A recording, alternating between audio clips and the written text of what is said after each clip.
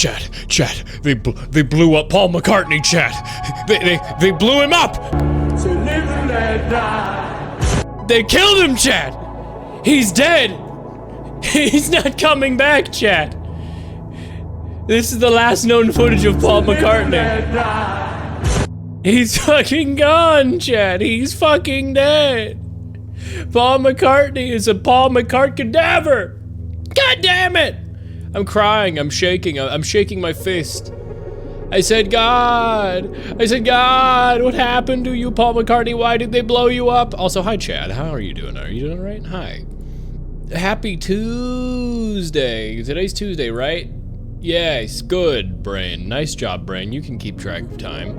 Hi. Hi, everybody.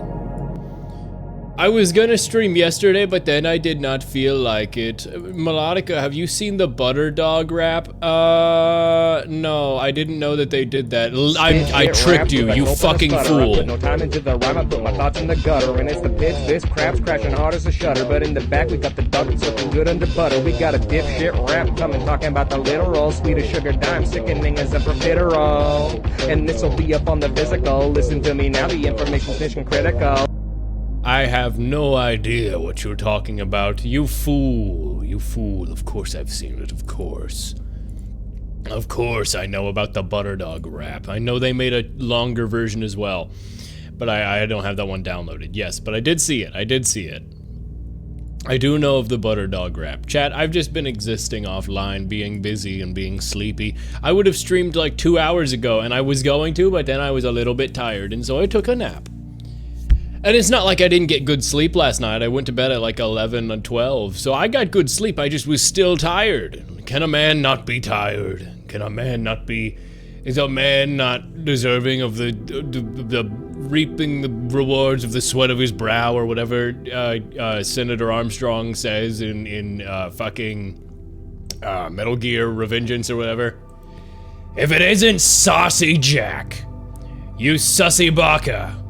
You're crazy, Armstrong. I might be crazy, but at least I'm not sus, Jack. Remember when he said that? In my America, a man is entitled to the sus of his brow. Yeah, what are you fucking talking about, Senator? Jack, have you ever played Among Us? Do you want to play Among Us with me, Jack? Sure. What are you talking about? I fucking hate you, Senator. Anyway, so that was Metal Gear. That's what happens in that game. Andrew Ryan also what? Oh, yeah, BioShock. There you go. Yes. This game supports an autosave feature. Ooh.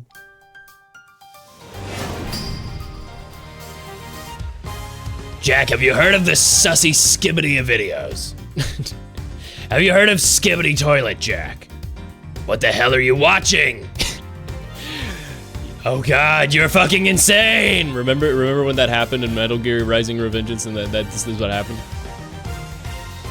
Chat, I did one thing. I booted this to put it in windowed mode, and I don't know how I feel because the audio is crustier than the original trilogy collection. I don't understand why. Like, it goes, the like DS sounds are a little crustier, and I don't know, because it's newer. I don't know, it feels weird. Oh yeah, there was another thing I was gonna mention. You know what, maybe I'll save it for Spelunky. I'll save my conversation topics for Spelunky, actually, because that'll be a better brain-off stuff to talk about game. But I saved up a bunch in my notes app to talk about.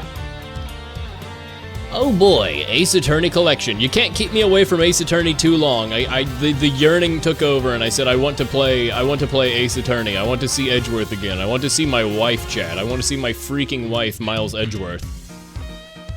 This will be first time seeing this game with its new graphics. So yeah, I think I'm gonna play with the new HD graphics, but I went ahead and switched the audio to be original rather than the new audio. So I just chose to use the original music rather than like the updated soundtrack or whatever. But let's check it out. New game. So there's investigations and investigations to Prosecutor's Gambit. It's so funny how different the logos look. It's so funny. In this one, Miles Edgeworth's name is like bright piss yellow. And then in this one, it's like they figured out the branding. I don't know. Maybe we'll get Investigations 3 or something. Chat, I just want a new Ace Attorney. I still have stuff to catch up on in Ace Attorney, and I'm already an annoying fan asking for new games. Start from this episode? Yeah, sure. Oh my god. Turnabout Visitor. March 14th, Pi Day. That's almost my birthday. Wow.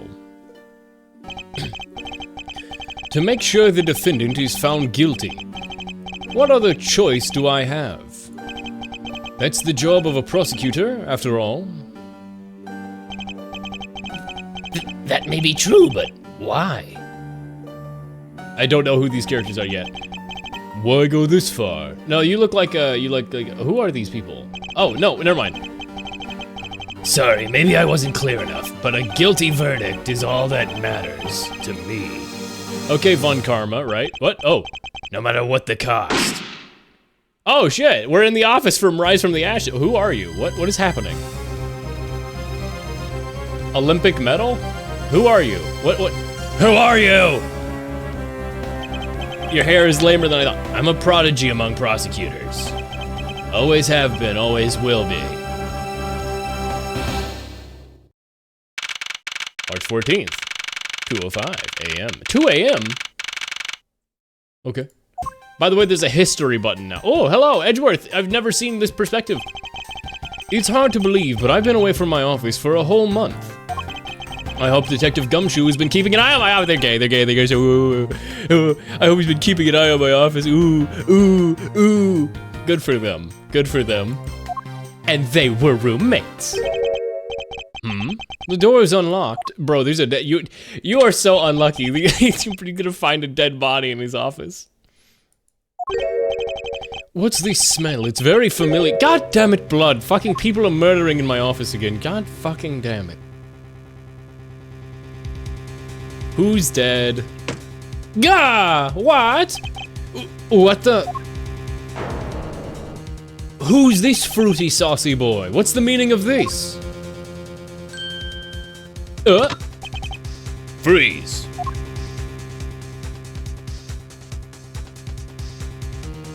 What, were you waiting for him? What? Identify yourself.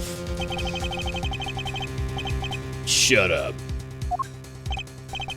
You've got some nerve committing murder in a prosecutor's. He's so cool about it. It keeps happening. He doesn't care. He's like, God, another fucking murder.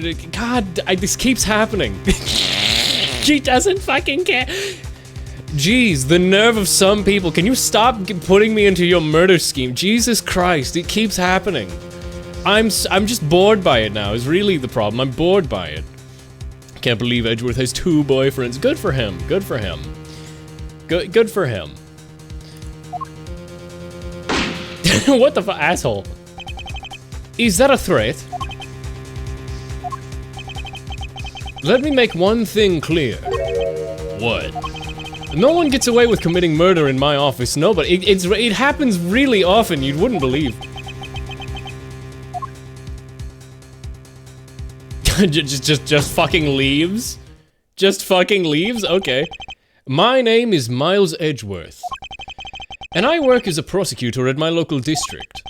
Little did I know that upon my return home after a month abroad, I would be thrusted into a multitude of cases, and some very frantic and busy days. I'm trying to relax. Murder in my office? He's not even surprised anymore. Oh, what, you had a secret safe behind you? He's got the Steel Samurai. He's such a dork. He's got the Steel Samurai statue and everything. I'm so glad I waited for Rise from the Ashes to be the last case I played, because this is super, super relevant.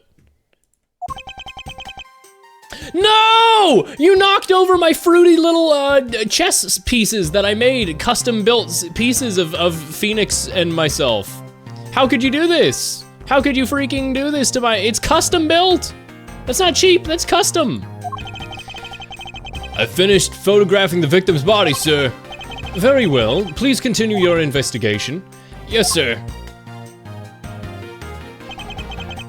Dusting for prints. Ah! Oh my god, right away! Mr. Edgeworth, sir, are you alright? I'm your fruity little boyfriend. I heard you were in danger and I came running. Keep it down, detective. This is a crime scene.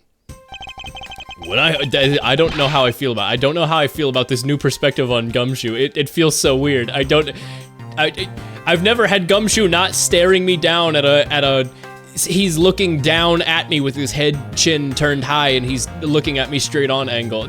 Having him at like a 3/4 angle is kind of blowing my mind right now. I don't know how to explain it. It's so weird. Like the camera is supposed to be where his eyes are, you know what I mean? Like I'm supposed to be over there. I'm standing too far to the right. I'm supposed to be over there to the left. When I heard murder had taken place in your office, I ran up here straight away. This is Dick Gumshoe, my boyfriend. And the only one assigned they assigned him handle the murder on this case for the time being. You're looking a little pale, sir. Are you hurt? No, I'm perfectly fine. However... God, look what they did to your office. God fucking damn, it's totally trashed. I'll say the culprit sullied my floor with dirt rather well. No one gets away with tracking mud in my... Dude, there's a dead body! That's so mean! What about me? I got shot! I don't give a fuck. There's dirt in my office. You can die all you want, you trash, but... They trashed my office by killing a dirty man in here, but the dirt from their shoes, ooh, that's what I really care about. Whoa, you sound like you're getting burned up over this whole thing.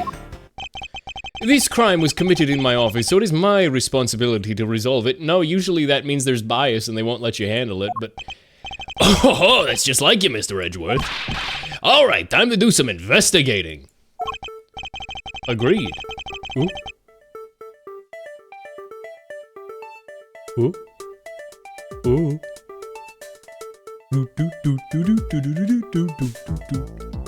What is this 2000s Anna Music ass MIDI line? I like it. Yeah! I love it. It just keeps building. How many more MIDI instruments are gonna come in, you think? I don't know, sir, but it seems like there's at least a couple right now. Yo, wait a second, I just realized this is the first time in an Ace Attorney game we can actually, like, see out of the window. And it's not just, like, the infinite white void. Oh, I really like that. I really like this song. Agreed, it's our first action. It's to gather relevant facts and leads. We must not overlook anything, no matter how small, if it is we are to find the truth. So I'll keep any leads or information we find etched into the forefront of my mind. By the way, we're in a post-Godot world. I gotta remember we're 2 games ahead of where I was last playing. Speaking of things that pique my curiosity, why of all places did the murder occur in my office? Crime scene, my office. Is it really a coincidence that the murder took place in my office? I get the nagging feeling that something important, should be kept in mind there. Okay, what did you just do then? You just, like, made a tiny version of the office and shrunk it down into a white orb. How'd you do that, sir? Okay, we got a new court record. It's his journal. We got profiles. The victim in this case. Why was he killed in my office? Dick Gumshoe, homicide detective at the local precinct, in charge of the initial investigation. Was he? 32, okay, yeah, so no time has passed since the, this is like a few months since the last game. Hi, Peeper, hi. She's so real for that, she's so true. She's truing so well. Hi, Peeper. I think that deserves a snag. I think that deserves... Peeper, look at the boogie shrimp, get the shrimp. Get the shrimp, Peeper. Yeah, I was wondering that myself, sir. My prosecutor's badge. Proof of my profession. However, I prefer to keep it in my pocket. They knew. They were like, I don't like to show it off to everybody. And I guess that explains why it's not on his lapel. I guess when they were thinking about how everybody shows off Phoenix's badge, they were like, why does Edgeworth never? No, he prefers to keep his in his pocket. Don't worry about it. I mean, you can't really say it's just a coincidence, can you? No, not really, especially because of this. The key to your office? For security reasons, this office's door has a lock built into it. What do you mean, sir? If you think about it carefully and use logic, you stupid idiot, it should become clear to you. I don't know what logic is. Chat, look at his little grin. Look at Edgeworth's little I don't know if it's visible, if it feels like he's colon 3ing, right? Like he's doing this face. He's doing this, right? Like I don't know how to describe it, but he's doing the little angry colon 3. Like he's so proud of this. I can't unsee it. By finding the connection between two pieces of information and connecting them, new information is born, and that is the end result of using logic. So how do you use it? First, I recall the information we've gathered with Q, and then I connect them together with T. You're a QT, Gumshoe. Oh, little me pushes fingers together. I'm a QT. So now we will recall the facts. Ooh. The thinker. Crime scene, office key. Crime scene, office key. Crime scene, office key. Chat, has anybody done that meme where it's like sometimes all somebody needs is one missing puzzle piece? You know that where it's like the guy who's missing a single puzzle piece and he's holding the puzzle piece. Has anybody done that but with Ace Attorney Investigations? And they've made him Edgeworth. Has anybody done this? If so, I might do this at some point. Office key. Huh? Wait a second, my office has a lock on it! And for security reasons, all prosecutor doors are outfitted with locks, which means it would have been hard for the victim to get in here. Ergo, they remembered his ergo catchphrase. They remembered. It's impossible to dismiss the location of this crime as a mere coincidence. Yeah, that's exactly what I was thinking, sir. There must be a reason why. Chat, I love this bass line.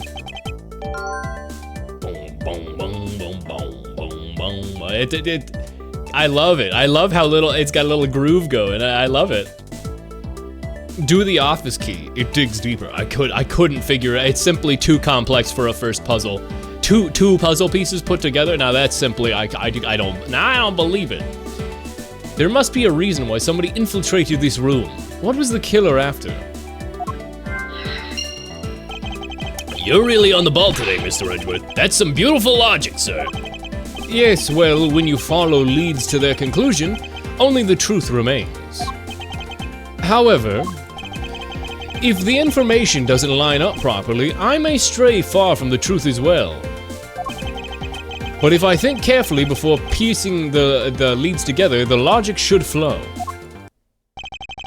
Logic flow. Well, it's time we started our investigation, shall we? Yes, sir. Begin investigation. Hell yeah. The basis of any good investigation is to examine everything, sir. Oh, I love little chibi Gumshoe. It's great. I know that, and when I want to examine everything, I simply use space when I'm next to it. If you ever feel lost or if you need help, check the enclosed instruction book. And you gotta help. Oh, and if you ever feel lost and want to talk, just use T, all right? I'll give you a great piece of advice as an ace investigator, sir. Something to try later if I have free time, I suppose.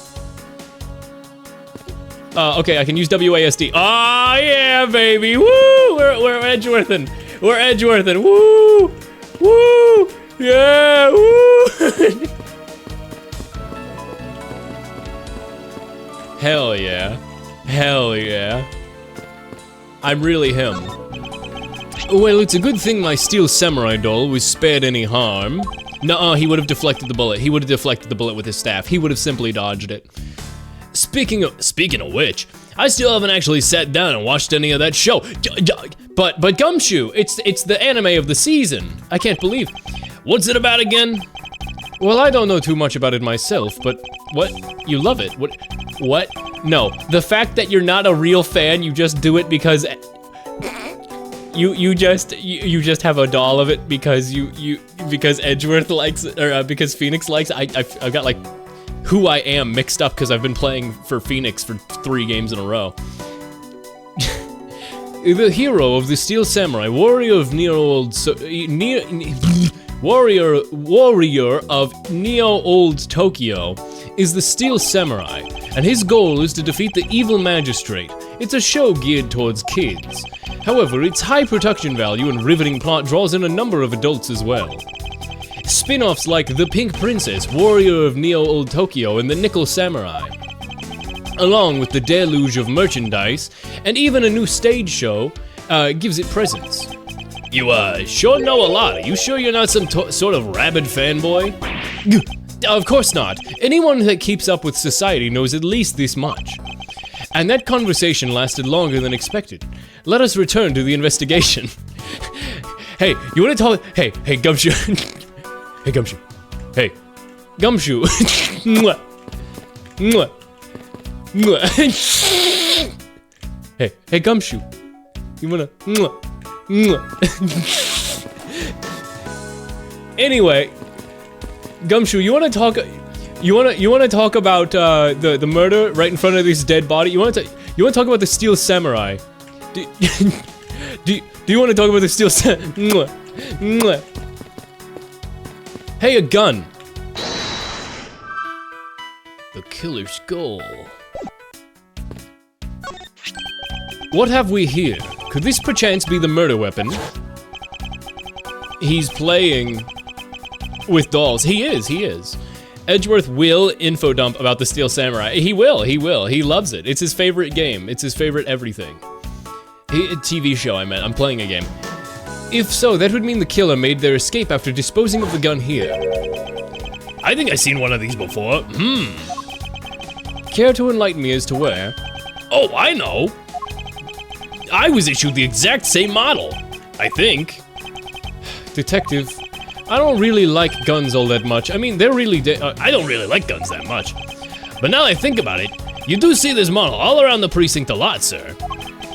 And the killer's goal was to kill. That's simple. I don't know about that one. I don't use mine that much, except in emergencies, so that's why I don't recognize it. When have you ever shot your service weapon, Gumshoe? What?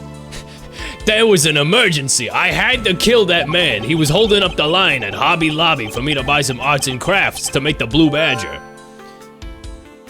So it's the same type of revolver as the ones used in the precinct by the precinct detectives. Yay, police gun. Yo, what up, dude? You just spacing out? Yo, what up? Yo, what up? Yo, what up? Yo, what up? It's like I was poking his shoulder. Do you have anything to report? Yes, sir. Nothing out of the ordinary right now, sir. And yet, there's something out of the ordinary right in front of my eyes. Talk about a contradiction. Something out of the ordinary, huh? I should look around a bit more. Chat, look, I can tickle him. I can go, Gucci, Gucci, goo, Gucci, Gucci, Gucci, goo. How is it coming along? Look, I'm tickling you too. Hee hee. Please, I need absolute science. Fingerprint lifting is a delicate art. Well, I never. Look at my cool trophy. Oh, it's your trophy, the Knight of Prosecutors, right? King of Prosecutors, and it's not a trophy, it's a shield. They only send this to the winning prosecutor, right? Yes, but I have no real interest in the being...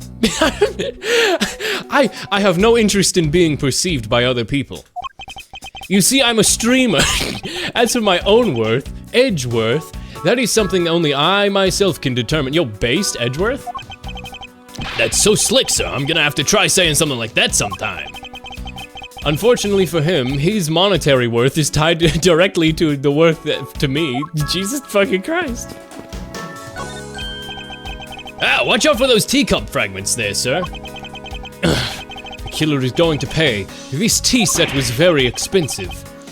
Yikes, you're really mad over this. This tea set is very dear to my heart and can only be bought in England.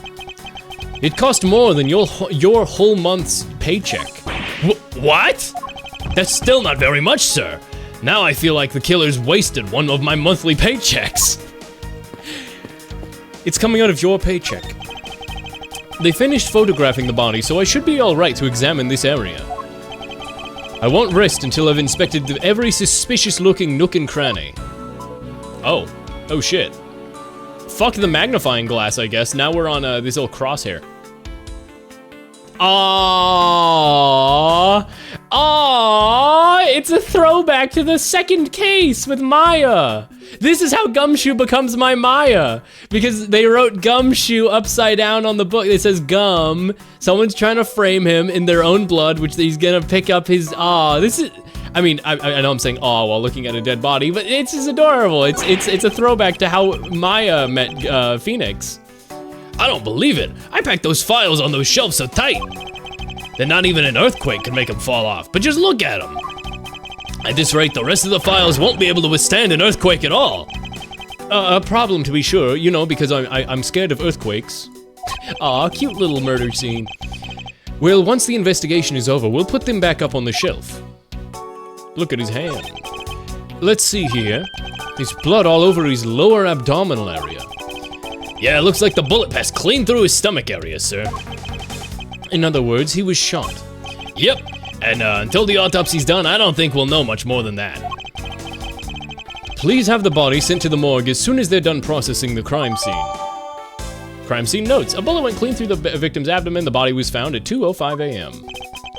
Are you gonna be okay with keeping track of the evidence we find, sir?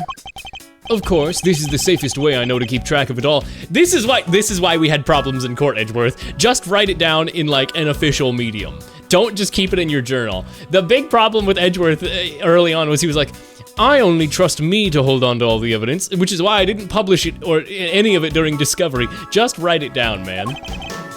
All right, if you say so. I keep all the evidence I find either in or with in my organizer. I keep it in a little set of baggies. When I want to re-examine a piece, I have to press E to open my organizer. But the organizer isn't only for evidence, I keep people's profiles on hand too. It's probably a good idea to make a habit of checking the facts often. The court record is dead. Uh-huh, there's a body there, I sure do see it. Look, more books. Your files are all over the floor, sir. They probably fell during the struggle between the victim and his killer.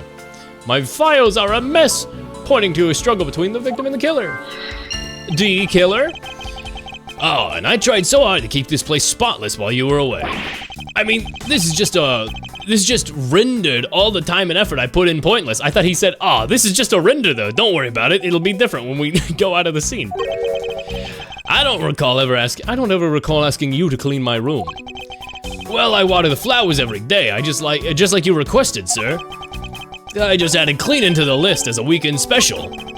For about half a day every Saturday, I come in and clean this place until it sparkled. Bro, that's so nice. What? Don't you asshole! Don't you dare say, does he have a life? Yes, he does, and he devotes it to you. What do we have? What do we have here? Hey, I think I've seen one of those before. That's a wallet. No, it's a police badge. Oh, hey, I have the exact same thing, actually. What a coinky think. Let's look inside. Buddy Faith! It would appear that our victim was a detective just like you. I never heard of him. We got a badge number. I seem to have gathered a few pieces of pertinent information. Now to calmly use some logic and figure out if any of them are connected to each other. Okay. Save. Whoa! Hello? Save. There we go. I like these new sound effects, but it's weird having new sound effects in an Ace Attorney game. After all this time, you know? I hope we can solve this case quickly. I'd like to return to relaxing on this sofa. That thing looks like a billion times softer than my mattress at home.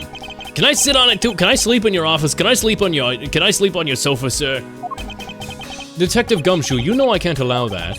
Until this case is solved, neither of us has time to spare, let alone rest. You're right, sir. I'm gonna work hard and be a real trooper to the end. Even once this case is over, I don't think we can afford to take any time off. Flowers. Is this yet another batch of fresh flowers? The ones that came in with a card attached every month like clockwork for you? Yep. Speaking of that, let's see what this card, let's see what's on this card this month, sir. All will be resolved. Wendy. Ooh, Wendy Oldbag. Oh, I see. Oh, I see. Oh, Miss Irony, how painful are thy thorns? Wendy, isn't that the name of that old lady with the whiny voice that stalks? That's enough, detective. I get enough of these letters. Jesus. You need not remind me further. Ugh. Oh me, oh my, oh me, oh my. Hey, forensics guy, are you gonna keep blocking my path or am I gonna get to look at the bullet hole? No? Alright. What about my phone? It's been a while since I've sat at this desk. Oh, how I've missed you. Hmm? Oh, it's so tidy that it looks newer than when I first bought it. Oh yeah, this thing's so polished it makes mirrors jealous. Don't tell me you had no other work the entire time I was away, detective. Gucci Gucci cool, look at me, I'm poking you. My job is to protect your office, sir. And you did such a good job protecting it that a murder occurred in it. You were there, asshole. That's harsh, sir. I have to admit, the desk never looked better, so I guess I can't dock his pay, you asshole! I was gonna dock your pay, but now I don't know. You did do a pretty damn good job. Okay, my chessboard with my custom boyfriend pieces. Oh, they even knocked over your chess set. I had it all set up, ready for when you got back. I figured we could play a few games. I had no idea you were interested in chess. Actually, I'm pretty good at checkers, so I thought I'd give chess a try. In that case, I suppose I can set some time afterwards once we solve this case. Yeah, teach him chess! Though I don't expect the games to tax my mental acuity much. I mean, dude, be nice. Be fucking nice, please. Alright, well, I think I found everything. I guess now I go into thinking mode. Hold on, I'm gonna think. The killer's goal. The victim was a revolver. Victim was a detective. He was shot with it. He was a detective shot by another detective. The revolver, the standard model of which is used by the detectives, could it have belonged to our recently departed? Yeah. Yes, it could have. Detective Gumshoe, could you please thoroughly check the victim's body one more time? Yes, sir. I'm on it now, sir. Excuse me, pal. Let's see. What do we got here? Mr. Edgeworth, sir. This guy's wearing a gun holster. So it appears that our killer somehow managed to take the victim's gun from him. Gasp. Also, what were you doing in your office at 2 a.m., Edgeworth? What the fuck? Or wait, no. Wait. No, yeah, you were here. What? Let's see what else we can find about this revolver. As I always say, you gotta look really carefully at each piece of evidence. Oh, okay, this returns from Rise from the Ashes. No such thing as a bad angle. Use Q and E to zoom in and get tiny nitty-gritty little details. Chat, you ever see the video of the guys investigating the gun in Resident Evil? And he goes, man, fuck that gun. Oh my god. I take it back, I take it back. It's, man, fuck that gun. That gun's lame. What? Oh man, look at that gun. Can I zoom in? I'm pressing E. Whoa! Oh, I see. Dude. It's still got 4, I mean, I guess they didn't unload the shells yet. Actually, you can actually see into the chambers here. It's a 5-shooter, and they haven't used any of the bullets, or at least they haven't ejected any of them. I guess I can look down the front, but it's too dark to see if any have been fired. It looks like 1 round was fired from this. Wow, so the killer killed the Vic with just 1 shot after wrestling the gun from him. Okay, so it ejected there. Gotcha. Sounds like the guy knew how to handle a gun. Wait a second. No, I saw the 1 shot get fired. Guys, 1 shot? Well, epic reference to the game 1 shot. So I saw him fire the gun. So that means the guy who shot the gun isn't the murderer? Or, I mean, I guess it means there's a second gun. Huh. Don't shoot us! Sounds like the guy knew how to handle a gun, huh, Mr. Edgeworth? We have no proof for now, but that is a distinct possibility. I guess that's about all we're gonna find out. We should send the body to the Jim! What? Oh, what's up, murderer? Wait, yo, what's up, buddy? Yo, what's... Huh? Oh, okay. Okay. Hi, murderer. Why, oh why? How could this have happened to a guy like you? Are you alright? Don't touch me! Leave me alone! Just let me be. Sorry, I can't do that. The investigation is still ongoing, so please refrain from touching the body. The body? The body! Don't you talk about him like he's some lump of flesh! Huh? What's up? Look at him, Jim. Looks like he's turned in for the night. Sure, just in a bloodstained suit, pal. Where are my manners? Aren't you that prosecutor? Why, yes I am. I'm Jacques Portsman, prosecutor. Jim here was my partner in crime busting. Oh, your partner? He was your partner? I know what you are. I'm Miles Edgeworth, and like you, I'm also a prosecutor. Dick gumshoe, sir. So you're Miles Edgeworth, huh? I guess this is your office. Yes, that is correct. Then it was you! You're the one who killed Jim! What? No, huh? You... Hey, don't go jumping to conclusions, pal. Just calm down, alright? I will not. I know how things work around here. High prosecutor's office doors all have locks built into them. And the only the owner of the office has a key to his or her own office door. I mean, people, you know, you've never heard of a lockpick or anything, dude? Hello, this is the lock-picking lawyer, and today we're gonna be breaking into Miles Edgeworth's office. We get a small click on 1, small click on 2. All right, now I'm gonna shoot this man in his office. And that's correct. However, I was not the one who killed your partner. Oh, they're not being subtle with the writing there. Mr. Edgeworth has been overseas on a business trip this whole time, pal. And the key to the door was with me the entire time, okay? And the only one who could get in here was me.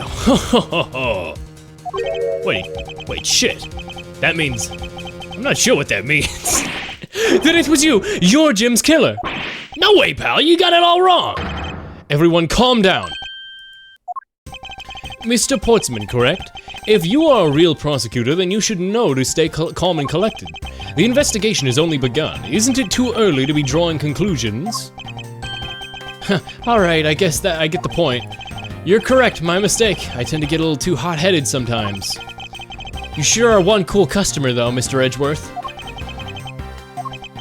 I've heard all sorts of rumors about you. You're the great genius prosecutor. You're something of a legend, you know. Anyway, let's call a truce and work together, okay? But you're the murderer. Now how about a handshake to seal the deal?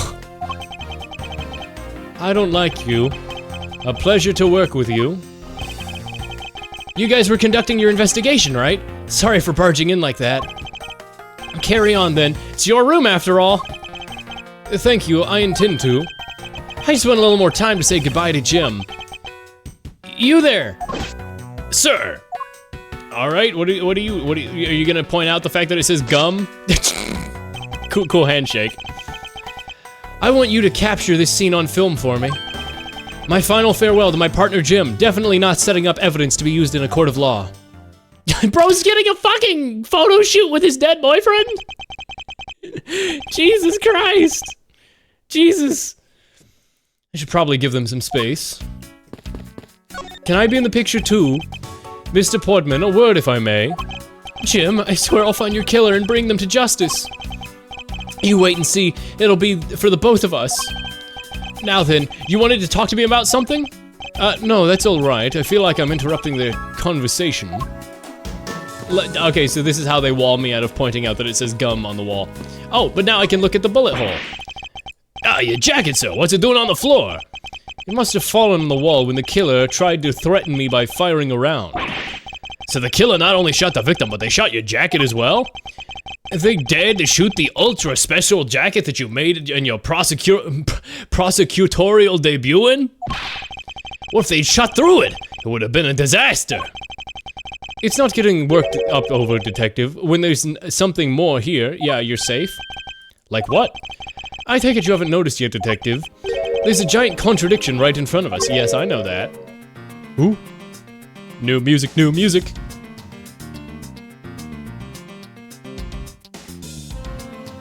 This is one of the biggest points of having a new game for me. New Ace Attorney means new Ace Attorney music. Can I... Am I able to compare it on the fly like this? No, it didn't switch.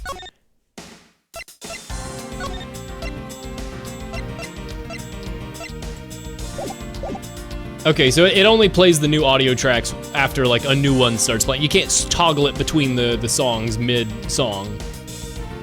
Really? Did I say a contradiction? He must be rubbing off on me. Phoenix Wright, attorney at law. I'm starting to sound like him. As a main character myself now, I need to start talking like Phoenix Wright. But I have my own methods. I will conduct this investigation in my way. When the scene before me contradicts a piece of evidence or seems a little off, that's when my deductive skills come into play. First, I have to find the spot that holds the contradiction. The bullet hole. The bullet hole, that's where the contradiction lies. When I spot something that's off, I should point my cursor and press T. Did they make the interact button T this time because he drinks tea, because he's Edgeworth and he drinks tea? Is that why they did that? Because it used to be like a R. Why move it to T? Why is R not oh, because R is a history button now. Still, they could have made the history button T. I feel like it's funny that Edgeworth's investigation button is T. But yes, you can switch it on the fly. Well, you can switch it on the fly, but it didn't change mid-song, though. There's oh, then never mind, it's because there's only 5 arranged tracks. Now I see what you're saying. Gotcha, gotcha, gotcha. And when I have found sufficient proof of the contradiction, I present it. This is how I do things. Your bullet only had one... You shooted one bullet. You shooted one bullet. Eureka! What? Chat, what the fuck just happened? Chat, what was... First of all, that's not Edgeworth's voice. that's a whole new guy. Eureka! Because it was like muffled too. It was like Eureka! That's gonna after objection. That's gonna be a little bit of an adjustment. The arranged tracks are phenomenal. I'll have to listen to them. Would you recommend having arranged on or off? Because I want to hear the arranged, but I also want to hear the original tracks, you know? I feel like playing through the first time with original and then checking out the arranged tracks afterwards and just appreciating there. That's probably the route I would go, but... Brain blast! This bullet hole is a contradiction. I recommend on, I'll think about it. I'll check out one of them on YouTube after this stream and see if I'm like, oh, I like the original or the arranged more. What do you mean, sir? Ooh. Ooh, I really like this jazzy solo on piano.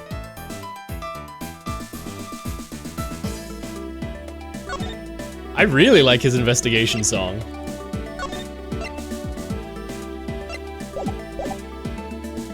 What do you mean, sir? It's elementary. Two shots were fired in this room. The first felled the victim, and the second felled this frame. Hey, that's right. I can count to 2. However, this gun was only fired once. Hey, that's true too. Which means that one of these 2 bullets was fired from a different gun. Did the killer have another gun prepared for tonight? I don't know. By the way, I noticed something, sir. Yep. What's that thing sticking out from behind the frame? Oh, that's my little safe. That's where I store all my secret little secrets. A secret safe? Ooh, I smell money. I'll spare you the trouble and say it. No, it's nothing like what you imagine inside. Now, if you could kindly move this frame out of the way. Roger that. What? Achoo, achoo, we're talking about Dusty. I suppose that's what happens when I'm not here to dust it once in a while. I had no idea there was a safe here, or I would have kept it clean for you too, sir. So when did you put this thing in? It wasn't something I had installed personally. Every prosecutor's office has one. I guess fair. Detective Gant also had one. His was just out in the open. I had no idea. Well, only prosecutors are supposed to have knowledge of their existence. So what's inside, Mr. Edgeworth? Right now, nothing. We only use them to store especially important evidence when a trial is in session. That's it. Talk about squashing my hopes and dreams. Secret safe data, jotted down. Okay, so this is definitely gonna have something important in it right now. I won't rest until I've inspected every suspicious-looking nook and cranny. Are there gonna be dusty fingerprints on the keypad? This keypad, don't you find it a bit too clean? Yeah, there's a thick layer of dust all around it, but not on the keypad itself. You there, forensic scientist? Yes, sir. Could you please dust this area for fingerprints? You got it, sir. Right, so this guy must have known my badge number is gonna be the password, right? So he's gonna the detective is he's another prosecutor because it's that guy in the pink, and then who's the victim anyway? He's another prosecutor, or was he a detective? He was a detective. Gotcha. So so Gumshoe and I are like a buddy cop prosecutor duo. It was another buddy cop prosecutor duo that got involved here. It was like a fucked up evil version of Edgeworth and Gumshoe. Gotcha. I couldn't find it, let alone lift a single print. Looks like it was all wiped down well. Downwell, I love that game. It's a great game. As I thought, it all appears that the logic is the only way around this setback. Time to rationally and calmly connect the dots with the information we have. Huh? Okay. If you try saving over the autosave, it goes meow.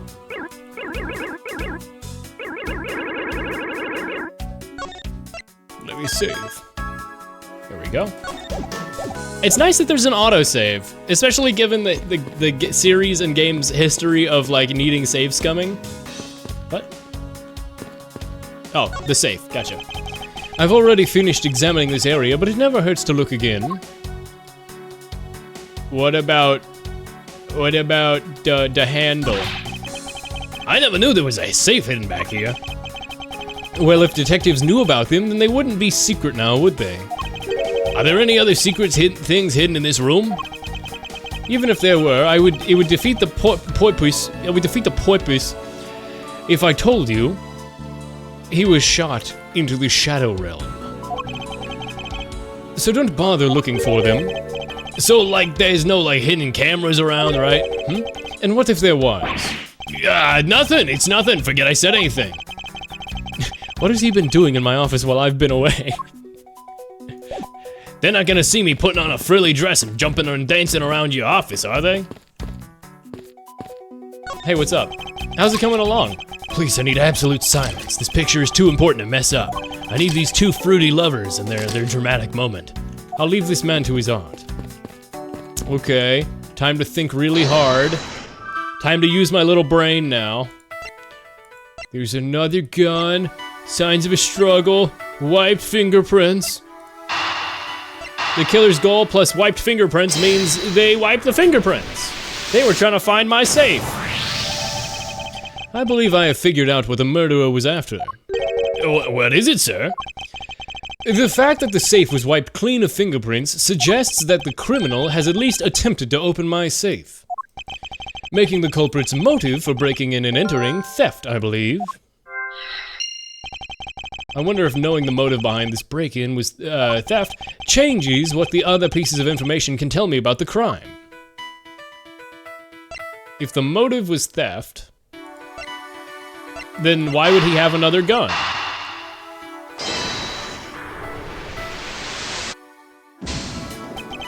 I can't seem to make a clear connection between these two pieces. No, you can't?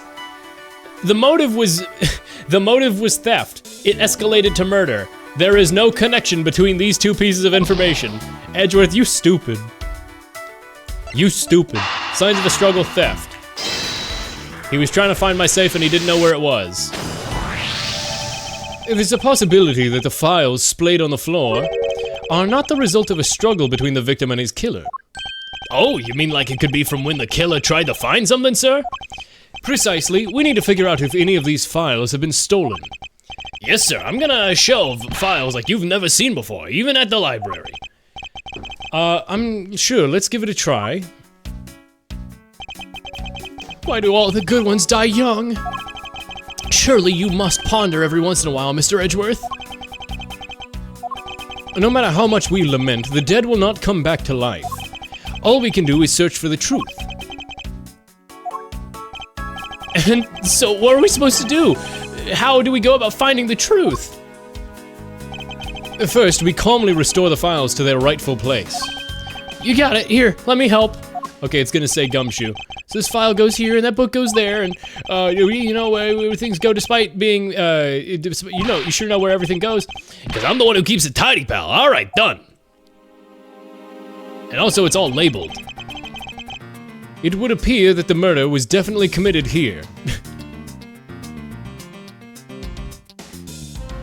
Why? Oh, there's the bullet hole. Okay, I get it. I was like, what's so weird and different right now? It's because there's the bullet hole in OD, 0D, I guess. He got shot. His hand. Why are the handprints on backwards? Why are the handprints on the shelf backwards? Ugh, the bloodstains on the shelf are still fresh. Suspect that the victim was killed in a standing position, hence the prints on the shelf. And the guy fell to the floor, right? Blood on the floor is kind of grossing me out. Detective, I don't have time to deal with your weak stomach right now. Ugh, but, I'm not good with blood, sir. Oh, I'm not good with blood, sir. I've certainly something wrong with this picture. The bullet hole, I guess. So this is where the bullet lodged itself after it went through the victim, huh? For the bullet to be lodged so squarely in a file spine indicates that the files were ransacked after the shooting had occurred. Then I guess the victim was moved because he was in the killer's way. Okay. Look at the handprints. Why are they like this? The victim's handprints. He must have tried to support himself with his hands here after being shot. There are prints on the floor, too. These must have been made when, unable to stay standing, he dropped to the floor. E, F, G, H, A, B, C. Why does it switch to O?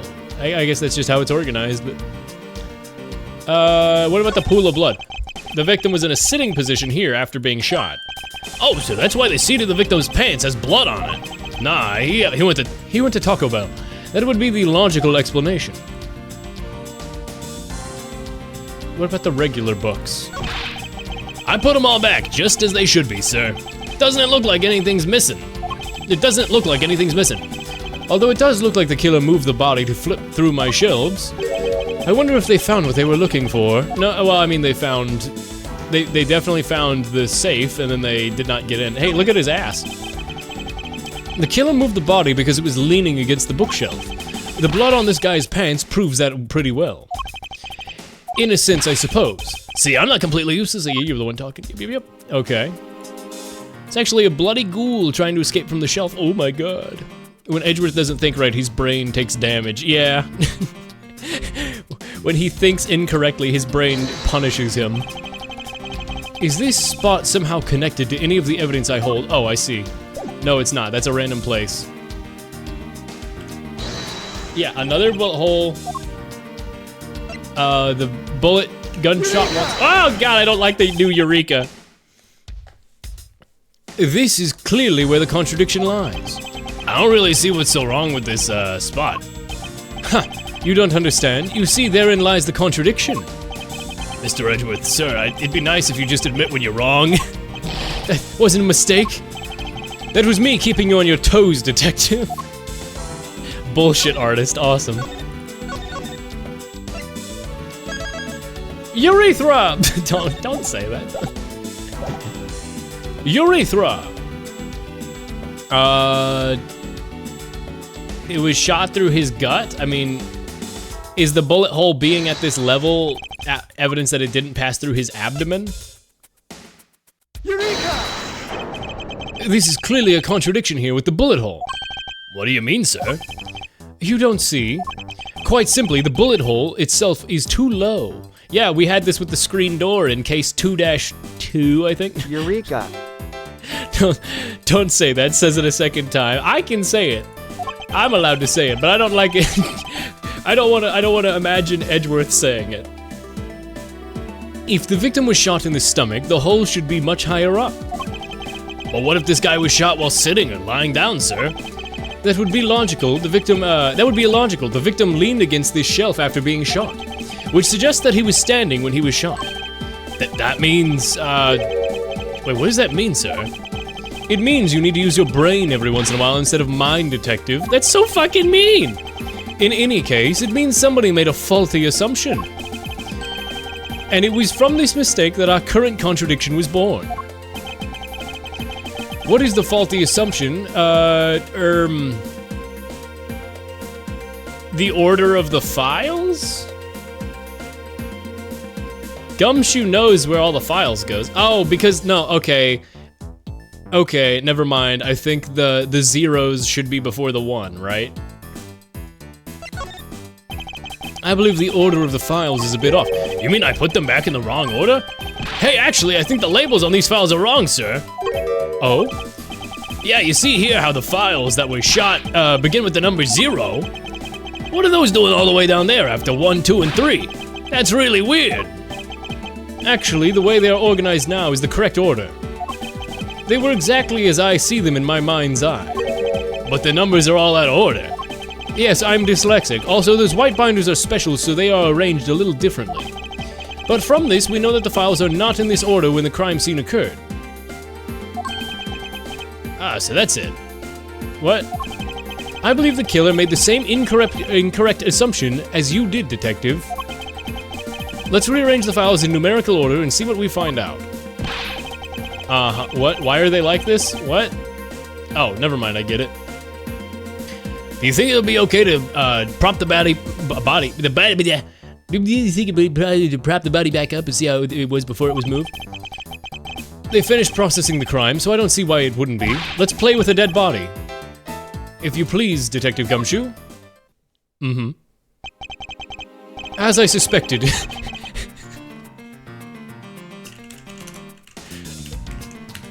Chat, holy shit. Chat, holy... holy shit, chat. Oh my god. It's him. It's fucking him. Oh my god, Golden Freddy. Golden Freddy Fazbear. Oh my god. I cannot believe it, Golden Freddy from Five Nights at Freddy. Oh my god. Oh no.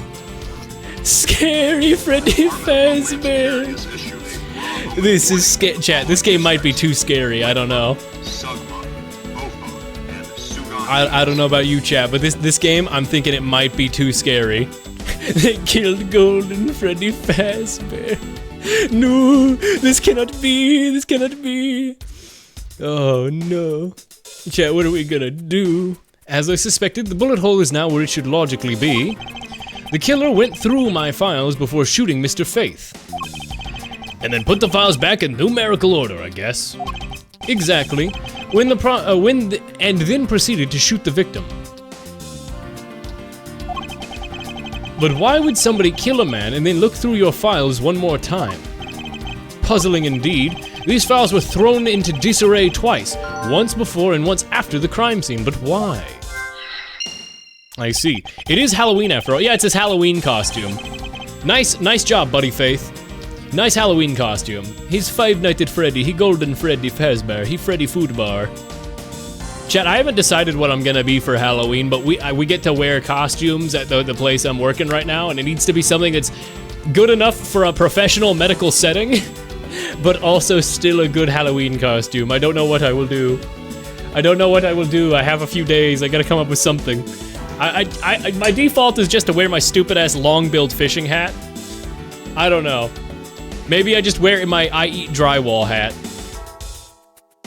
Now, the crime scene is as it was at the time of the murder. Time to give it another look. As I suspected, the bullet hole is now where it should logically be. We figured out that the killer went through your bookshelf twice. Indeed, there were many things the killer did that did not make sense. But to figure out the whys, we need more information. Also, I have not been looking over the text log, but I'm so glad this has this. I don't know why Ace Attorney Trilogy doesn't have a text log like this, but it really needed one, and I'm very glad that this has one now. Oh, there we go, the gumshoe. This. What is that? What is that? Why does it say gumshoe in blood? I'd say there's something incredibly incriminating evidence. Yeah, indicative of criminal activity indeed. No, wait, there's gotta be some mistake. Mr. Edgeworth, sir, help me. Say something, sir. It appears that one of my files was stolen. O.H. Oh, gabagool. Is that all, sir? What about me and my situation? Is that what the killer really was after? Stolen file. Oh, he's pissed. He's livid. Ace Attorney finally has 21st century features. I don't know why I thought you were quoting King Crimson. 21st century schizoid man. By the way, great song. Love that song. It came on my playlist the other day and I was like, hell yeah. I love King Crimson. I don't know how I feel about Robert Fripp. He's a little silly. I don't like how it took him 25 years to allow his music to appear in any format outside of DVDs without being super aggressive on copyright DMCA takedown. But good music. That man makes good music. Looks like Jim was able to leave us the name of his killer in the end. And the most important message managed to reach us. I'm telling you, it wasn't me. You can't be terribly pleased to hear your beloved partner is the guilty party. If you're going to accuse Detective Gumshoe of being the culprit, I sincerely hope you have some proof to back it up. Jim's words, they're more than enough, wouldn't you say? If that's how you want to play it, then at least allow me to understand your reasoning. You got it. I don't like this one bit. There's something strange about this man's attitude. And there must be some sort of flaw in his logic, waiting for me to dig it out. Mr. Edgeworth, what are you gonna do? What I always do in court, I'm going to cross-examine him. One way or another, I'm going to expose the flaw in his logic with this technique. Oh, how do you do that? Can you explain it to me, sir? I mean, is it gonna be the same as in the regular Ace Attorney games? Considering how apps like Spotify pay music artists, that's real. That is real. I mean, he wasn't terribly wrong, but he also just like, he was super aggressive on DMCA in the most aggressive, worst way, where it was like anything King Crimson remotely related, nope, not allowed to exist online. And it's like, dog, your music's getting forgotten because no one can find it anywhere. I don't know. I get the one, like he's within his rights, you know, like he's within his right, but like still, it's fucking annoying as a person who likes King Crimson. Might as well, you know what, sure, we'll get a tutorial. Alright, first I listen to the witness's testimony, and if I find a flaw in the testimony, something that contradicts the evidence, I open my organizer and press E with the piece of evidence to present it as contradiction. To present something, I simply use T, but that's old news. But it's not like there's gonna be a flaw in the testimony every time, right? Correct, and at those times I need to press the witness with Q. Sometimes by pressing I can draw out new information and new or modified testimony. I think that's great, sir. I'll be sure to try out this technique during investigations too. Oh wait, is this an explanation? So I know there's like canonically there's a Gumshoe game. Is that an explanation for why like Gumshoe goes off and does his own fuck-ass adventures? Very well, then I'll even show you how it's done. Now watch carefully. And definitely, I don't know, I feel like I shouldn't have to save on the first case's cross-examination tutorial, but you know, I'm just to be safe, I'm so in the, after Trials and Tribulations and Rise from the Ashes, I'm definitely in the habit of saving it. I respect them monetizing it themselves anytime it's uploaded more than I do, yeah, I don't know, Robert Fripp is an unbelievably talented musician, but you had to buy his DVDs on like CDs on his own website through his own like weird little service that he set up, and he was super aggressive. Literally no King Crimson existed on YouTube for more than like 2 days at a time. It was insanely aggressive. there's a whole joke about how there's an unofficial cover of Court of the Crimson King with some random shitty rainbow art of a lion that was like the only video that would show up when you looked for Court of the Crimson King, and everyone was like, the rainbow lion is finally dead, now we can listen to the real cover. Like, I don't know, he was just super, super, super aggressive about it.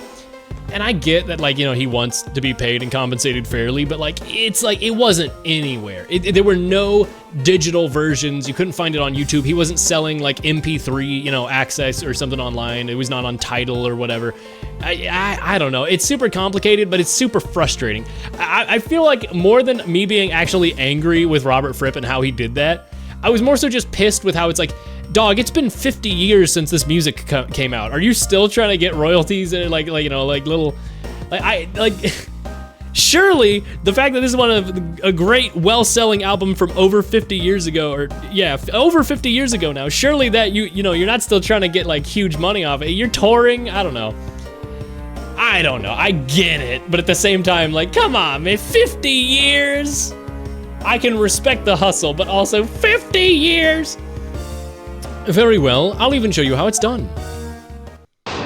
Go. Persona! Oh, never mind. Mr. Portman's logic. Detective Gumshoe, you stole Jim's gun from him and shot him dead. Just make new music, I know, right? He has a lot of music. Like, I don't think Robert Fripp is particularly hurting for money. The guy's an incredibly successful, one of the most iconic, you know, rock musicians of all time for prog rock. Furthermore, you messed up the files to make it look like you had committed the theft instead. That's when you moved Jim's body that was sitting in front of the bookshelf. But thanks to that, you didn't notice the bloody letters his body was hiding. And it will be his final words that will bring you, that will see you brought to justice. You intend to argue that the victim's dying message points to his killer. I can hear Jim's voice now, just calling for his killer's arrest.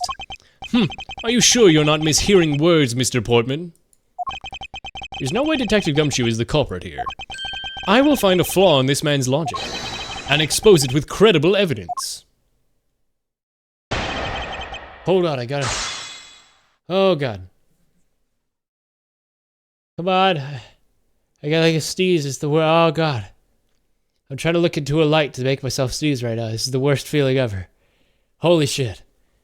God damn it, I lost it.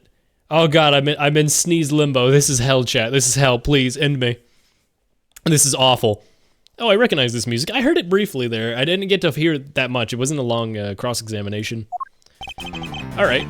Detective Gumshoe, you stole his gun from him and shot him dead. We don't even have a murder weapon. You know, there's something I've been meaning to ask. What is it? Why do you call the victim Jim? Slim Jim. When clearly, his name is Buddy Faith. Isn't it obvious? Jim is the perfect name for my companion. Jacques and Jim. Don't those two names go together but like peanut butter and jelly? No. No, what do you... No, what do you... But Jim isn't even close to the guy's real name. Also, can I just say, I fucking love this new frame of Gumshoe. His puppy dog pout with just a good look, just a really good sprite. I really like it. Well, Jacques and Buddy just sounds off somehow. Besides, he was the third of a bunch of guys I decided to nickname Jim. What? What? He talks about the victim like he was his pet? What? Further, you messed up the files to make it look like you had committed theft instead. That's when you moved Jim's body and was sitting in front of the bookshelf. That was sitting in front of the bookshelf. Furthermore, you had messed up the files to make it look like he had committed theft. Thanks to that, you didn't notice the bloody letters. Impossible. If he stole the file, he would have seen it. Hold it! Why do you think the killer didn't notice the bloody letters? The body was covering it quite well, wouldn't you say? That's how he missed it. But judging by what I've seen, doesn't take much for your detective buddy to miss something. Oh, now you're being an asshole. Oh, now you're being an asshole. Who do you think you are? You know nothing about me, pal. I mean, sure I can't read, but you didn't know that. Manifesting sneeze, if only.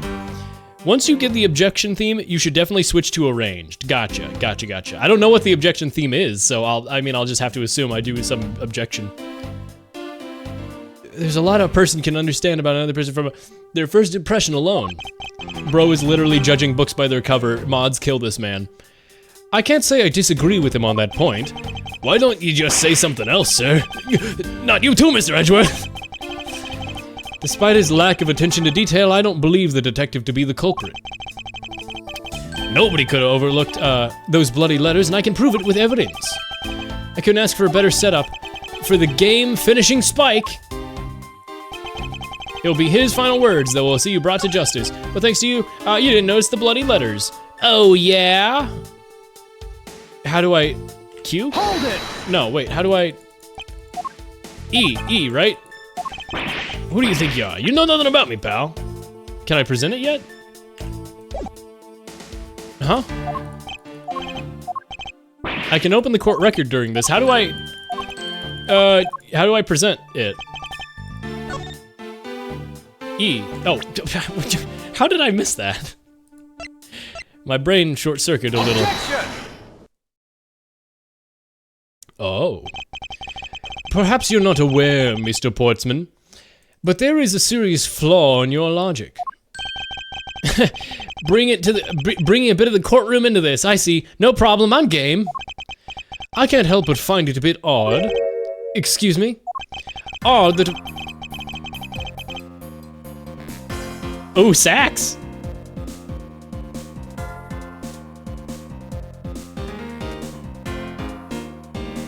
Uh-huh.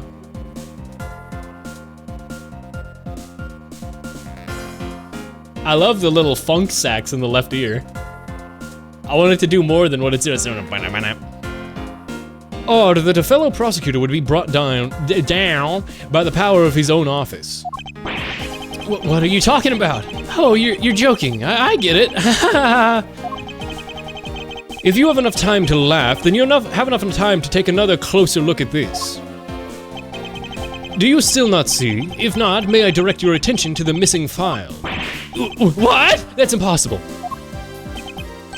What's impossible, Mr. Portsman? Why is there like disco strings and funk sax in your theme, Edgeworth? This is awesome, but... What's impossible, Mr. Portsman? It's nothing. The files on that shelf are all about a certain case. DL6 or some shit again. When the killer went into the file... Oh, I guess it'd be OH, right? When the killer went to take that file after murdering your partner, I highly doubt they could have missed the bloody letters written on the spines. Alright, the song has looped, I want to see.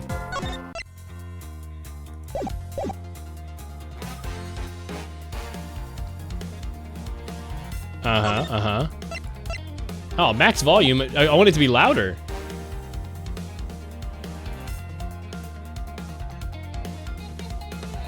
I love that little guitar.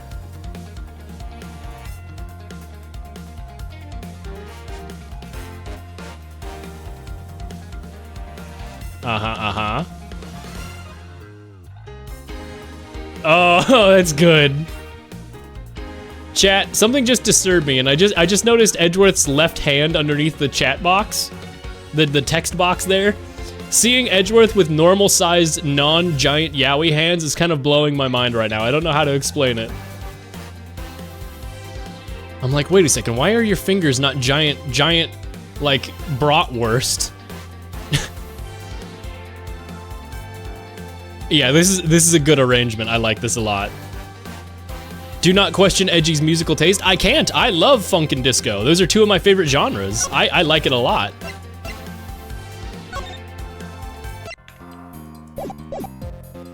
Objection! Ah! Why are you so loud? It's impossible that they could have been taken the file before, they could have taken the file before committing murder. I think it's pretty obvious that the file was stolen after it was written on. The missing letters in the detective's name are where the file would be, and that's proof enough. Yeah, I mean, the S is gone, but they're only, and there's only half an H. Putting these two sprites next to each other is so weird, because, like, Gumshoe's sprite is more zoomed out than Edgeworth's. So it makes him look like he's a tiny man standing up on a box, because his waist is up where Gumshoe, like, you know what I mean? Like, Gumshoe's waist is up where Edgeworth's, like, belly button would be. It looks like he's a tiny little man standing up on a milk carton next to Edgeworth. He truly is my little pet. He's my tiny little man. If Detective Gumshoe really was the culprit, now I can't now I can't unimagine it. I can't unimagine. Hold on, do I have it? Do I have a MS Paint window?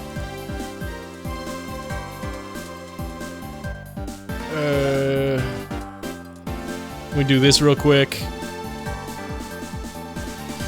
Where is it? Not display. Why can I not find window capture? There it is. Mm-hmm. Oop. Let me just crop this there. Make it a little bigger. I don't know if this is abundantly clear or not. But what I see is like he's got a little okay, so we got like Edgeworth, right?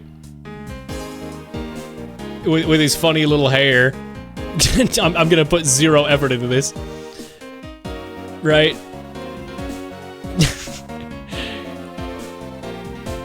But then you got like Milk Carton Gumshoe standing up here like this. He's a tiny little man. He's a tiny little man.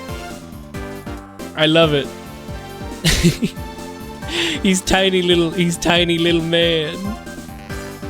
If Gumshoe could really was the culprit in this case, I highly doubt that he could even overlook his own name written on blood in the files. Especially as a detective who can't stand the sight of blood. Ah! What was that? Bro pulled the fairy godparents! Timmy Turner! I'm going to fairy godparents! bro pulled the snap at a 90-degree angle.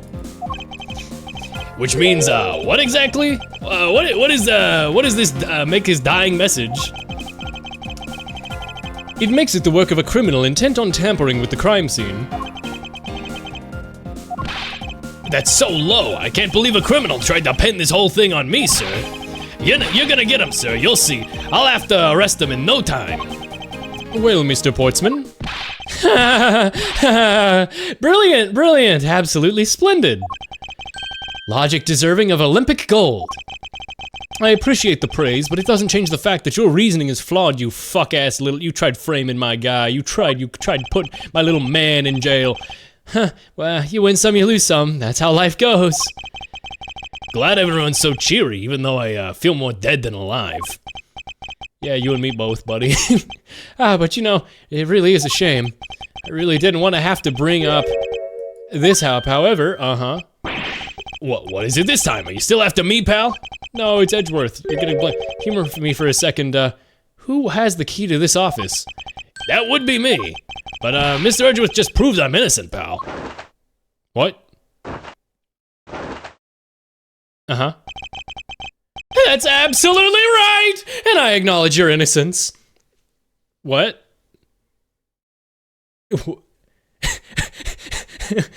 Okay, Solaire of Astora from Dark Souls praising the sun. Okay, buddy. Then why do I sense that you still have something to say?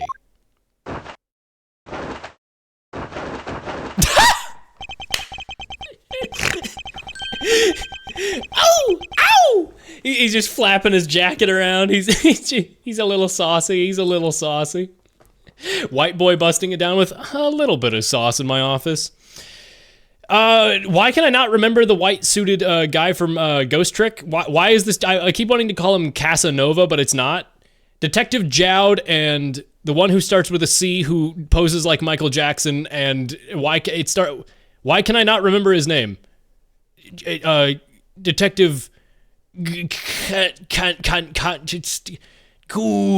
the guy from Ghost Trick with the C name that's the detective? Ooh, why can I not remember? The one that gives Detective Jowd the pocket watch. No, it is not Cock. No, it is not Detective Cock. I'm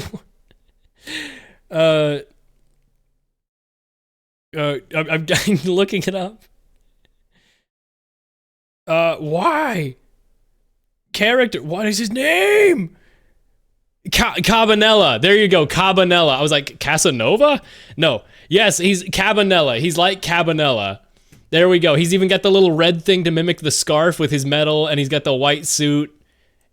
Yeah. He's like Cabanela is what I'm feeling. It's just a weird name, but yeah, I would have gotten it. At least Detective Jowd is easy to remember because that man jowds and he's got jowls and he chows down. Also, Detective Jowd would fuck up a turkey, and the image of Detective Jowd feasting on that turkey is burned into my brain forever. Well, I was thinking, do you know where there is one other person with a key to this office? What, the janitor? One other person. Ow! Hey, you there. Yes, sir. What is it, sir? Hey, all you people. Would you kindly fetch me an escort and escort that lovely young lady here for me? What? Who? Huh? Lady? Oh, the one with the key in her hair? That's I've seen before. That somebody had the name of one time, and I can't remember his name, but it's like Kyrie or something? Yes, Cocanella. Yeah, the famous Cocanella from Ghost Trick. That's his name, yeah. The girl is a member of this building's security. Think of her as a material witness. Security? Did you say security? No, stop it, pal, don't! What's wrong with him all of a sudden? Oh.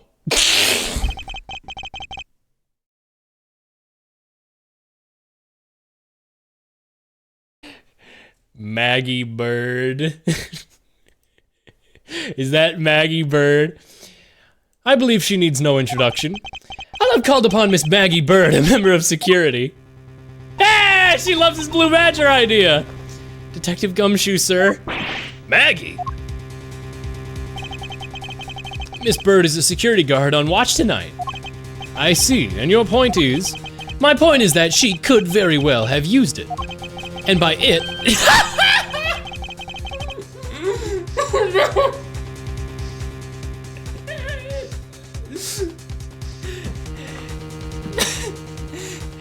And by it, let's just say the master key, which can open all the office doors in this building. What? If you're not the guilty party, Detective Gumshoe, then the only other person with access to this room is Miss Bird. How dare you? I would never sneak into someone's room. That's right, I refuse to believe that Maggie is the culprit, sir. It was me, I did it, right? I did it. Can we take this as another confession, Detective? Well, it wasn't really me, but it definitely wasn't Maggie, pal. So yeah, it was me. If it was, then you'd have no problems with that, right? Please refrain from flying off the handle, Detective. There's no need for such theatrics. Proceeds to be the most theatrical man ever. Listen to your boss, Detective. He understands what I'm saying here. That girl is the only one who could have committed the crime, and for one simple reason. Persona! Reason for suspicion. It's pretty obvious that Maggie Bird snuck into your room using the master key. I mean, if Detective Gumshoe isn't the one who opened the door, then that leaves only Maggie Bird as our prime suspect. On top of which, she knows our good detective, doesn't she? Isn't it? Like, chat, he's just doing this ambiently. This is, instead of blinking, he does this. So,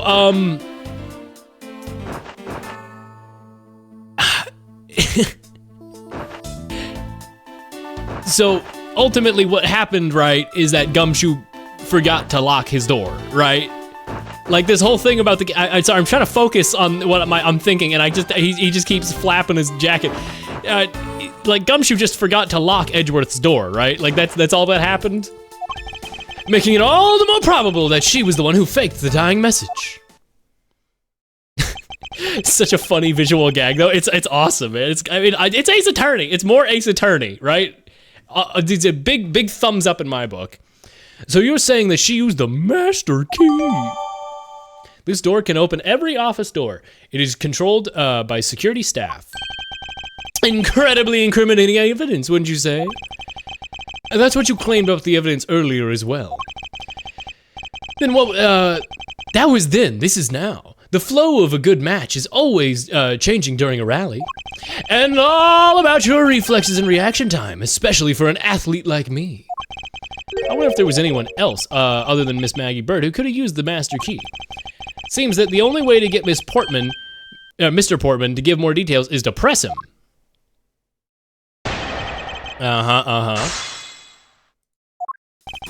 It's pretty obvious that Maggie Bird snuck into your room using the master key. I mean, if Detective Gumshoe is the one who opened the door, then that leaves only Miss Bird as our prime suspect. No, it freaking doesn't. Anybody could have had this in security.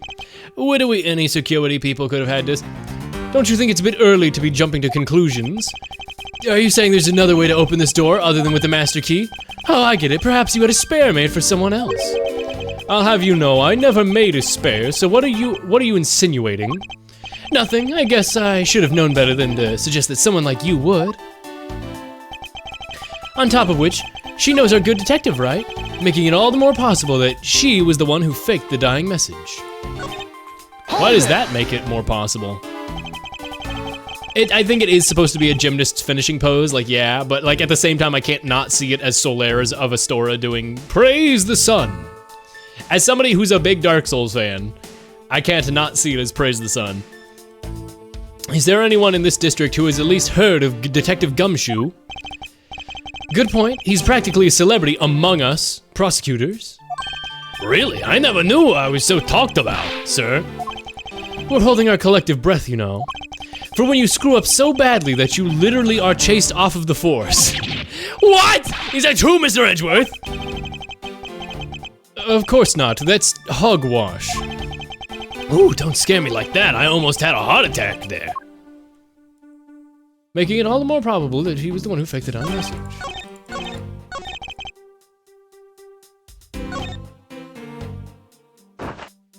But what if Gumshoe just forgot to lock the door? I thought we'd established that Detective Gumshoe was pretty thoroughly innocent. Yep. It was just a theory, a game theory. One hypothesis among the many possibilities. I mean, I had my doubts about Miss Bird from the very beginning. If that's the case, then why didn't you mention her at first? Now, don't make that face. See, there goes the truth, running the other way. Let's pick up the pace and see if we can catch up to it. I don't think you're catching my drift. But we are in agreement that the detective isn't the killer, right? If so, then I hope you'll understand when I say that since she is the only one who could have opened your office door, that leaves her as the suspect. I mean, it doesn't leave only her, it leaves any other person working in security. Is Portsman actually MatPat? I mean, he could be, you don't know. You don't know, maybe this is why he retired. He got caught for murder and all that. You know, that'd be pretty crazy. Maybe he did that. To be fair, we don't know that Portsman actually committed murder. He shot another gun, but he shot it off the wall, and we don't have the murder weapon yet, so. I mean, I'm guessing he probably did commit the murder because he had 3 other gyms that he keeps killing, but you know. It just keeps happening. I just keep killing him. It keeps being an accident. I didn't even play Among Us often. What? I got the cosmetics the day they released. Oh, Edgeworth and Among Us. I got you. What's my evidence again?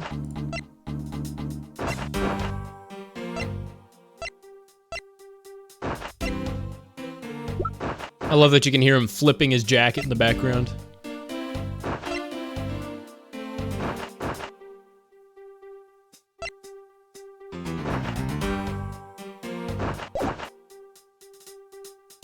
Wait a second.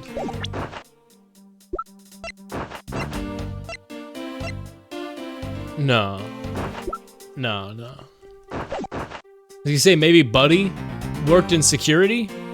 And maybe he had a key and he let us in and you just followed him in? But we have no information on that. Hold it! By dying message, you mean the bloody letters that spelled out Gumshoe? I figured that whoever wrote his name must have wanted to frame him. And just the act of choosing his name is proof enough that the two knew each other well. Mr. Edgeworth, what are you waiting for? Hurry up and present some evidence. I would love to, but first we should listen a little bit more and digest what he is saying. And press him for more information.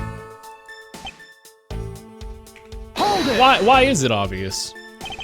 Are you sure Miss Bird is the only member of the security who could have used the master key? There's only one person on staff at this time of night, and it's tonight, and tonight, she's it. Ain't that right, Miss Bird? That's, true, but I wasn't able to use this master key at the time of the crime, sir. Wasn't able to? What's that supposed to mean? Yes, moving on. I hate to get sidetracked by something so unrelated. Hey, what do you mean unrelated? I wanna hear what she had to say, pal. Yeah, but you can't really trust her not to tell lies. Plus, I hate wasting time. Should I hear Miss Bird out? Yes. Not so fast. I, too, am interested in hearing what Miss Bird has to say. Didn't I just say it'd be a waste of time? We don't need to hear lies. I'll be the judge of that. Miss Bird, if you please. I discovered the master key was missing around 1 a.m., sir. What do you mean by missing? As in it wasn't anywhere in the security booth, sir. The killer must have stolen it. Mr. Portsman, I believe this to be an important piece of testimony, don't you? I can't believe someone like you would be taken in by such words. I'm not lying, sir. Objection! Why you as loud as hell? If that's the case, then I'd like to know, why do you have the master key now? I don't quite know. It just reappeared all of a sudden, sir. A likely story. And where is your proof that the key was stolen to begin with? I bet you just forgot where you put it and then found it again. I never lose things. I can practically guarantee that. With me, if something disappears, it's usually because someone stole it. Yeah, pal, trust me, you don't want to test just how bad her luck is. Unfortunately, I can't deem this piece of testimony as conclusive. Glad you agree, Mr. Edgeworth. Oh, but, you still haven't established Maggie's motive for breaking into Mr. Edgeworth's office. Her motive? Don't we already establish that it was theft? I mean, the culprit clearly went through the bookshelves and at least tried the safe. Were you here for when? I guess you weren't here for when I did that. How do you know that? Were you here for that? I don't think you were. It's as Mr. Portman says. I can't ignore the fact that all the evidence points towards a motive for the theft, but I'm not done. I'm done taking blows. It's time for a counterattack with a few facts of my own. I love how Portsman and Maggie have shines on their foreheads. 5-head motherfuckers. I think it's the overhead light is, no, I guess they didn't change the models. I don't know. They're all just a little shiny. They're all just a little bit shiny in the new HDR style, maybe. Her intent, from the messed up shelves to the wiped down set, I'd say it's thievery. I mean, didn't we confirm that it's not? It used to say motive on the files here.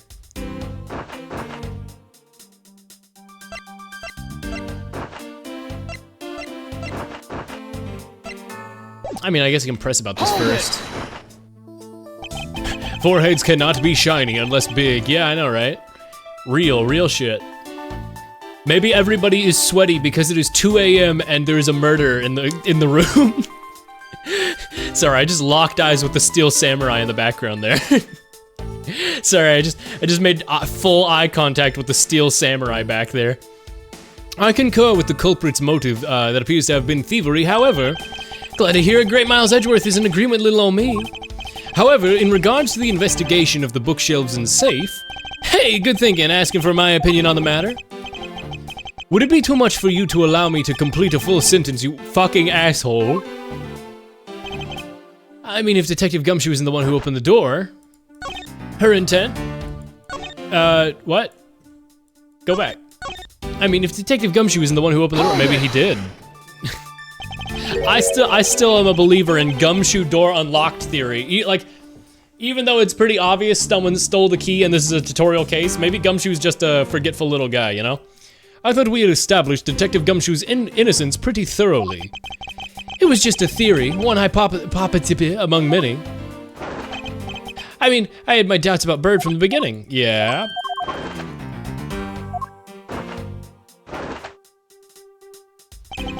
But since the only one who could open the office door, then that leaves Miss Bird as our prime suspect. But she was missing the key. Objection! It would behoove you to take a good look at this. I see it, but I fail to see how it has anything to do with this, with me. Is that so? You're not at the top of your game today, are you, Mr. Genius Prosecutor? I can't allow him to set the pace here. I must remain calm. Only by doing so can I see the fatal flaw in his reasoning. I mean, the fatal flaw in his reasoning is that the key, that he just doesn't believe women. Is really. That's kind of the fatal flaw is that he studied Godot. He's fluent in old Godot. Are all prosecutors in this series just really big misogynists? Is that the problem? Her intent, if Gumshoe isn't the one who opened the door, then what? Hold it! Then what? If Gumshoe isn't the one who opened the door, I thought we established his innocence. Right, yes.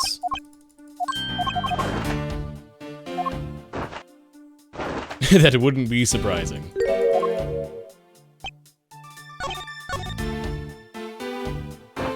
Her intent? I'd say it's thievery. I mean, the whole murder thing seems a little excessive. Objection!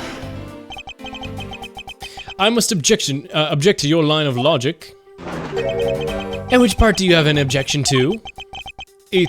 Yes, well, we're just gonna reload. What am I missing here? From the messed up shelves to the wiped down safe, I'd say it's thievery. Hold it!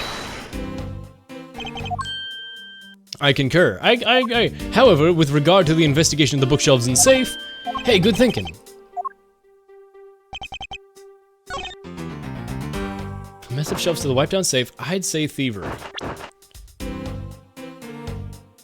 Then why gun? Then why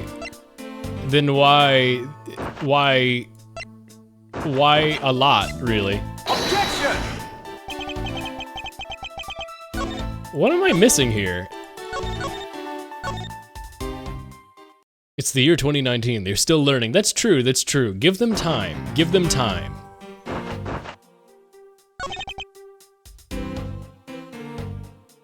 It's pretty obvious Maggie Bird snuck into the room using your master key.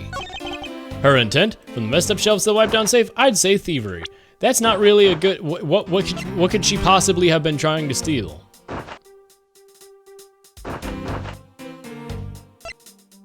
And she doesn't have a service weapon, so how could... explain that?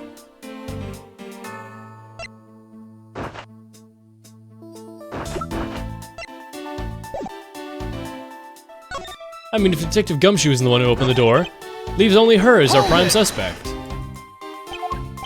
It's too early to jump to conclusions. Oh, I get it. I'll have you know, I never made a spare. On top of which, she knows our good detective, doesn't she? Hold it! Is there anyone who doesn't know Gumshoe? Really? Oh, man. What? Yeah, nobody likes you at the precinct, I'm sorry. Hurry up, show evidence.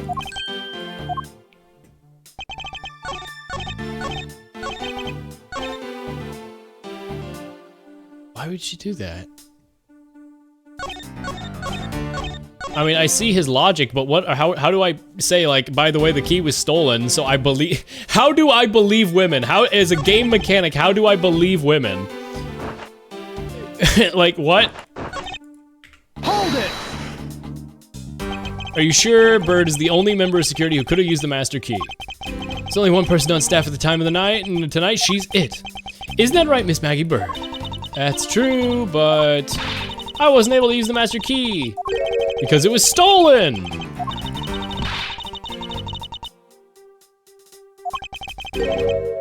Oh, there's an autoplay feature. I thought that would auto-progress the text. I can't skip the text right now. The killer must have stolen it from the booth. Likely story, and where's your proof that the key was stolen to begin with? What, do I get to, like, dust it for fingerprints? Maggie doesn't have any reason to want to sneak into Edgeworth's office. Her motive, then we already established that it was theft. I mean, the culprit clearly went through the bookshelves, at least tried the safe. All the evidence points towards the motive of being theft, but I'm done taking blows. It's time for a counterattack with a few facts of my own.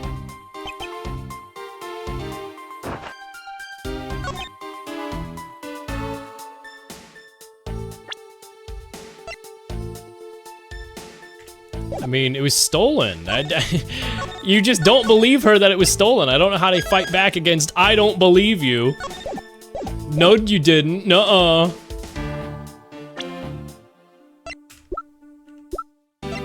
Objection!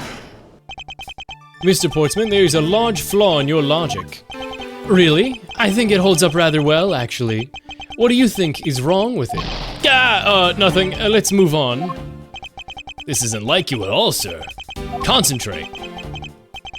Can't afford to do that or the truth will slowly slip. Why is the text so slow? Can I make it faster? I don't want text skip, I want faster text. Is there a way to speed up the text? Just rather slow, I don't know. Remain calm, Miles. It's the only way. It's pretty obvious that she snuck into your room using the master key. I can't even Hello? Hold it! Huh? I couldn't even progress the... What? Did I find a glitch? I couldn't progress. I literally couldn't skip the text. Objection! Likely story. I don't believe you. What do you know, pal? Evidence points towards theft.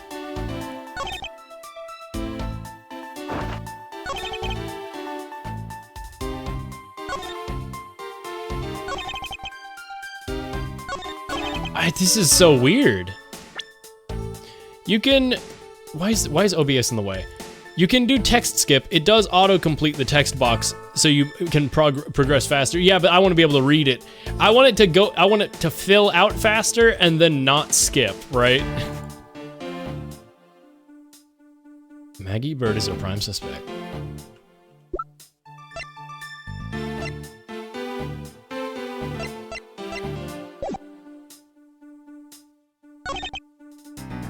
I mean, what about whoever stole the key?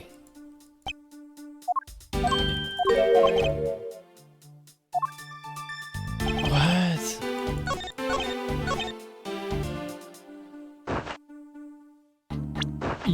You shouldn't know about the wipe down safe. Objection! Good! That was actually, I mentioned this earlier, okay. Do you wish to continue insisting that Miss Bird was set on stealing something? Why not? It's the truth after all.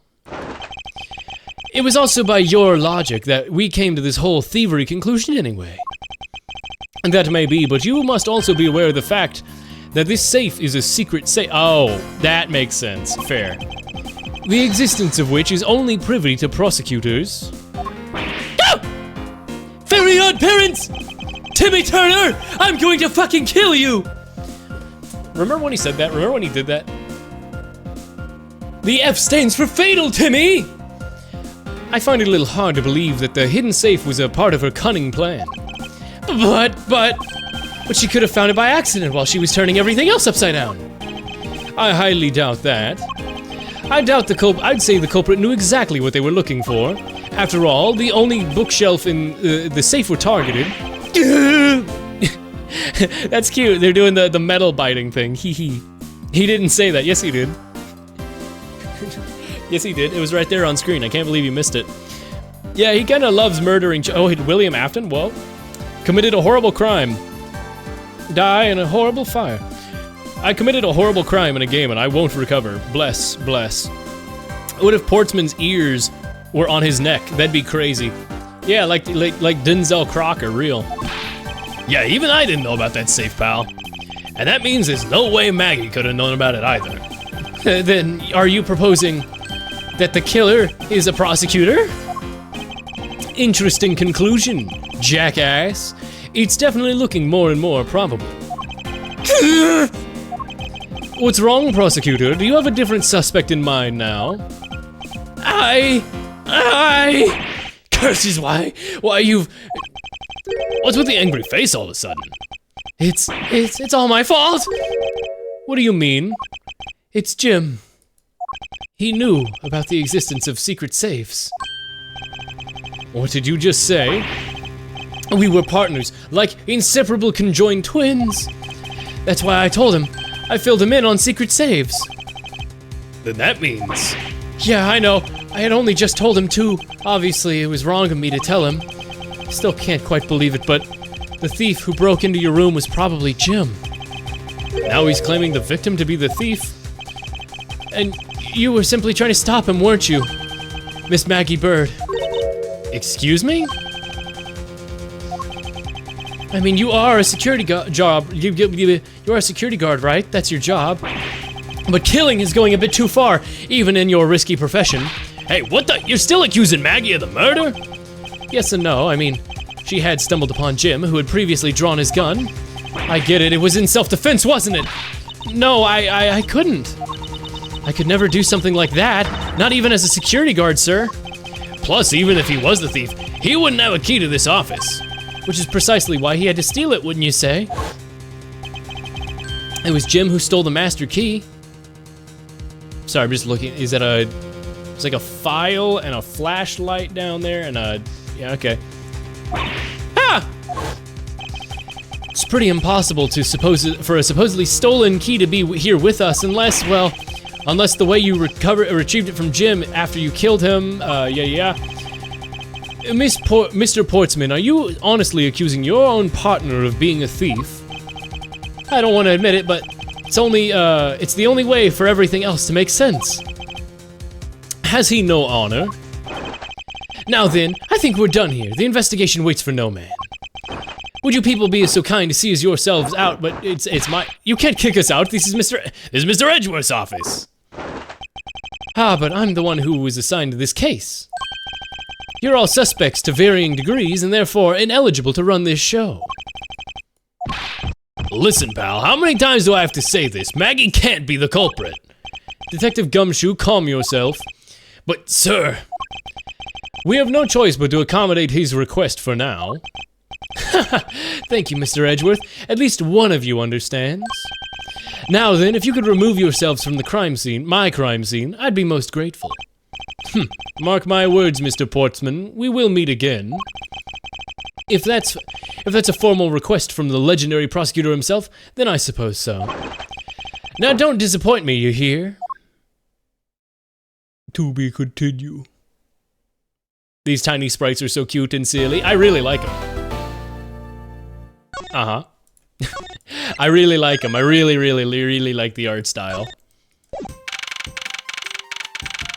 Dude, 4 a.m.? What the hell are we doing? I mean, I know I've stayed up to 4 a.m., but what the hell, bro? You're mid-event. What the hell?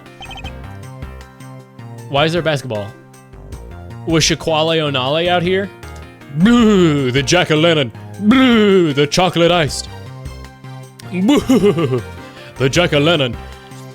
Shaquille O'Neal. You know, that guy was kind of like MatPat, but sick and twisted. Yeah, he had so many game theories. What if Portsman's ears were on his neck? Yada yada yada. I'd like to think his medal is cookie, and he takes a bite when he nervous, he hungry, he trying to eat it, he hungry. What is it with that prosecutor? I can't believe how rude he was. It was unbelievable. Please maintain your professionalism, detective. I'm gonna need some real solid evidence proving Maggie's innocence. You'll see, sir. But we've been kicked out of the crime scene, sir. True. So what do we do now? Looks like my life's fallen into yet another gigantic ditch. Do not despair, Miss Bird. We can overcome this as well. There are many other places and things we should be looking into anyway. Really? For example, this hallway. The linchpin of this argument against Miss Bird is related to the master key. In that case, the hallway is the perfect place to look for more information, like that binder underneath the couch cushion in the bottom left that clearly is the stolen file that was missing. Regarding the mystery surrounding my door. You guys want to go leave? Let's leave. Let's go get donuts.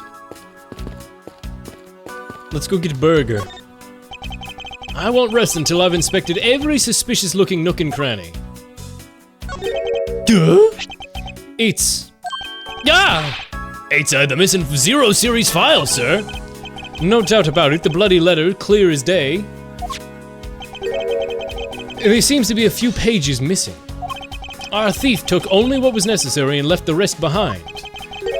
So what are these Zero files about, sir? I guess they got something to do with something we're stealing in them, huh?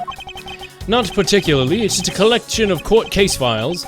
However, the cases within these files are not mine. Huh? They belong to the high prosecutor that used to occupy my current office. I have my reasons, but let's just say I was charged with keeping them as they were. Really now? If you haven't read the blog post regarding the art for this game, the lead character artist, yeah, I haven't seen anything. I'm flying blind into this game. I am even more blind on this game outside of there being a girl with a key in her hair whose name I've heard before, but I can't come up with it on the fly. That's literally all I know about Ace Attorney Investigations 1 and 2, so. Also, isn't there a guy called Eustace Wiener? Or something like that? Or is that even an, I don't know. I heard there were people complaining or praising the localization of that on release. That's all I've heard though. So we'll see. We shall see. He's the wiener. The wiener, you the wiener. Eustace Winner. Okay, gotcha. Yeah, that's, I know his name, but I know nothing about him. I have my reasons, but let's just say I was charged with keeping them as they were. That means the thief must have also wanted the file for a specific reason, right? It would seem so. Only the pages related to that case from 10 years ago are missing. I wonder why anyone, I literally don't even know if this game has courtroom scenes or if it's all just the investigations part. I do not know if I'm going to be in a courtroom in this game. I'm assuming I will be at some point, but considering I've done cross-examination in the investigation parts, I don't even know. I know so little about this game, which is why I'm so excited. I love that I can just not know about Ace Attorney despite how big it is, and I can be like, yay, I love my cat. That's awesome, Ghost, that's awesome. I hope your cat is doing well. What was the name? Tiger? Was it Tiger? I think I had seen you mention it. Was it Tiger? Is it Tiger? He licked my hand. This is excellent news. This is excellent news. His name is Tiger, hooray. Hooray. Pet Tiger. You must do this now, you must do this. I wonder why anyone would care about such an old case. I wonder why anyone would care about such an old case, he says to Edgeworth, who spent years of his life worrying about DL6. What is a basketball doing out here? That's Mr. Portman's prized possession, sir. I heard he also plays soccer, dodgeball, and even tennis. What about tennis? And not a single one of those sports is suitable to be played in this hallway. So this is his office next to mine? What is a basketball hoop doing here? Hey, didn't this used to be just outside the next building a long time ago or whatever? So when and why was it moved indoors? Trenish mentioned. I don't remember exactly, but I saw one of the officers drag it up here recently. Drag it? I heard that it wouldn't fit in the elevator, so the poor guy had to bring it up himself. All the way up to the 12th floor? That means this is his office. This office. 1203. Hey Maggie, whose room is this again? It's Mr. Portman, sir. So he's my new neighbor, I see. I suppose he's moved up in, while I was away overseas. Yep, okay. That's what I thought. Is this door sprite cut off? I mean, it's cut off, but why is it like at a weird angle? I don't know. I guess I should look between the cushions. A well-crafted, high-quality sofa for visitors. The stitching is excellent. Talk about a luxury waiting area. These babies are also great for napping, you know. You would sleep even out here, detective, in a hallway. Wherever I do, I always end up dreaming about giving testimony up on the stand. But it always ends up the same way, me getting trounced by a lawyer. Isn't that awful? Maybe I should give it a try sometime to envision myself winning naturally. Alright. Hey Maggie, how you doing? I love these sprites out here so much. Yeah, what? How did I not notice Winston Payne? It looks like you're in quite a pinch, Mr. Edgeworth. To be sure, a murder in the walls of the prosecutor's office is no trifling matter. We must find, apprehend, and punish the killer accordingly post haste. Sounds like a nasty case you got on your hands. If you're ever feeling lost or need some advice, my door is always open. How gracious. I will keep your offer in mind. Who is this guy again? Yo, what's up? Is everything all right? Yes, sir. If you must know, I weighed myself this morning and I'm finally at 154 pounds. Good for you. Good for you, sir. Good for you. Wonderful work. Wonderful work, sir. Congratulations, but I was asking about this hallway in this room. Oh, everything's okay, sir. A word of advice, stay focused and you may start to lose even more weight. That was uncalled for, but whatever. The chocolate ice, the jack-o'-lantern. Sorry, I can't, it's burned into my head now, I can't stop thinking about it. I won't rest until I've inspected every suspicious-looking nook and cranny. Has my door been... I don't see any signs of forced entry, and according to the guard, no signs that the lock was picked either, sir. Meaning the door really was opened with the key. Did you happen to ask if any prints were lifted from the doorknob? Apparently the doorknob's clean as a whistle, wiped, they think. Whoever this thief is, they did a great job of not leaving any clues behind. Look, it's my number. 1202, those 4 numbers are on a plate alone proclaim this to be my office. Oops, hey, those number plates slide right out, sir. I have to be able to take off the plate when a room becomes vacant, you know. Although the idea that it can so easily be removed is kind of... Edgeworth thinking about job security, alright. A minimalist yet classy door made of top quality wood. It's sturdily made, making it near impossible to break in by force. It's almost majestic, sir. I wish I could be as stately as this door. Only Gumshoe would praise a door for something as something greater than himself. Being a detective has its own rewards and a certain virtuous value, I think. If you live up to your full potential, that's a poignant trait that anyone can admire. I see. You're saying, sir, that me being the best I can do. What? You're saying, sir, that me being me is the best thing I can do for everyone. Right.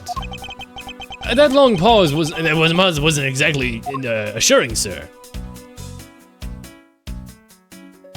Really? Okay, we can look at the door. Ooh, look at the door.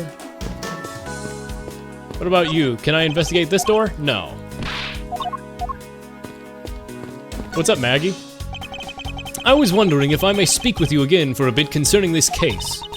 I've always been a big fan of this courtroom, but it's like a dream where I'm being cross-examined by the Miles Edgeworth. I can't let this chance pass me by. I must remember to ask her about the master key. I guess, have you never been cross-examined by Miles Edgeworth? Because you were cross-examined with Winston Payne the first time, because it was case 2-1, right? So you didn't interact with Edgeworth there, and the second time you were brought up... When was the second time she was brought up? Recipe for Turnabout? Edgeworth was... No, because Godot was there. Yeah, Maggie's never interacted with Edgeworth now that I think about it. That's kind of crazy. Huh. I got a shack at the prophecy. The jack-o'-lantern. The chocolate iced. The chocolate iced. The jack-o'-lantern. God, I love that ad. Not that ad, that video. It's so stupid, I can't stop quoting it. The jack-o'-lantern. Why does he say jack-o'-lantern like that? Jack-o'-lantern. Ba-ba-ba-ba. I can't let this chance pass me by. I must remember to ask her about that master key. I should jog her memory by showing her my notes with tea. What the hell is this? What the hell is this? A new investigation style? What the hell is this? Have you ever met the victim before? Well, I've seen him a couple of times before when I had to go to Mr. Portman's office. Mr. Faith was always playing basketball with Mr. Portman, sir. That sounds like fun. Just once, I'd have loved to play with them. Sounds fun, but the only person ever taking a shot was Mr. Portsman. All Mr. Faith ever did was pass him the ball, sir. On second thought, I don't think I would have fit in with that well with him. Miss Maggie Bird, correct? I take it you're an acquaintance of the detective. She was under my supervision back when she was still in the force, sir. Oh, I guess this is similar to like the the when you're investigating with a person. Yeah, I guess it is like a new UI. It's similar thing, but similar but different. One day she got caught up in a murder and things started to go downhill, so she quit. But I owe a lot to Detective Gumshoe for introducing me to my current employer. Or so I thought until a few hours ago. right before I was about to clock out for the night. You got caught up in this whirlwind of a case, correct? Don't worry, my whole life has been nothing but a series of whirlwind of bad luck and failures. Huh? Since I was 6 months old when I fell from the 9th floor of my apartment building, I've been hit by all sorts of vehicles, gotten sick from all sorts of foods, failed at almost every test I've taken, experienced almost every kind of disaster, and now I even managed to be named a criminal just when I've become a security guard. That's a lot to go through in one lifetime. I know, and just when I thought I'd finally found my happiness, I wind up getting you and Detective Gumshoe involved in my bad luck. You don't need to worry about me, Miss Bird, nor do you need to worry about yourself. I'll solve this case and prove your innocence. All I ask for in return is your cooperation. Yes, Mr. Edgeworth, you can count on me. I'll do all I can to help. Check out this key. By the way, I was gonna mention it later, but I just want to go ahead and say, by the way, chat, I don't know, I don't think anybody, oh my god, fuzzy mic. I don't think anybody who usually comes by is from Florida, but dear fucking God, stay safe with the upcoming hurricane. Like, Jesus, we, you know, like I've talked about, we had that hurricane that came through here that, like, if you don't know somebody who died, you know somebody who knows someone who died. Like, it's pretty devastating out here in, like, that previous hurricane where it's hit people. Like, it's been pretty bad from hours. Like, the fact that this is like a upper limit, like this is like the 5th worst measured hurricane ever. I'm just gonna say, you know, stay safe and dear God, man, it's. She was talking about like I've experienced every kind of disaster. And my brain was like, disaster? Oh yeah, that hurricane. It's not too bad for me. I have a friend who has some family down in the area who have evacuated. They're fortunately pretty safe, but it's a lot. It's a lot, you know. Take care of yourself and stay safe, Chad. Because Jesus Christ, oh my God. Like the meteorologist who was talking about it was literally crying because he's like, this is gonna be bad. And it's like, oh, yikes. So when did you discover this master key was missing? By the time I realized it, I think it was around 1 a.m., sir. And I noticed it was back around 2:30. It was just sitting there on the ledge where the security room's reception window is. But I'm sure that between those 2 times, it was not just gone, but stolen, sir. 1 to 2. Why is such an important key stored in such an insecure place? It's not like that, sir. We always keep the key further inside the room, away from the window. Always, you say, except for this time, correct? Well, I admit that I was a bit careless, but I had my reasons. I left it out because I was sort of using it at the time. It was after I had used it, and I left it sitting out on the ledge. She used the master key. But for why? But for why? What do you mean you used the master key? Oh, well, I had to use it to open the door for this prosecutor who had forgotten his key. Portsman? That's such a good hat. I like that hat a lot. It's very cool.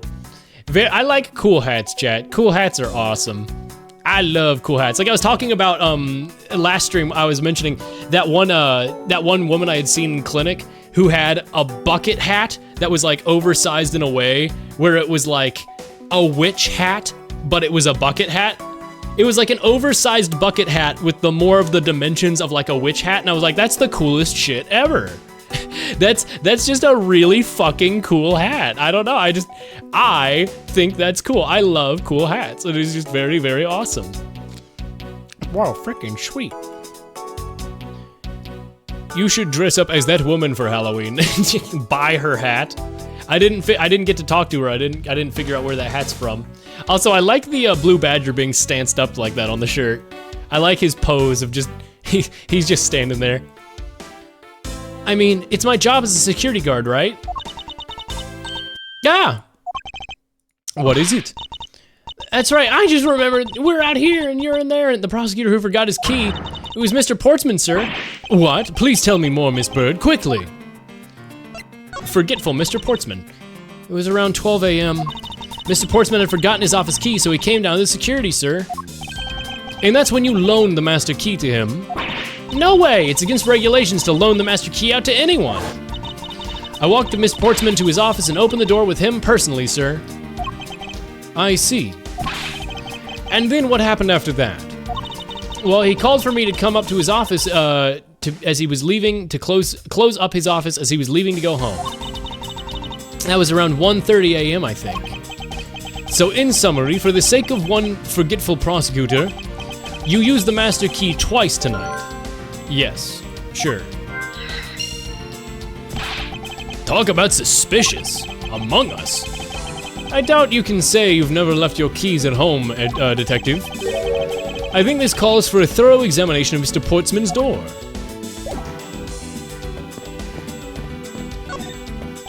I won't rest until I've inspected every suspicious-looking nook and cranny. These slide out. Is he hiding something? Is he hiding something? You can't mistake it because of that basketball hoop, sir. Oh, that reminds me. Mr. Portsman actually had wanted room 1202 really badly. Oh, so he wanted the old files that were still in my room, right? So this just confirmed. I mean, we already knew he was the one who shot at Edgeworth, but this confirms he killed his partner too.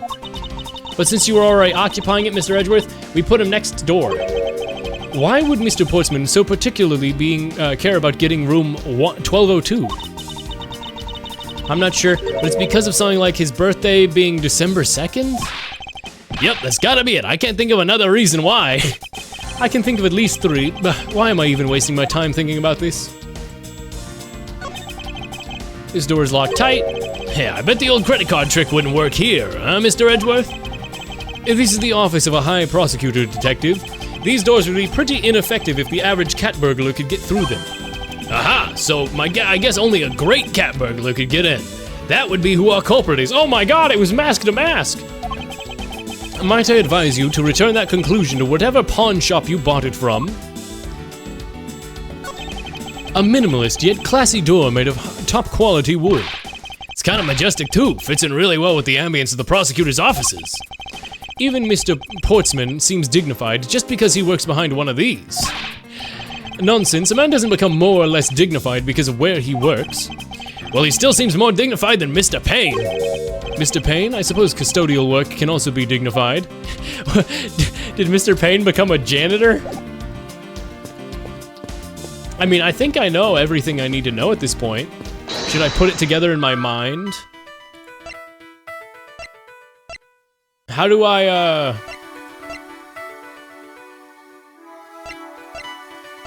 I mean, used master key. Master key was stolen. Think. Miss Bird, I'm afraid there's a flaw in your story. Yeah, the times didn't line up. What? No, wait, pal. I mean, sir. You said that you locked up Portsman's office at 1:30 a.m., correct? However, the master key had already been stolen by that time. Wow, nothing but gets by you, Mr. Edgeworth. You saw that contradiction like a pro. So you just lied to me? What the hell? Phoenix Wright may have a magic lie-detecting stone on his side, but no one can beat Edgeworth in his logic. Yeah, he can think real hard. I had totally forgotten all about that, but thanks to you, I remember it now. You're right, it was around that very time that I realized the master key was missing. And, well, I'm a security guard, sir. Couldn't just admit to losing the master key, could I? So I lied. I pretended to lock up his room, sir. You pretended? I used my house key to make it look like I was locking up, sir. And he had the key, so he knew you were bullshitting. He's watching you pretend to lock up the room, being like, she's just bullshitting this. So in actuality, you never did relock the door then? Well, I thought maybe I could lock it up after I found the key. Come to think of it, I guess the door still hasn't been locked properly. Well, in that case, let's go break in. Hold on, let's go. What? I didn't try shift. Woo! Yeah, baby! I can do the funny runny. I can do the funny runny. Wow!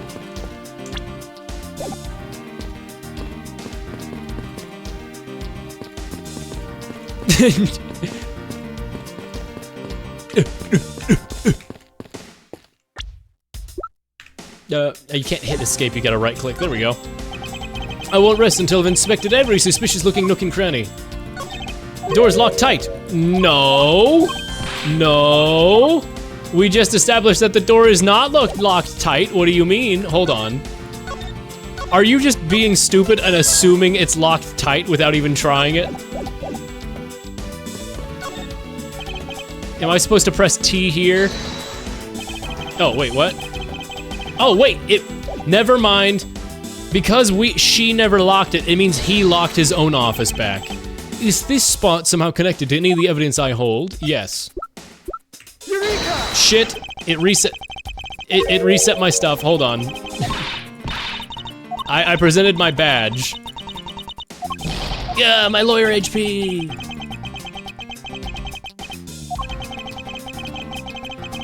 I find the contradiction slumbering here. I should probably also flip through my organizer one more time. I get it, there's a I get it. Eureka! Eureka! I don't know how I feel about that line. That's wrong, I do know, I don't like it. There's a contradiction here between reality and the evidence. If what Miss Bird has said is true, then why is this door locked tight? You know, you're right. Miss Bird, are you sure you didn't relock this door? I'm certain of it, sir. And I don't think Mr. Portsman noticed it himself that I hadn't. Which means, what, sir? It either means he actually does have the key to his office, or that the door Miss Bird opened wasn't the one at all, but a completely different one. Oh, he swapped the nameplates. He swapped the 1202 and 1203 nameplates. She opened a different door, but how can you prove that? There's an easy way to find out. All we need to do is, we need to examine these. Prints on the number plate. The prints on the number plate will tell us all we need to know. Everything, really? Like what, sir? Like, well, for example, what? Well, for sure, we'll know for sure that Detective Gumshoe's dinner will only consist of instant noodles. Wow, that was amazing, sir. How'd you know? Is that supposed to be a joke to cheer me up, Mr. Edgeworth? Yes, now then, we should get back to doing what we need to do, and that is... I guess... prints on the master key, because he would have handled it. Portsman would have handled it.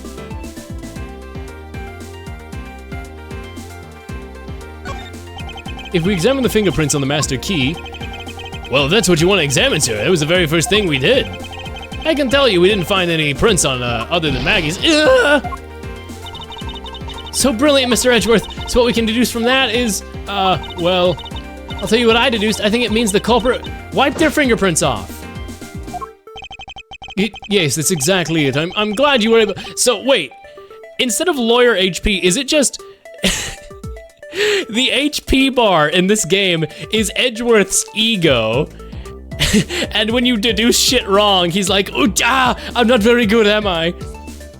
Yes, that's exactly it. I'm glad you were able to come to the same conclusion. However, the more important matter is... we need to examine the prints on the knob? Everything.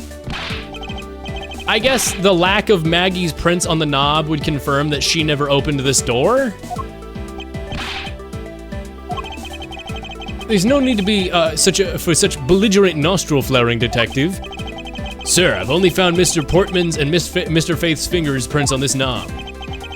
So the only two fingerprints found on it, that's pretty decisive. I'm lost, sir. Thinking logically, a certain person's fingerprint should be on this knob as well. Whose print should be on this knob? Maggie. Take that! Don't you find it odd that the prints of the person who unlocked the door are absent? You mean, yeah, the door that Miss Bird opened could not have been this one, but a different one. Like some sort of, like, I'm 2 steps ahead because knowing it was the number plate, but... What do we have here? A note! I won't rest until every suspicious looking nook and cranny is it. What's this? Looks like a scrap of paper. I'll get it, sir. Let's see, oh, something's written on it.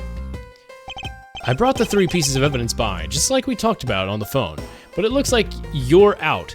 Guess I'll catch up to you later, buddy. So Buddy did go into my office to get 3 pieces of evidence, and then Eustace killed him and stole 3 pieces of paper or something? Looks like a note from the victim. Yeah, and it's for Mr. Portsman. Note left by victim. Basketball. Yes, sir. He's always ready for a match. Basketball, soccer, dodgeball, tennis, whatever the hell, it doesn't matter what sport it is, he's game. Although I think it'd be a little hard to play tennis with this ball. Oh ho ho! That isn't the point you should be focusing on, Detective. You're right, sir. Now I know I should be focusing on. Bad, Mr. Portsman. Someone should teach him to clean up his toys after he's done playing. I think we've reached the end of this conversation. I mean, there's the goalposts. What's this? What are you looking at? Oh, hey, how about a game? That's okay, Detective. I just found the position of this hoop a little off. Oh, you're right. It's moved in the carpet. You're right, sir. I guess it shifted when someone made a seriously sweet slam dunk. The positioning of the hoop is definitely unnatural. I'd better take note of this. Someone moved the... Okay, you moved the hoop over in front of my office to pretend it was mine. Moved the nameplates. And then you stole shit. Poking around this hallway has actually paid off quite handsomely. How is that so, sir? In a variety of different ways. I think it's time we had a little chat with the real culprit of this case. You know who that killer is? Wow, Mr. Edgeworth. As long as my logic is sound, then yes. The mastermind behind this murder is none other than Mr. Portsman. What? Mr. Portsman? I knew it. That's exactly what my logic senses were telling me, too. He was always ballin'. It's true, he was too ballin'. I suspected it was him from the instant he accused Maggie of being the killer, sir. That is anything but logical. Lady and gentlemen, singular, prepare yourselves. Come what may, it's time to knock on truth's door. Yo, what up? We did that for an hour? That took us an hour in the hallway? What? Mr. Portsman, I finished processing the bloody letter, sir. All right, let's take a gander. Pass it here. Ow! Good catch. All right, looking good. You there. Take good care of what you're playing basketball with the evidence. Go! Well, if it isn't Detective Gumshoe. End of the line for you, Portsman. We got you now. Call off your dog, Mr. Edgeworth. This is some kind of joke. It's no joke. We know, Mr. Jacques Portsman, that you are the guilty party in this case. You must be getting pretty chased out of your own room. You must be pretty upset getting chased out of your own room. I'd be mad too. So I guess you can stay if you promise to stay out of our way. You intend to hide your crime until the guy under the guise of a prosecutor doing his job. I can see right through the unsightly paper-thin mask you wear upon your cowl. Who'd ever thought I'd come to this? Actually, come to think of it, your mentor was Manfred von Karma, right? Ugh. The legendary prosecutor who never lost a single case after 40 long years. But there was always this incessant chatter about forged evidence with that guy. Look, dude, we just had a whole case about this. We just had a whole case proving that was nothing. Really teaches me that I've got to stay on the lookout for false accusations, you know? Are you done playing mind games with me? Because they won't work.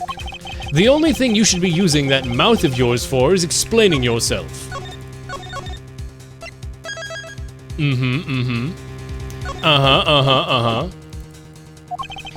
Although that too will only dig your hole deeper. Either way, your game is up.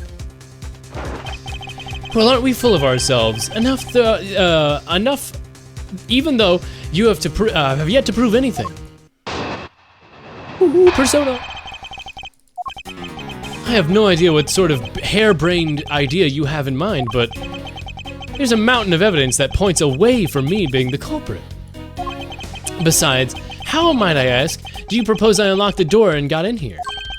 Look, I feel bad for doing this to you, but I've got work to do, so we're done here. Sorry, but we're not finished yet. Boy, you're stubborn. I suppose you're basing your accusations on something? I'll show you what I'm basing my based accusations on with based evidence. I have no idea what sort of harebrained scheme, but there's a mountain of evidence that points away from me being the culprit. Besides, how, might I ask, do you propose I unlocked your door and got in here? There's a lot. There's like a lot, but I guess the master key is what I'd say. Objection! I believe you were able to open my office door with the master key, no less. Objection! Wait, hold on a second. I never laid a finger on that key, as you already know. Precisely, you were able to open my door without lifting a single finger. Well, maybe you did, but only to direct.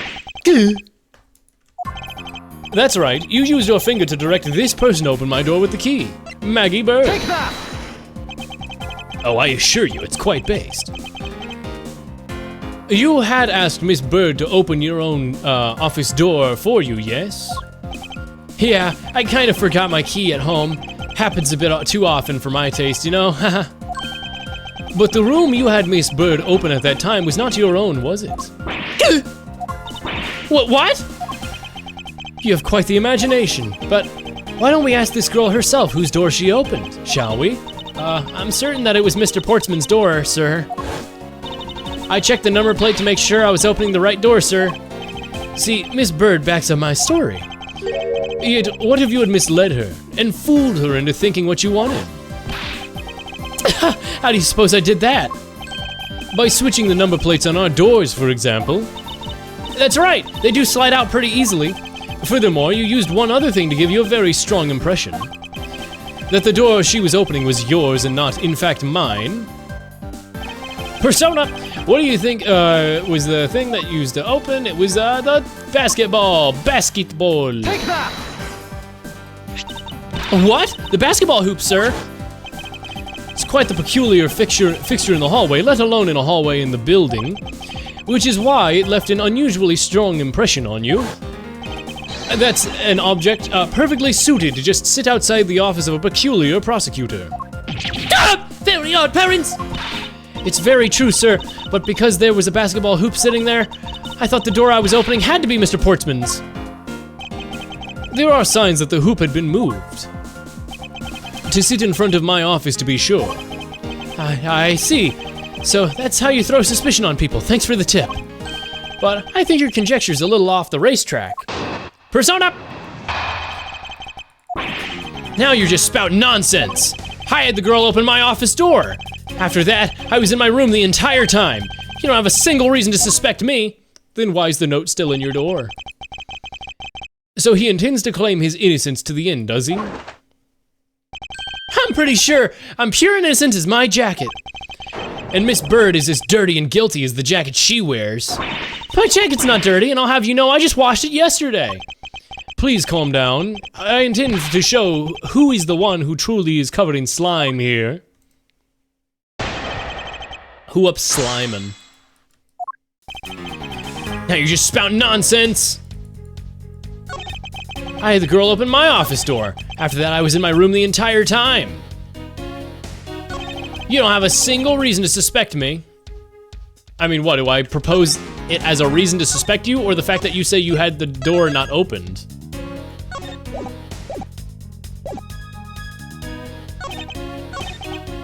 I had the girl open my office door. Oh yeah? Then why is there a note that would have been there, that you would have seen if the door was opened? Objection! It would behoove you to take a good look at this. Okay, I feel like I'm like one step ahead of the game a little bit too often right now. I know it's the first tutorial case in a new series of the game, but like, he seems to be trembling a little. One more push and all I have to do is find the flaw in his testimony. You don't have a single Oops. You don't have a single reason to suspect me. Yeah, I do. Objection! Mr. Portsman, there's a large flaw in your logic. Really? I think it holds up rather well, actually. What do you think is wrong with it? Well, I mean, I think that does throw suspicion on you, but whatever. Let's do some pushing. Let's push a little bit, shall we? Too smart for Ace Attorney. Hold it! I think I've given you quite a few reasons, actually. But none of those would stand up on their own. Objection! Then what about all the evidence? Objection! It's all circumstantial. No judge would ever convict on such flimsy evidence. He seems to be trembling a little. I like the back and forth objections there. I had the girl open my office door. Using the master key, of course. Sure, you have a problem with that? That is what the master key is for, right? Perhaps we should place it in an elaborate labyrinth for some people like you. I was in my office the entire time. Hold it! And what are you doing in your office? I was doing my usual training regimen. Were you going through your law books from start to finish? Mainly battling practice and some weights. Oh, and I jog when I get the chance. Wow, you must be the buffest prosecutor we have. With the weakest legal muscles, it would seem. I was doing my usual workout, so you don't have a single reason to suspect me. I mean, I have like a whole bunch of reasons, but...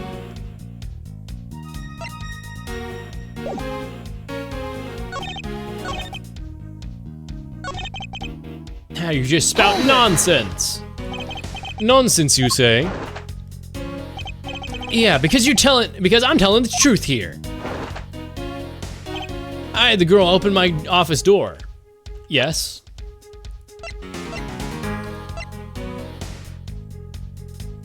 But, oh, I guess her prints weren't on the knob. We start with the fact that that's, okay, we're treating this like a psyche lock, where I gotta go with this thing to open up the fact that next we need to be like, oh yeah, if you really went in, then why is there a note still under it? I had your door dusted for prints. My door? What for? For sure? Oh, nor. Come on, I bet you didn't find anything. You are sure good at wasting time. You're right, I didn't find anything, and definitely not Miss Bird's fingerprints. Her prints? What do they have to do with anything? Let's put it this way, if she really was the one who opened your door, then her prints should naturally be on the doorknob she touched. Ah! Fairly odd, parents. Further, all the prints on my office door's knob have been wiped clean off. I can only assume it's because Miss Bird's fingerprints were on it. But that doesn't change the fact that I was in my room the entire time. Is that really a fact, or is it fiction? Hey, would I lie to you?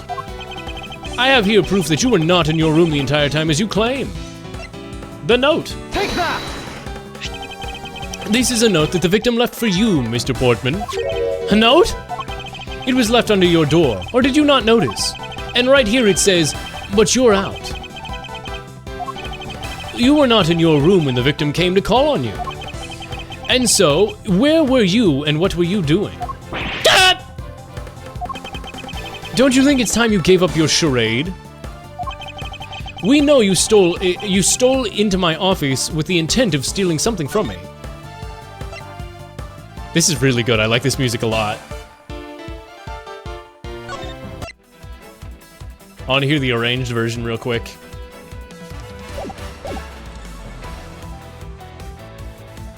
The arrange is also epic as hell. Yeah.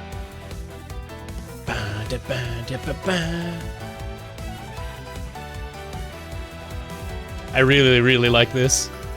Ooh. Dun, dun, dun, dun, dun, dun. Oh man, this is really good.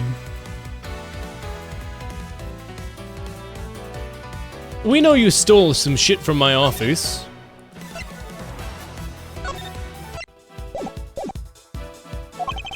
And Detective Faith found you out. Possibly because he heard sounds coming from a room whose occupant was on leave. Mr. Portsman, you killed Mr. Faith to silence him. And I had the misfortune to return when I did, and you had to threaten me as you escaped. As I said, when you had the gun to my back, no one gets away with committing murder in my office.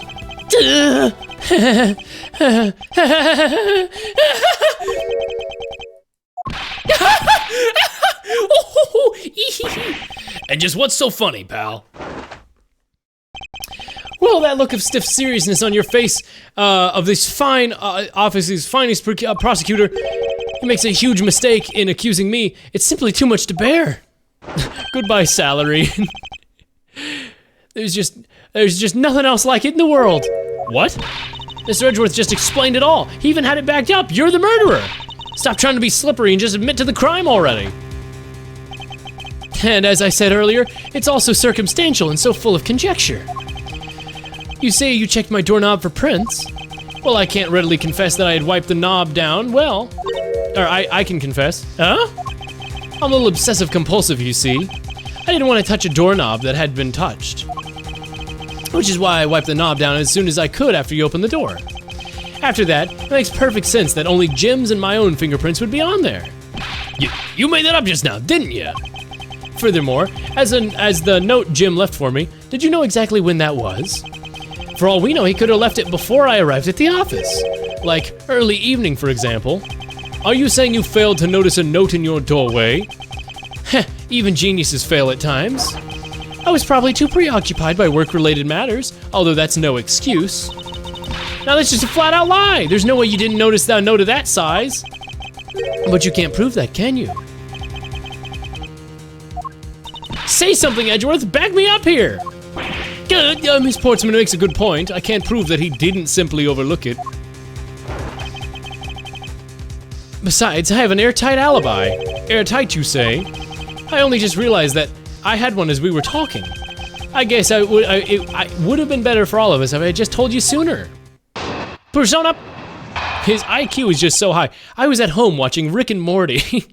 He was watching. See, I was watching the new Rick and Morty anime. I was simply too busy. I was simply too preoccupied watching Rick and Morty anime.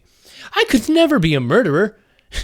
Murder is for dumb people like Gumshoe. I'm not dumb like Gumshoe. Gumshoe? If mystery serves, you came back to this office around 2 a.m., correct? And it was then that you had the unfortunate confrontation at gunpoint with the culprit. But at exactly that time, I was down in criminal affairs. Ask around, I'm sure the other detectives will corroborate my story. It's the perfect alibi. Do you really think that it's perfect? Well, now I'm wondering how the hell this couldn't be a perfect alibi. He's saying there's multiple other prosecutors and witnesses that can say he was there at the time. Unless he, changed all the clocks. Like I said, I don't care. Ask around if you like. See for yourself. Detective Gumshoe. Yes, sir. I'm gonna go check out his alibi, sir. Be right back. Mr. Edgeworth, sir, I think we're in trouble. Listen, I just checked out his alibi. It's just as he said. The guys down in criminal affairs said they saw him all around 2 a.m. Okay. You see? All of this evidence points to him being the culprit. So there must be a contradictory point in his alibi somewhere. March 14th, that's not like a solstice, right? I was gonna say, the time didn't roll over or something for him, right? Surely not. If memory serves, you can come back to this episode around 2 a.m. And that was when you had the unfortunate confrontation at gunpoint with the victim. But at exactly that time, I was down in criminal affairs. Gumshoe, speak up. Gumshoe, tell me. Throw me some numbers, Gumshoe. You said you paid the criminal affairs department a visit. Yep, right after I left the prosecutor's building, I headed straight for the precinct. Ask around, I'm sure the other detectives will corroborate my story. Gumshoe, speak up. I need my dumb himbo husband to tell me if this is true or not. Well, we did go around and confirm your testimony. It was just as I said, right? Yes, sir. A number of detectives said they saw you at and around the time. See, I have the perfect alibi. That's the ace I had up my sleeve. Mr. Portman's alibi may seem perfect at a glance, but I know there's a hole in it somewhere. All I need to do is press him a little and see what comes out. Hold it! It's as you say, however, you're the only one who claims to have bumped into the culprit. So tell me, did you see the person's face? Was it me who you saw? It was pitch black, so I couldn't actually see. Objection! Oh, come on now. Surely you saw something. Try a little harder, why don't you? I'm beginning to feel like I'm the one being interrogated here. Oh well, it doesn't matter if you remember or not. It only matters that you ran into the culprit. Hold it! Uh-huh. Images of Gumshoe twerking have resurfaced into my brain. I'm so sorry. Or am I?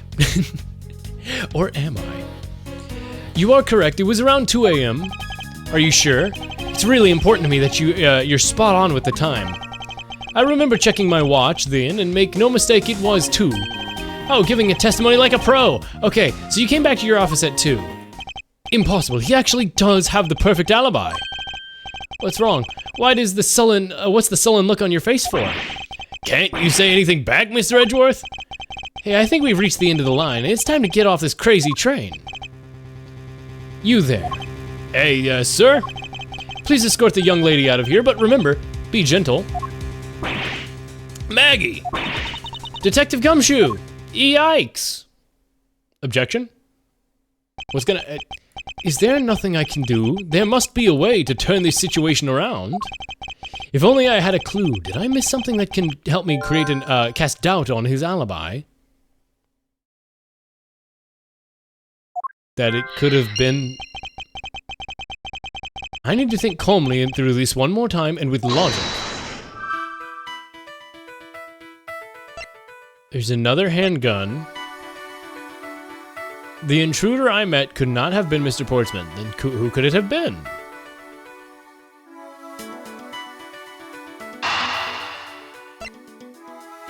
Two handguns. I mean, could it have been another detective? Also, hey, what's up, Joy? Hi. Edgeworth is collecting the puzzle pieces in his brain. That's true and real. That's true and real. I mean, this is what I suspect.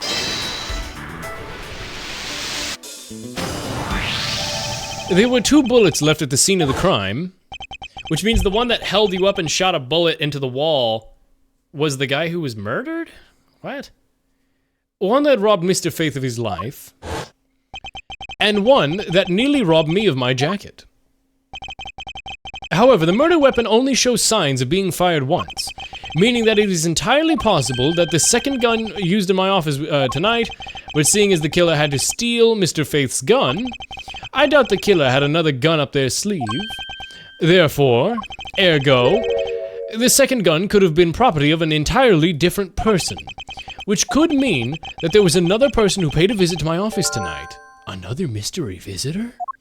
What the heck?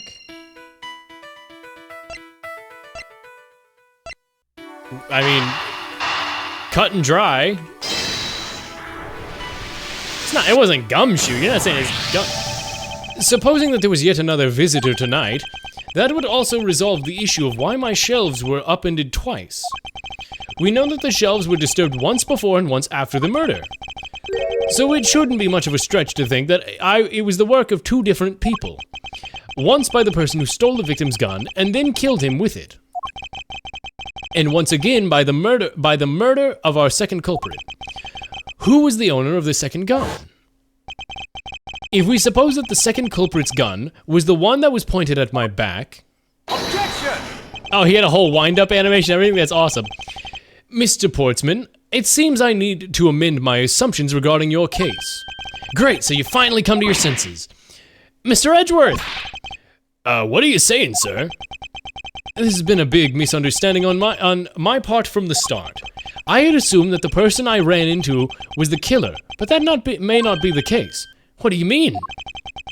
The person I ran into was just your average thief. A thief?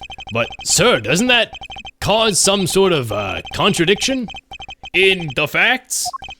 Not at all. It simply means that the killer was someone else. And it means that in actuality, 2 culprits stole into my office tonight. What do you mean, 2? It explains why both my shelves were disturbed twice and how there are 2 guns. Mr. Portman tricked Miss Bird and gained entry into my office. Now you're just leading the argument. You still don't have any actual proof, do you?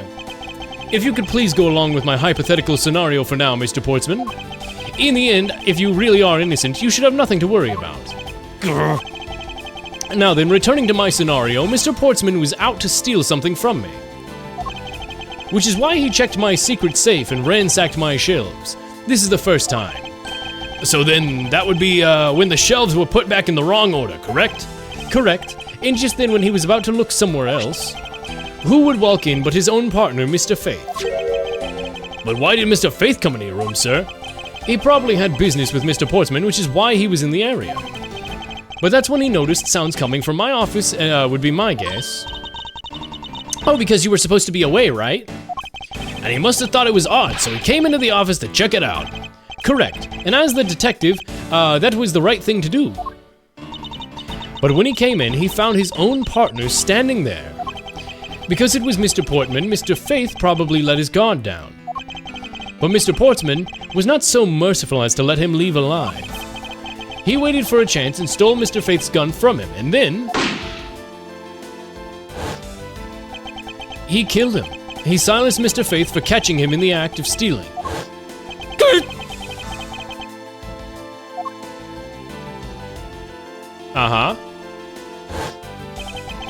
This was the moment in which the first shot was fired, the one that landed in my files. Following that, Mr. Portsman wiped the gun down and left it behind as he made his exit.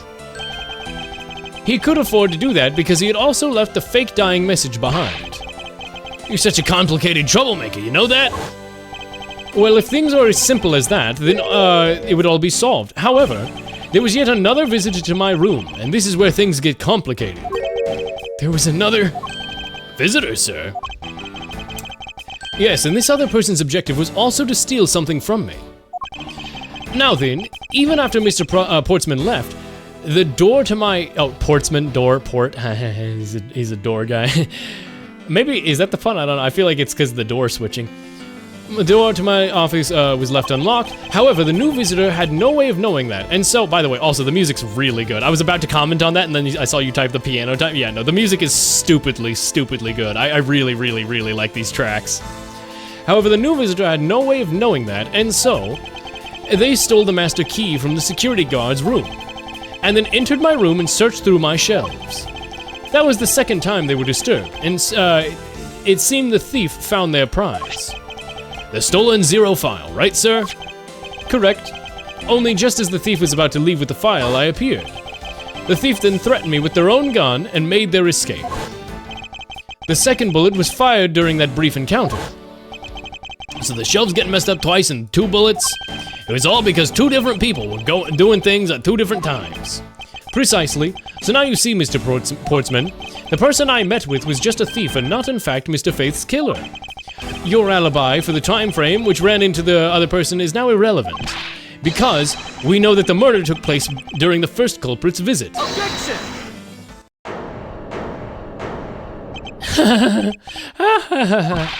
What's so funny, pal? Absolutely splendid. Your scenario explains everything. Of course it does. It's Mr. Edgeworth after all. But you know, still doesn't change the fact that it's all circumstantial. Supposing if, and that's a big if, your theory's right, it would indeed render my alibi, which has withstood scrutiny, mind you, irrelevant. But there is still one defining point of your argument for which you have no evidence. Gasp. Your supposition that I was the first visitor. Gah! Mr. Edgeworth, you can't let him get away with that, sir. But he has a point. I absolutely have no proof at this point. Don't say that, sir. I don't believe this. Don't worry, Maggie. I'll do something if I must. You know something? I find your attitude to be somewhat peculiar, Mr. Edgeworth. If the person you met really was just a plain old thief, then why is that person not your main suspect? And that is if your theory is correct. Gah. Persona. Portsman's Alibi, Part 2. Ooh. Joker a la deux or whatever, the Joker Part 2. Oh my god, the new Joker movie, new Joker movie? Guys, the new Joker movie apparently is currently making less in the box office than Morbius on release. I don't know how I feel about this. That's not true, I do. Conflicted is how I feel about this. It's so weird, it's so weird. We can't let Joker 2 get outpaced by Morbius, but at least Morbius had the irony element, but I don't know. Ooh. Ooh?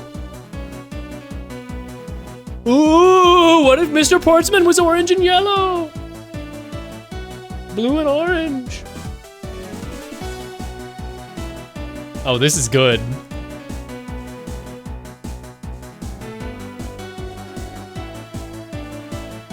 This is really good.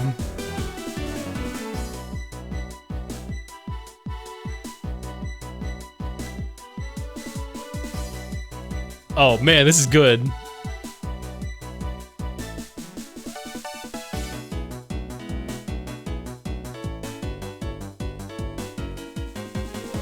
Oh man, I really, really like this. That thief you ran into would just be your real suspect, wouldn't you say?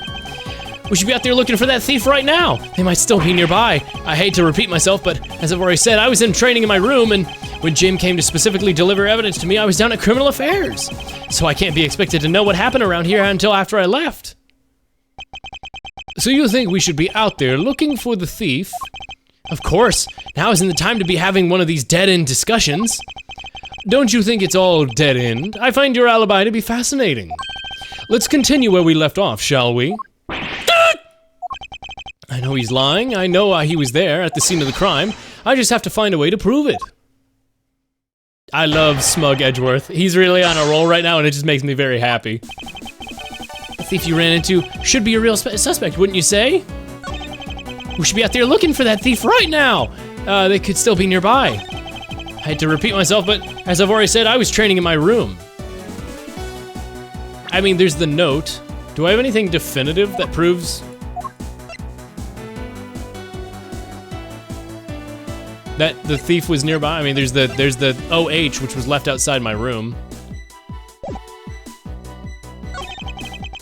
Jim came to deliver some evidence to me. I was down at Criminal Affairs. So I can't be expected to know what happened around here after I left. God, it's so good. I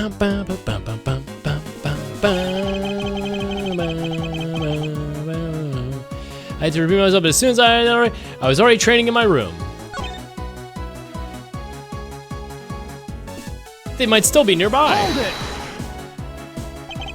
Once escaped, I highly doubt the thief would linger nearby.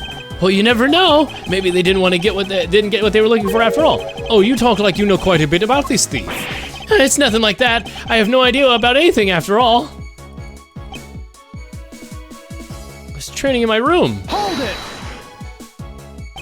But according to Mr. Faith's note, hold on, I thought we were already cleared up on that. Didn't we say that Jim left a note for me in the early evening? If you have any proof that he left it at a different time, say just before he was murdered. I don't have any, no. You see, no, so I insist that I was in my office at the entire time. And when Jim came to deliver evidence to me, I was down in Criminal Affairs. There's a remaster of this also. Yeah, I was gonna go switch to that. Thank you for reminding me. Oh, what the hell? This Kirby ass. Oh, this is good. Oh, this is really good. Why didn't you go there with, Mr. Faith? That's because he said he was tired and he was gonna take a quick nap. We know those, the sofas in the hallway? He likes to sleep on those. It's one of his habits. And what of the evidence he brought? They were things related to yesterday's case. Just 2 items, a gun and a pendant. Interesting. This piece of testimony seems too crucial to let slip through these cracks. He brought me 2 items, a gun and a pendant, related to yesterday's case. Oh, really? Because he said 3, and also a gun, so the murder weapon? Dude, this track is awesome!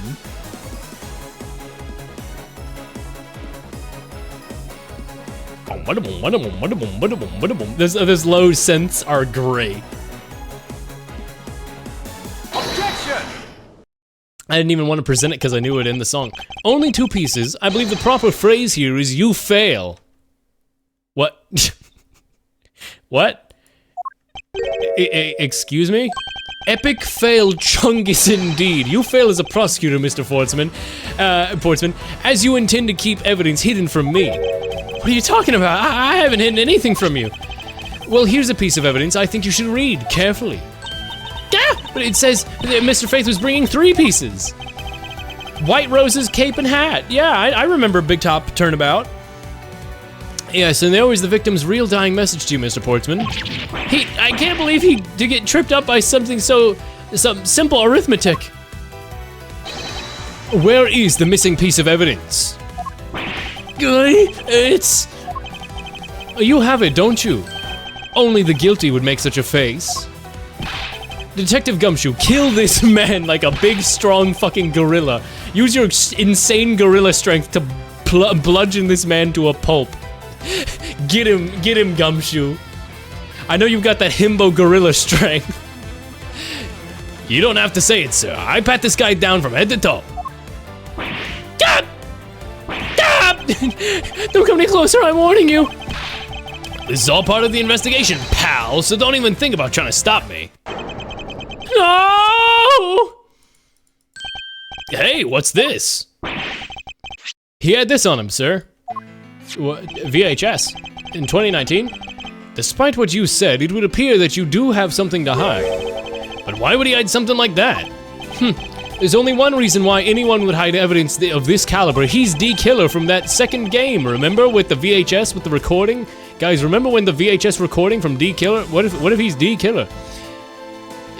The real killer was D-Killer from the second game who came into this case for no fucking reason to commit murder. Turns out you're totally fine, Portsman. You were the thief. Because it would unequivocally point to that person himself being the real killer. I love the sketch lines they have around the eyes when people are stressed in this. It's like, they don't usually do that in Ace Attorney, but I think it's really good. It adds a very, like, I don't want to say manga, but like, you know, it adds a very pencil-drawn feel to the art that the last remaster didn't really have.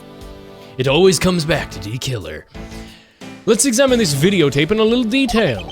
For this section of the tape that will drive in this last nail into his coffin. KG8.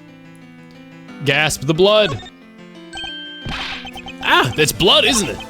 Yes, and I believe this is what the good prosecutor was trying to hide from us. This blood is still fresh. You mean this might be Detective Faith's blood? No, you've got it all wrong. The amount of no amount of denial can save you, but we have run a blood test and we will find the truth. We have but run a blood test and we'll find the truth. You told us you had received evidence from a victim earlier. Now you'll tell us when and how did the victim's blood find its way onto this video. Yeah, it's totally suspicious, like Among Us. Was it at this moment of his death? Did Detective Faith have this videotape on his personage when you killed him? You know very well there's no way to prove that. Not even if I were to examine the tape for fingerprints? If I had to take a guess, I'd say that the only one here who would belong to, what? Hold on, let me re-say that. I'm fucking up my big epic phrase. I'd say the only ones here who, the only ones on here that belong to the murderous one are you and Mr. Are you and Mr. Faith? God, impossible, you really suck at speaking. Lie!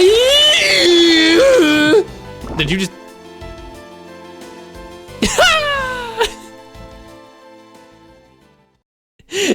Bro ate his medal and died. I mean, gold is edible. There's food-grade edible gold, so... Mr. Portsman has been placed under arrest for the murder of Detective Buddy Faith, sir. Very good. And the results we got back from the lab techs on the tape turned out to be real solid, sir. The blood work came back and it was definitely Mr. Faith's blood on there. And as a bonus, we'll be able to lift a few of Mr. Faith's fingerprints as well. Thank you very much, Mr. Edgeworth. I still can't believe I got to see your cool deduction skills outside the courtroom. I'm impressed beyond words, sir. It's nothing, I'm just sorry you got caught up in a murder in my office. Please accept my apologies. Oh, it's nothing really, compared to what I've been through, I mean. Oh, yeah, there. I consider myself lucky that it was only a burglary and murder this time, sir. If it had been a holdup or a hostage situation, I'd have thrown my hands up in the air. I think I'm finally rising up from a goddess of misfortune into just an unlucky person. Something tells me we should have hired a different person for security detail. You know something, sir? That Mr. Portsman really was one corrupt prosecutor. And why would you say he was corrupt? Well, I heard there was a number of suspicious things related to his court cases. There's even rumors about how some of the evidence he used is forged, sir. Forged evidence, huh? And they say he even decided not to prosecute a few cases for some really vague reasons. Oh, that guy was a complete disgrace to the entire profession. We never did get around to asking what his reasons for breaking into my office were. Yeah, whenever we got near that topic, he just clammed up. Although we can be pretty certain it was to steal something. This is just between you and me, but there's a rumor that some sort of huge organization is involved behind the scenes. Oh, well, well. With Mr. Portsman not willing to divulge anything, it certainly lends credence to that rumor. It would seem that we haven't heard the last of this. Mr. Portsman isn't the bad guy? I didn't say that, but rather that there are still many more mysteries for us to solve. For example, we haven't figured out the significance of this piece of evidence, the binder that was sitting outside, yeah. The binder with the stolen pages. The person who stole this file, the other villain of the night. Yeah, who was it? And what happened to the stolen pages?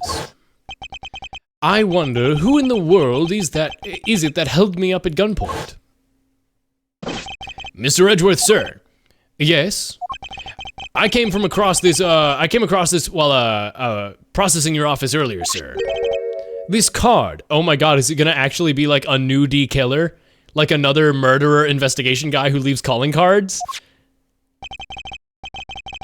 What is that, sir? Is it a bird or something? It's Shelly D. Bird. Oh my god. Not just any bird. It's the mark of the raven, a three-legged raven. Even you should know about this, detective. Oh, about that thing, isn't that great thief everyone talks about? Well, I guess there's a lot of people that leave calling cards in this series now that I think about it. D. Killer left it in 2, but then also Mask to Mask. It would have been funny if this was Mask to Mask, but yeah, the Raven, Yes, it's the mark of the great thief Yatagarasu.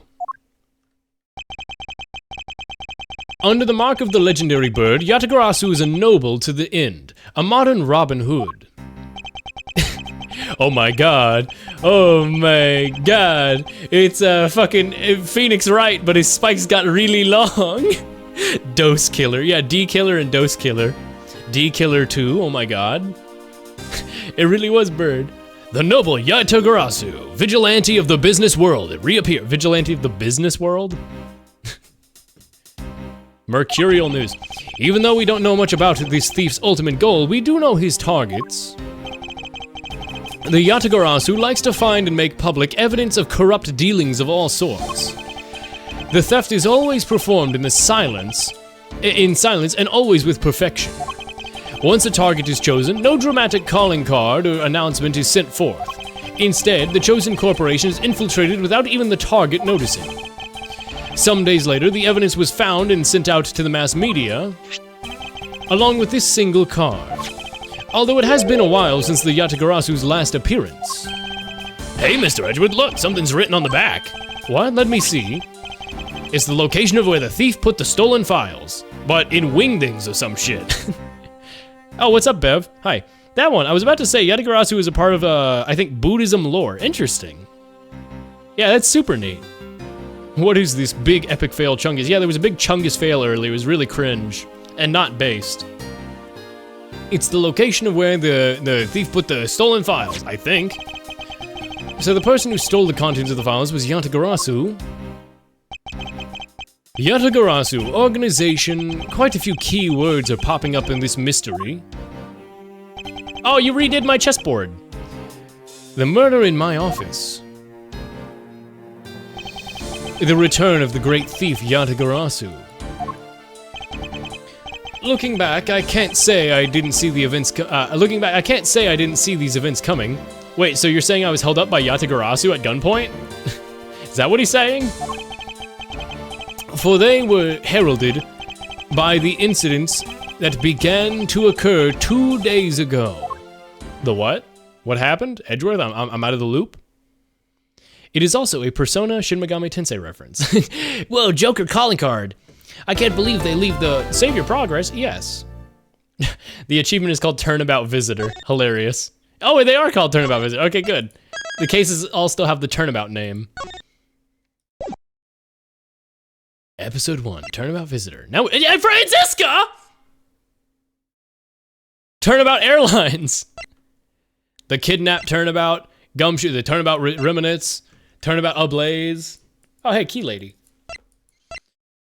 Francisca? I noticed the big puffy shoulders and I'm like, Francisca? I am as well as I can be, rocking out to ads, given my melodic you don't need, no. That's not how we should view ads. That's not how we should view ads. I don't want money from Twitch. All right. I hope you're well, though. I do hope you're well. Let me stretch real quick, because we're going to wrap up and do Spelunky after this. A little bit of Spelunky until like 1 a.m. We'll see. But, while arting, of course. Oh, you're arting. I hope you're having a good time arting. Oop. The sneeze is back. Peter, the sneeze is here. Hold on. Ah, fuck this sneeze. I almost had it. I'm pissed. Yeah. All right. Well, I didn't get the sneeze, but we'll do a sneak peek at Franziska von Karma. Turnabout Airlines. The murder that occurred in my office. Me being held up at gunpoint. The return of the great Yatagarasu. Thinking back, everything began on that faithful day 2 days ago. Gasp, 2 days earlier. I thought I was in the UK 2 days ago. What? Oh, it's wine. Shut up. Daddy got too drinky and fell over and spilled my wine. Go you! Yes, everything began high up in the air, 9,000 feet in the air to be precise. Thank you for applying to your airline. We're currently experiencing slight turbulence. We're asking all passengers to please return to the seat and fasten their seatbelts.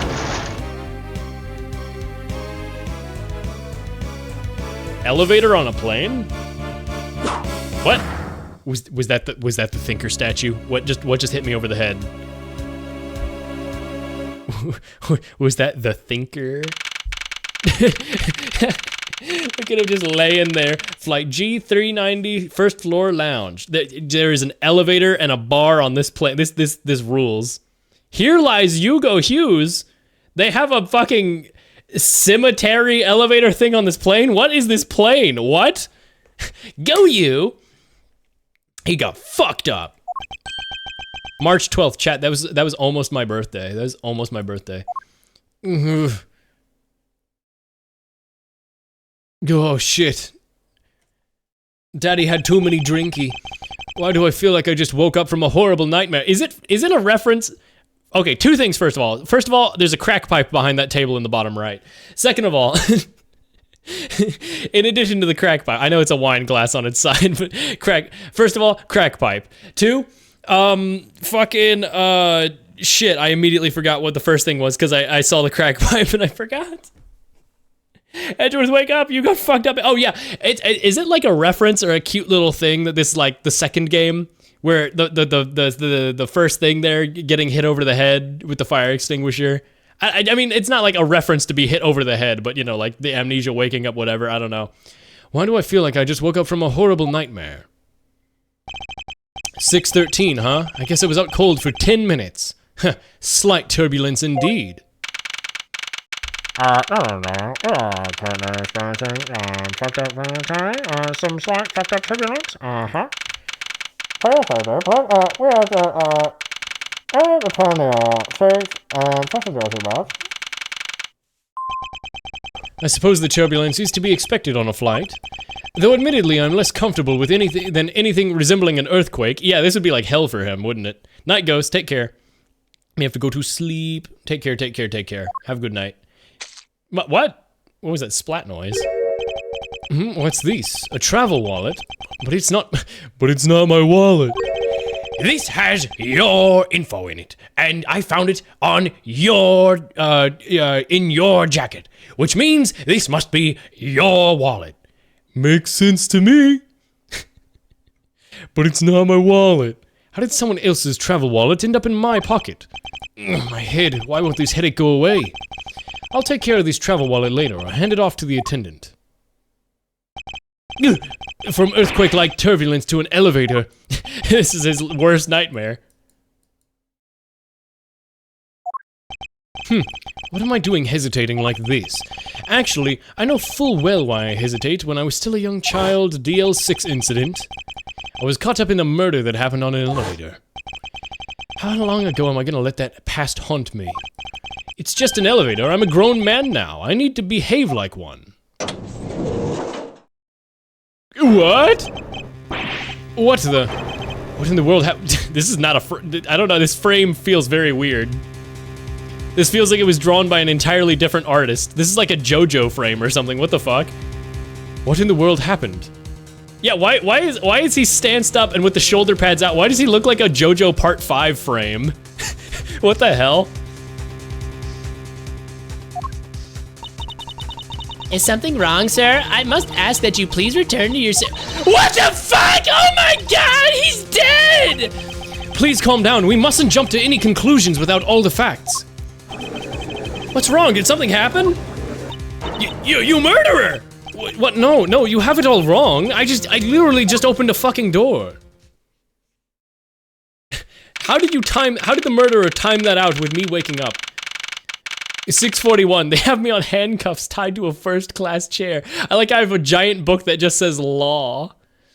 Oh, yo, shout out to the dude with red hair and green suit.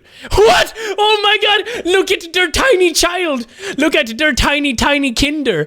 Look at their tiny kinderson right there in the bottom behind the text. He's fucking up a big meatloaf and he got lederhosen on. Wait, I love that child. Wait, this child's awesome. Look at this little tiny kinder and his little lederhosen. I love that character design. He's just a little guy. He's like a tiny little guy. Wait, this is awesome. I fucking love this. Everyone, I'm so sorry to interrupt, but I have an important announcement. I am one of your flight attendants today. Rhoda Tenero. Rhoda Tenero? Rhoda Tenero. Rhoda Tenero? Rhoda Tenero? Unfortunately, we have just had a minor accident on the flight. Accident? Don't treat us like we're stupid. I caught a glimpse of it. It was a murder! What murder? What murder? What's going on in this flight? Everyone, please stay calm. There's no reason to panic. The flight attendant will stay on course, and the flight will stay on course and make its scheduled landing. We're still currently in the middle of a rough patch of turbulence.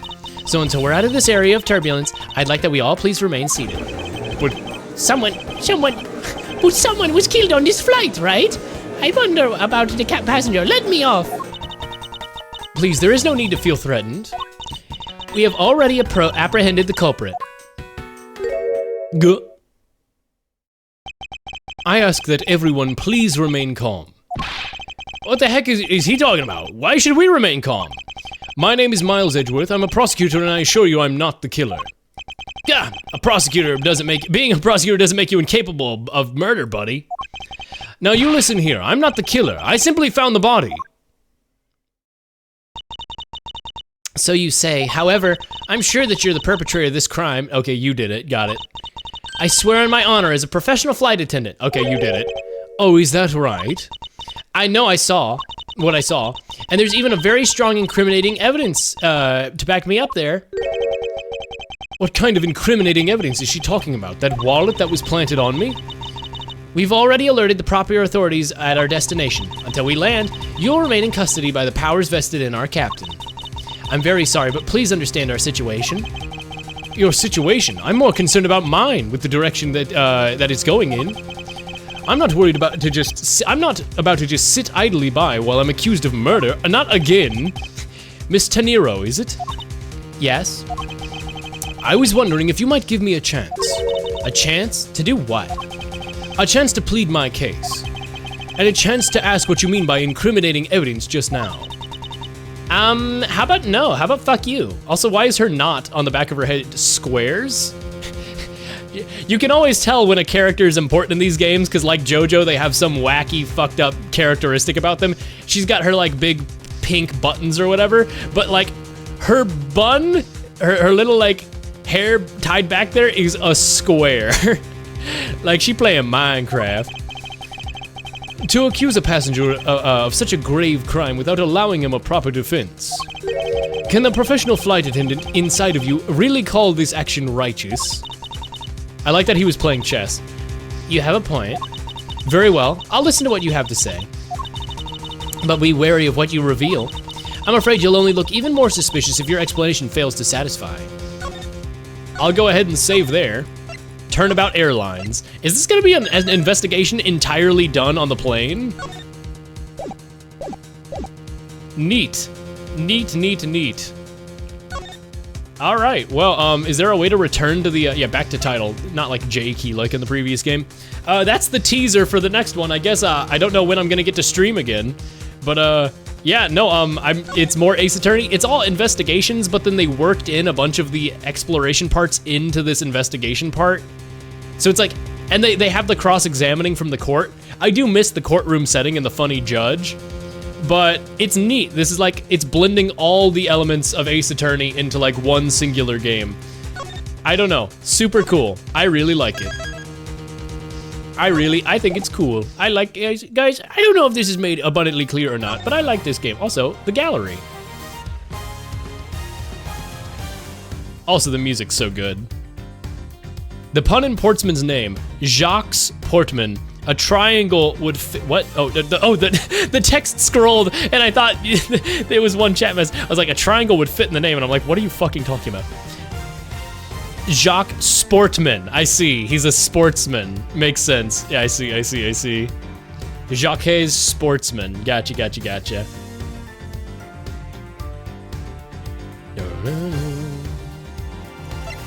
Let's check out the gallery. I'm guessing the gallery, warning, this gallery section contains spoilers. Well, no, I was about to say, I'm sure the gallery contains spoilers after you unlock them so you can't get spoiled, but now I'm starting to think that that's not true. I guess I don't come here until afterwards. I do like the music though. Ooh.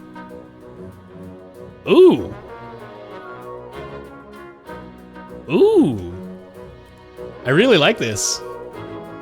Capcom does gallery stuff really well. I was rewatching a lot of Devil May Cry 5 stuff lately because I was just thinking about Devil May Cry 5 and all that. And like, I love their like gallery and stuff they did for that as well. Like Capcom's just done a really good job. And with Marvel vs. Capcom and all that, like the fighting game stuff they have, they just released the fighting game collection and that's got a really good like gallery mode. You can listen to the music, yeah.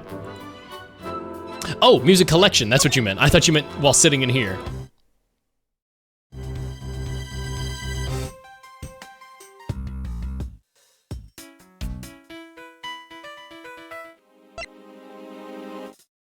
Confrontation?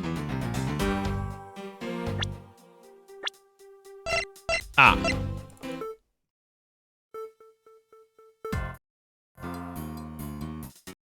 I keep double clicking. Tricks and Baroque. Tricks and Baroque is really good. I like this one a lot. I like the art of Edgeworth. I like all the art. I might just like the games. Might I just say, I think I just like Ace Attorney a lot. God, that's so good. I love that piano. Confrontation's really good.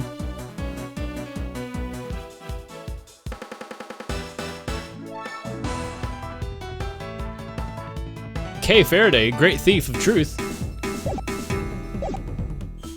Well, I'm guessing that's a spoiler. But I had heard her name before. I knew Kay Faraday existed, I just don't know anything about her character, other than she has a key and her name is Kay. And she exists. She sure does exist. Ace Attorney's so good, chat. Ace Attorney's so very, very good. All right, let me pull up my notes app, because there's a bunch of topics I wanted to discuss I wrote down at the beginning of stream. I'll go ahead and move over to Spelunky and discuss them as I play.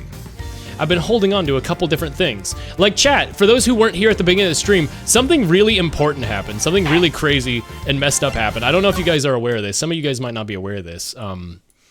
It's pretty serious. It's not like the blue and yellow Joker bit I did. This one's actually serious. This one's actually like really, really serious, chat. They blew up Paul McCartney. He's dead. To live and let die. He's dead. He's gone. They fucking blew him up. He's dead. To live and let die. He's gone. They fucking killed him. I'm sorry to be the one to break it to you. There's only one Beatle left, and it's Ringo. The best one, by the way. He wrote Octopus's Garden and everything. I love Ringo. He's the funny one. Like, I actually do have a lot I admire about Ringo, and also Ringo loves Tennessee and moonshine, and he wrote the No No song about getting over addiction. Am I dropping frames right now? Why is my preview frozen on what? Why is my stream preview completely frozen? What the fuck? No, it looks fine. What the hell? What? Okay, whatever. I'm just gonna boot up Spelunky and switch over. Why can't Twitch be fucking normal? Twitch, why can't you be normal? I'm so mad, I'm so mad. Tragedy. I'm crying, chat. I'm literally freaking crying. I can't even change my, what? Am I gonna have to refresh my dashboard? I can't even update my stream title and stuff. Okay, now it's working. That was so weird. Okay, Yume Nikki is gonna be moved to next stream most likely. I'm gonna do Ace Attorney and Yume Nikki. I do want to do Yume Nikki at some point again though. I was thinking about Yume Nikki again lately and I was like, oh yeah, there have been a ton of updates, I'm sure. What cosmic ocean is this? Yeah, we're gonna go to Cosmic Ocean, chat. We're gonna make it to Spelunky. We're gonna make it back to Cosmic Ocean this time, and it's gonna be on my first try, by the way. We're not gonna need to try very hard. I'm just gonna make it to Cosmic Ocean, and that's really gonna happen, chat. Let me switch over the OBS source now. Chat, I'm so excited to go to Cosmic Ocean. Okay, I had real topics I was gonna discuss. I had the whole bit that I came up with about the Paul McCartney. Okay. Chat, when I was working around some people, I've talked about how I'm sort of getting an accent back at work because of how southern it is around me and where I live right now. And there's just so many extremely, extremely southern people that I've slowly started saying more southernisms without even thinking about it and having like a bit of an accent. The other day at work, I was talking about a certain like case or whatever, and I said, yeah, that don't seem good. Saying, yeah, that don't seem good, I just like caught myself in saying it, and I was like, oh my god. oh my god. My poor little brain. It's getting re-southernized. That was, I can't believe I just hit that. Well, whatever, this is the warm-up one. This isn't the one that's gonna get to Cosmic Ocean. Or maybe it is, I don't know. You never know. Boom, boom, boom, boom. Doot, doot, doot, doot, doot, doot, doot, doot. Spelunky's a good game, chat. Makes me really happy. No, I actually killed me. See, I didn't want to use my resources yet, so I was trying to save it and whip the arrow, which is never a good idea. I mean, it is at a high level of skill, but let's be real. Going for the arrow whip for no reason when I could have just dropped a rope. I knew that was a bad idea, but I said it's so early in the run, I don't really care if this is a bad idea. Boop, boop, boop, boop, boop, boop. Obviously, another conversation thing I wanted to bring up was, yeah, the hurricane. I mentioned it a little bit earlier, but for those who are anywhere even remotely near this hurricane, Jesus Christ, take care. Like, holy shit. If you have family in the area, however this hurricane might affect you and everything. Like, obviously, I'm still seeing the effects of our hurricane from 2 weeks ago. Like, I get it. Like, it's serious stuff right now, so. No joke to make, just like, holy shit, take care of yourself, chat, and take care of everybody that you're related to, that you are friends, that are people in the area. Like, hope everybody's doing well, and it's not too bad. Evacuation moment. Big evacuation moment. Bow, bow, bow, bow, bow, bow. Twitch updated their guidelines for VTubers and everything. Chat, this is why CubeTuber is we are the superior breed. Everybody's getting really pissed off because they didn't actually update it. What they did is they set out a clearer set of reminders about their guidelines. They were like, by the way, here's everything that has to be covered. This all applies to VTuber models as well. Here's where you're allowed to do this, like, you know, beach streams are allowed to have dress down rules or whatever. But they just did like a reminder of like, yeah, cover your hips and these areas and all that. This is all that we require. And people are like up in arms, like, they're discriminating against VTubers by saying we have to cover our hips now. Don't they know how expensive it is to commission stuff?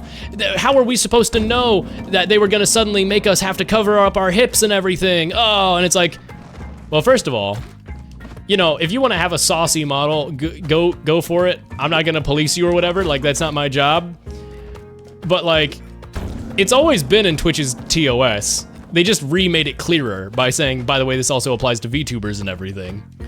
Like, they're just holding you to the same standard as everybody else. I don't know. Like, this kind of seems like your fault if you have a model entirely based around sex appeal that you realize that you fucked up, because that's kind of, they had rules against that and you were kind of obviously taking advantage of thinking that it wasn't applying because everyone else wasn't getting in trouble for it, but now you're in no uncertain terms getting in trouble for it. It's like, oops, I got in trouble for a thing that was always a rule, and now that they've made it a clear rule, they're discriminating. It's like, no, I don't know. I don't know, feels weird. People's reactions to this news has been very weird. Anyway, this is why being a fucking clay cube is the greatest possible reality, and everyone else needs to catch up to the cube tuber PNG supremacy arc. I don't mind the policy changes. I just dearly hope that Twitch is consistent in moderating. Yeah, that's the big thing everyone's been saying, is I hope Twitch is consistent with moderating the policies. And it's like, historically, they're not too bad about moderating policies. Like, genuinely, they're not. People say they are, but like, they're really not. It's just like, oh, once something blows up and goes viral because somebody finds one of the Twitch pages of, like, you know, a hot tub stream or something, once it goes viral, it gets a lot of attention, and then people take action, right?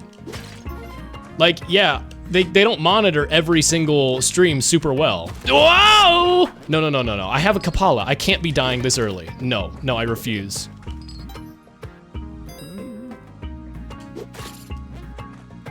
I need health. I need health really bad. Do, ba-do, do, boom, ba-da, chicka, ba, ba, ba, ba. Oh my god. There we go. I don't know. Obviously I don't have a whole lot of skin in the game and in the whole model with sex appeal game here.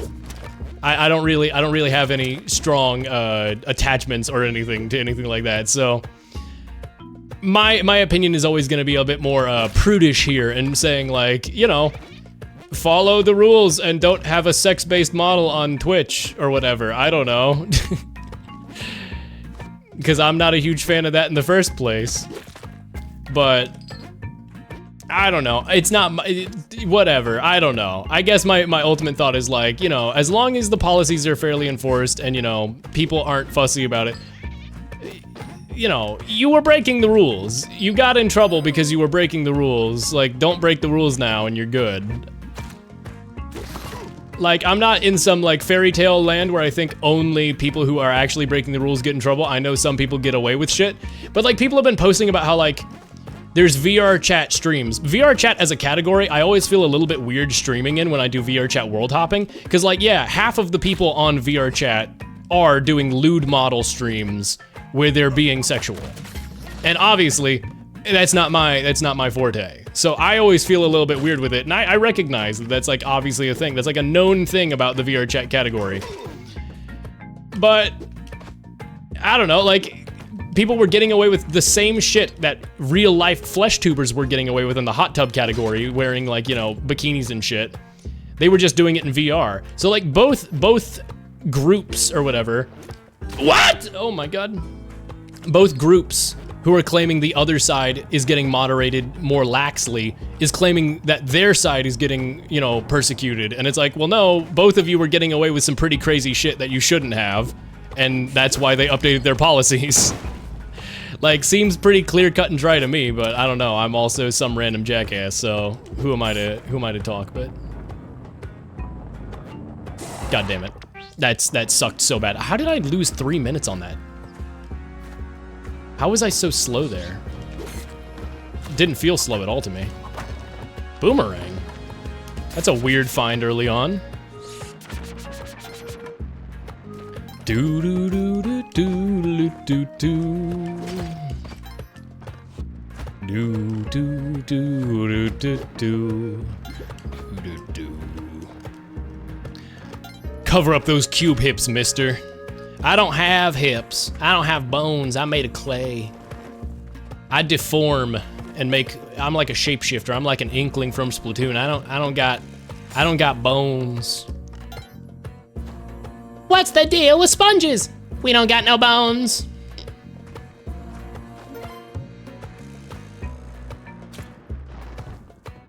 Well, you didn't get to Cosmic Ocean on your first try. Shaking my head. Yeah, that means I'm bad at video games. That's true. If you don't do the hardest thing. Oops.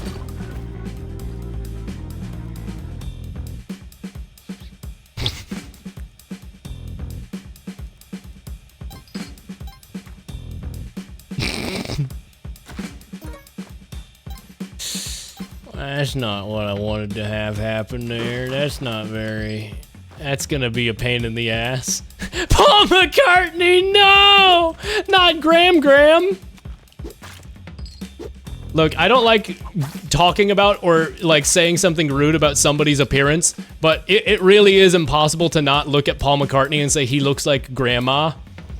Like, people have been referring to Paul McCartney as Graham for a little while now, and I gotta say, I really do see it. I really do see it.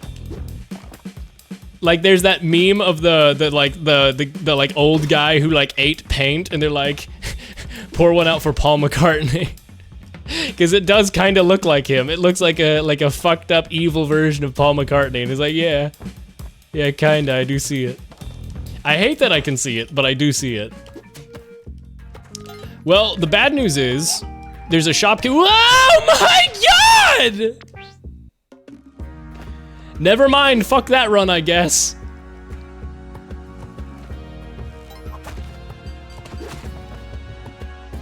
Whoa. Hey, you wanna, thank you. What is up with the arrow traps? When the game first came out, there were like twice as many arrow traps could spawn in one level in the early caverns, and mines turned into cavers. But like, there used to be twice as many arrow traps, and I believe the number of moles that could spawn was like 5 instead of 3 or something. Or maybe it got reduced to 5 or something. But it used to be ridiculous, the early mines. Like, it was just far too many of these very specific niche, painful enemies spawning over and over. It was bad. I feel like they reverted those changes right now because the sheer number of arrow traps there was fucking nuts. All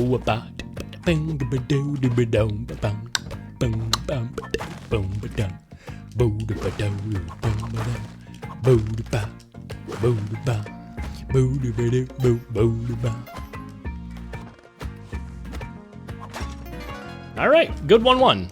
Totally fine 1-1. Totally fine and nice 1-1. Wake up, buddy. Thanks for dying for me, buddy. Oh, nice. How convenient. Hey, buddy.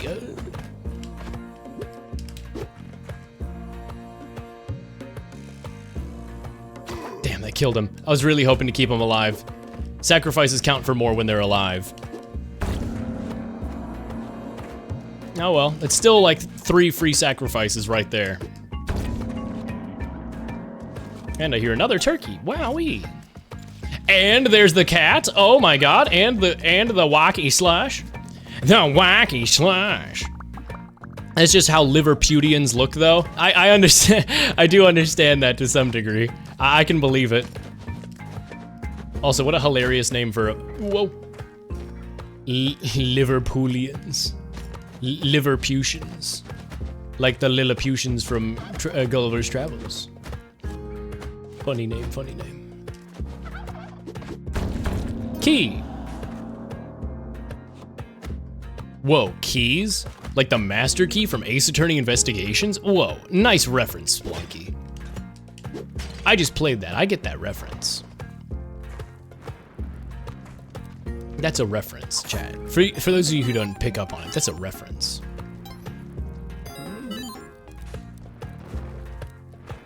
I understand not everybody will pick on these, pick up on these hyper, really well hidden references that only I will get, but... Hey, Mole, can you stop being the worst thing ever right now? I really hate this mole. If I could just sacrifice this mole, I feel like I'd maybe be able to get Kapala, but... I got the kill, though. I think moles that are dead count for 0, so this might not have been worth it. I didn't expect to accidentally kill it, but there's also likely no way I would have gotten this guy normally to the statue, so... Nope, still a few points off. What?! That hitbox should have been gone.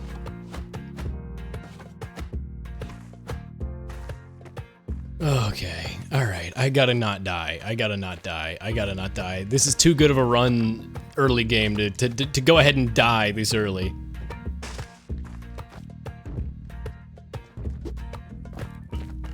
Okay, I'm just gonna have to accept that I'm not getting that. 343 Studios, by the way. They're no longer 343 Studios, the guys who do Halo.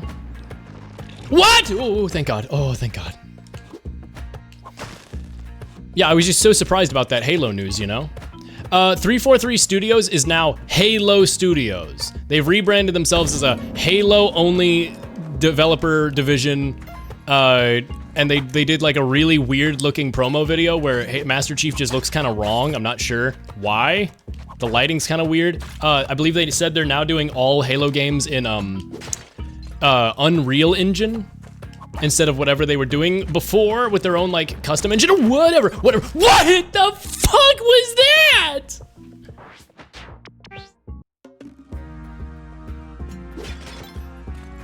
I don't know.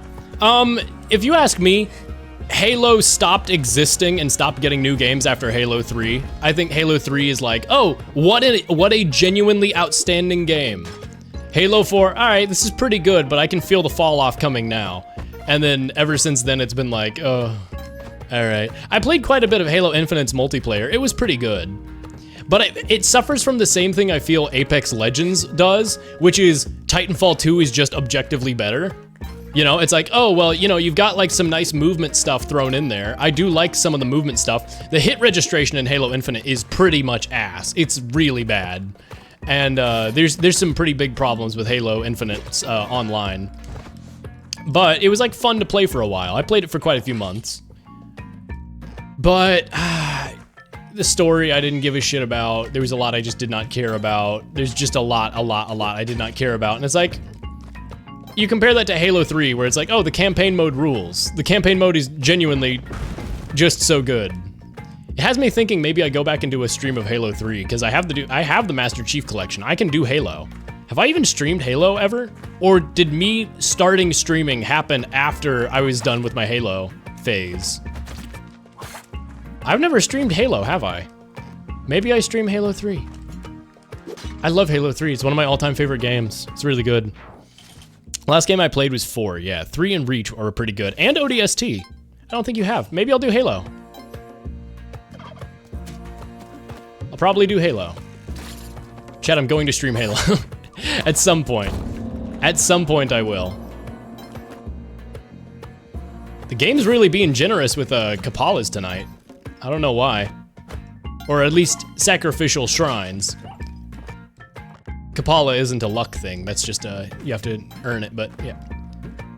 It's giving me all the shrines I need to go ahead and get Kapala. It's pretty rare, which is a shame that I'm squandering it so badly warming back up.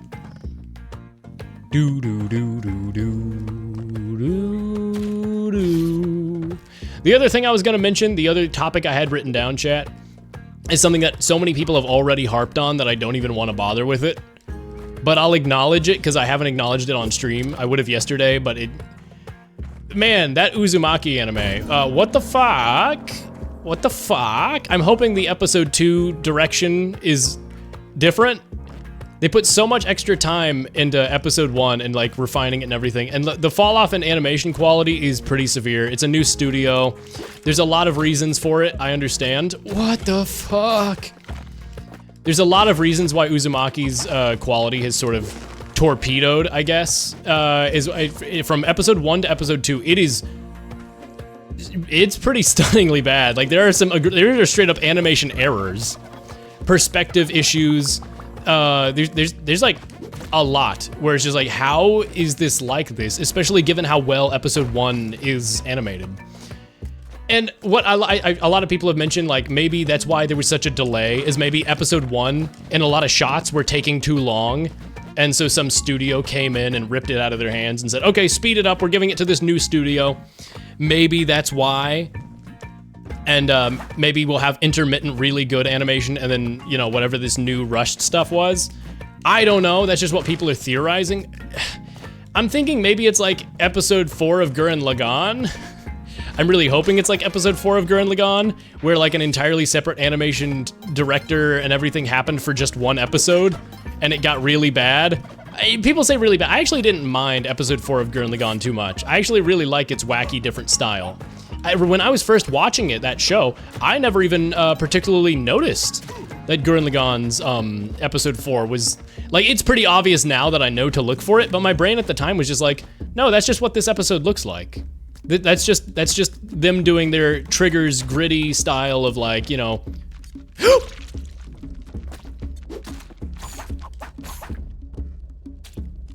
I'm alive. I can't, how am I dying? I'm taking such bullshit damage right now, it's insane. I don't think studios realize that people don't enjoy animation drops. Well, yeah, but it saved money. Their view is like, if we're gonna go over budget, we're kind of fucked. We can't afford to go over budget. And there's something very real in that. It's not just about making your art. They're not paying the guy who's working on Uzumaki to make Uzumaki his favorite, best show ever. They're paying him to make it profitable, right? Like, I get that there's the reason for that. But yeah, like you said, people don't like to watch it as much if it's not, you know, very, very good or whatever. Especially after the teaser of how good episode 1 was. So like, I don't know. It creates a more negative perception and yada, yada, yada. But I don't know. It would be nice if every adaptation was as good as possible, but you know, they're working against budget and everything. I'm sure it was hell to work on, I'm sure. So much of stuff in animation truly is, from what I'm aware of. Especially if you're working for Studio Mappa.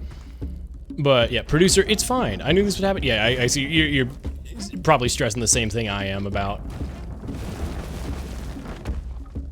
committee versus individuals with ideas. Fuck you. Owned.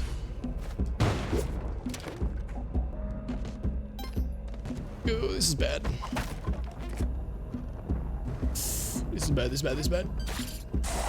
Well, my manslave died for me. Let's go. Whoa! I forgot that they turn regular gems into diamonds when the ghost passes over it. That got me a lot of money. Let's go. All right, we're loaded. Okay. I almost called him Von Karma. Van Helsing's up here. That's nice. I need the key now.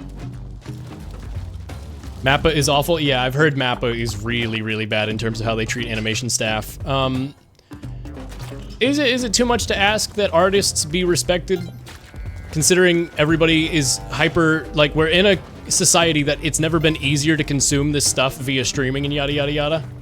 Which means it's never been more important to treat the people who work in those, like, you know, like obviously you always want to treat people who work in those industries, any industry, with respect, right?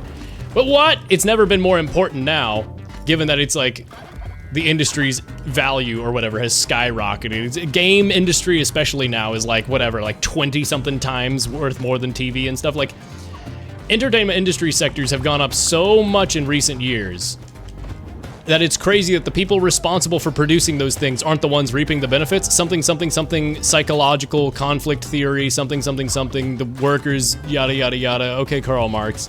But like, legitimately, there's so fucking much where it's just like, holy shit.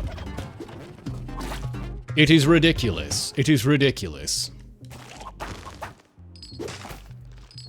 It is pretty freaking redonkulous, not gonna lie. It's really starting to piss me off. The shop got destroyed, which is kind of to my benefit. Whoa! Oh, nice. Good, bad, good, bad. Scary.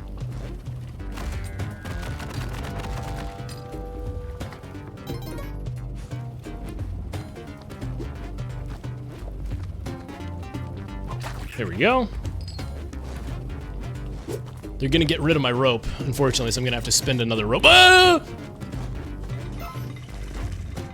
The lava here is scaring the hell out of me. I mean, for good reason, but still, oh my god. Oh my god, Bat got owned. All right, let's go ahead and get him out. I don't know, there's a ton of input I have on all of it, and yada, yada, yada. I think, obviously, everybody wants the best possible product, including the producers and everything. The only people who don't particularly care about the quality of the product, but rather the profitability of it, is a committee, yada, yada, yada, hence why it's so fucking annoying.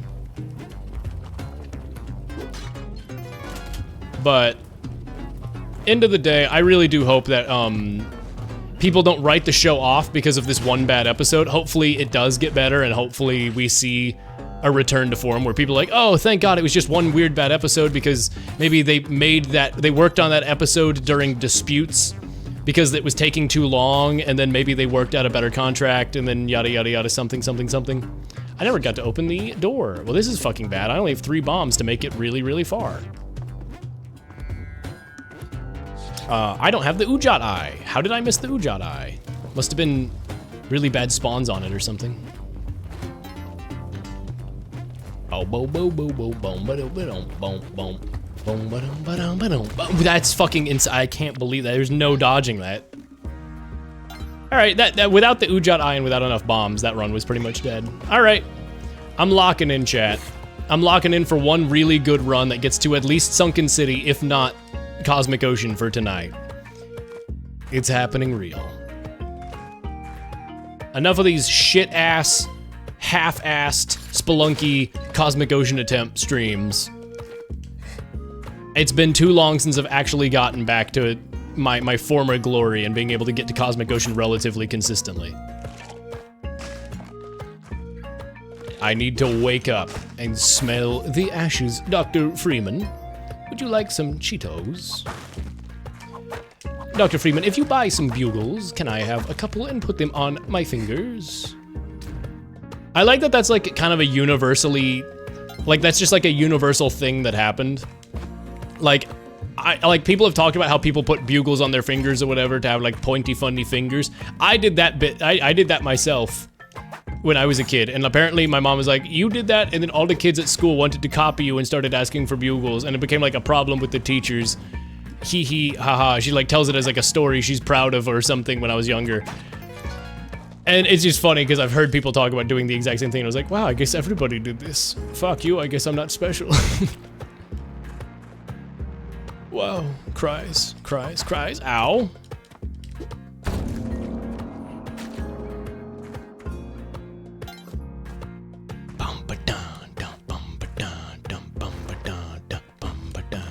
They gave me another shrine.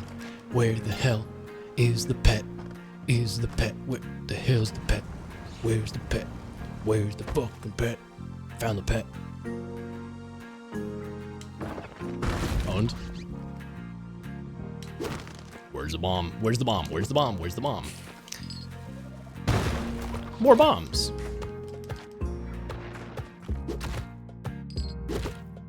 Fuck ass mole.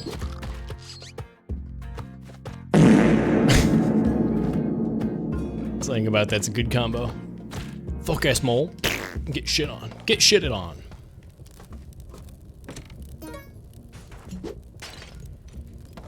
I still think one of my all-time favorite clips of anything Spelunky related is when I was playing and Chasen somehow managed to sync up me, like the lead pipe falling sound effect with me throwing a pot. And it synced so unbelievably perfectly that it sounded like I threw the pot and it had a metal pipe in it or something. Like, it was just so perfect. I was like, hee hee, that's funny. I don't care who you are, that's funny. Good clip, good clip. Makes me giggle, makes me chortle and say hee hee ha. I'm not asking for clips right now. All I'm saying is I do very much appreciate when there are clips and stuff. It's just so funny to be able to be just like, hee hee, that's a moment of my stream. That's funny. That's funny. I am proud of that in the Liza P fart one. That fart one was really good. That part, the fart one with the yo fuck you Jay-Z and it just so good. Make ah! Wow, look at this number of arrow traps. This is fucked. It's fucked up, man.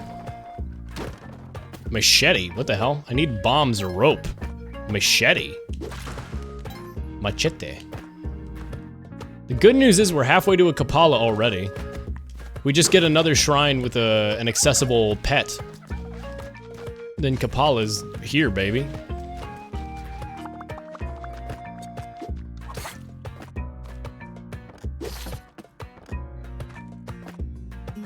Whoa, mama. That's one thing I really liked about Space Dandy. Sorry, I'm circling back to the Uzumaki part. I really shouldn't have done that, should I? I guess we're speedrunning the rest of this level now. Yeah, that's one thing I really like about Space Dandy and like the whole Gurren Lagann Uzumaki episode 4 thing. Space Dandy being an anthology series, the only thing that matters is the first and last 2 episodes are watched in the, in that order. You can watch any of the other episodes in any order. I recommend the one they came out in, but like there were wild jumps in style and quality of animation because it was all just like every single episode had a different director. There were some repeats, of course, but like the whole thesis was every single episode had a different animation director, and I was like, that's cool as fuck. You constantly got new styles and new takes on these characters and everything. I was rewatching some Space Dandy stuff lately, and I was like really happy. I also found out that the VA behind QT, who's one of my favorite characters from that show, and one of my favorite characters of all time, really, apparently she fucking sucks and defended the January 6th riots and, all that, so, oops. Guess that's a blemish I'm gonna have to think about on one of my favorite characters, but QT as a character is incredibly well written, and I thought it was good in the time, so. I guess I'm just going to have that little factoid in my back pocket and not think about it. Oh, yeah, I know, right? I was like, man, I wonder what other work she's done. And then as soon as I looked it up, I was like, well, that's depressing. Well, at least she retired because of all that stuff and also because COVID. Oh!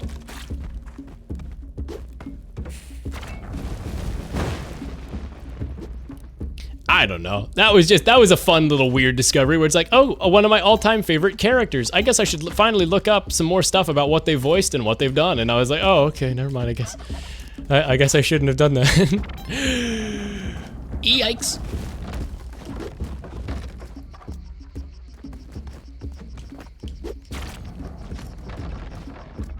Yikes.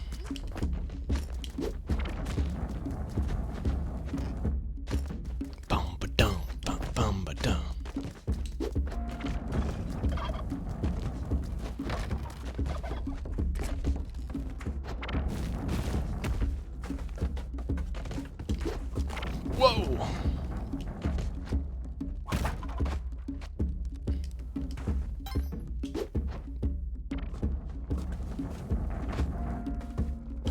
Nice.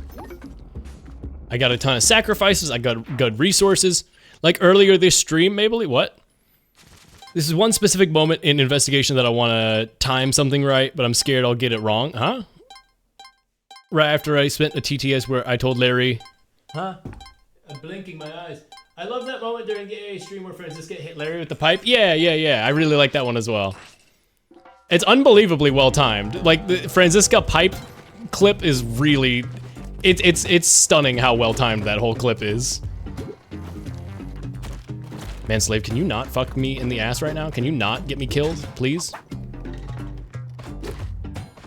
Okay, you killed my turkey. Fuck you, dude. Dude, you are so mean to me and you are so rude. And you are not very nice to me.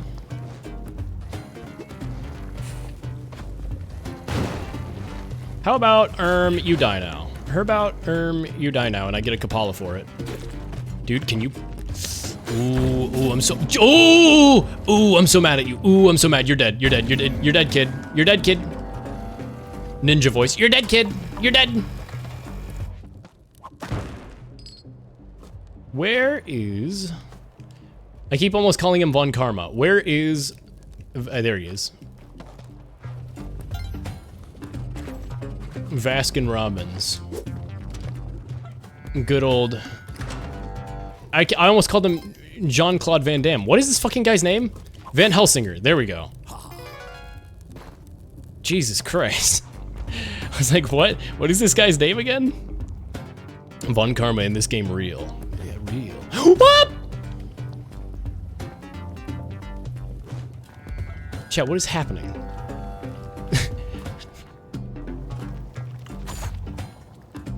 I keep almost dying in the worst ways possible on really good runs. I know streamer debuff is a thing, but holy shit.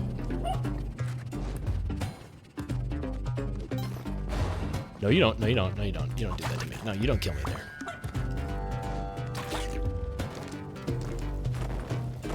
Boo ba da boo da ba da bum bum. Boo ba da ba ba dum. Boom boom boom boom boom ba dum ba dum boom boom. Boop ba doop ba doo ba doop. You're playing Spelunky 2? I'm better at Spelunky 2 than that. I know it's Spelunky 2, but I'm better than that at this game. I still get spelunkied from time to time, but by now I should have already had a Sunken City, like, a viable run that should have gotten, like, notably far. Me struggling as much as I've had should be unusual. I guess I'm out of practice, but like, man, I'm not that out of practice, am I? Last time I came back to do Cosmic Ocean runs, I was not even this out of practice. I was able to get pretty far without rope. Okay, good. Didn't want to risk getting stuck here. Crossbow, all right.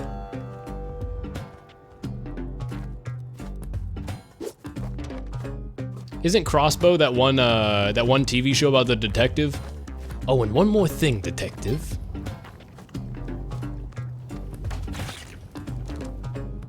The joke is Columbo. The joke is Columbo. That is the joke. The joke is Columbo.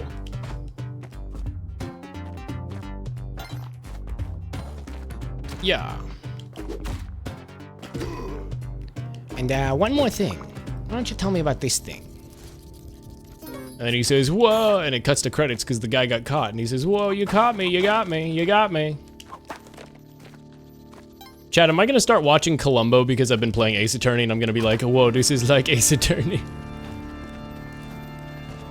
I feel like there's probably very big overlap in the Ace Attorney Columbo fandoms? I don't want to say fandom, I don't want to call it a fandom. Being a fan.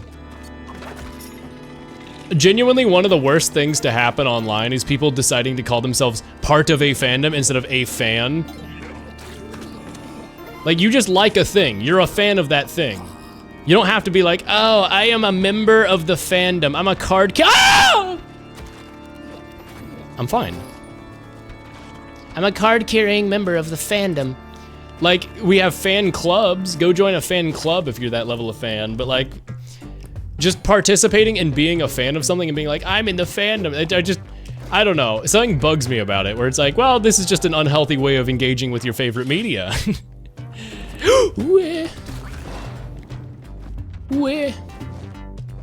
Cool. Okay, I got the stuff I wanted. Hello, Manslave. Can you stop fucking around? Die for me? Oh my god, I got sniped. Thank god I bought the jelly just then. What the hell? Dude, what is happening? What fresh hell is this?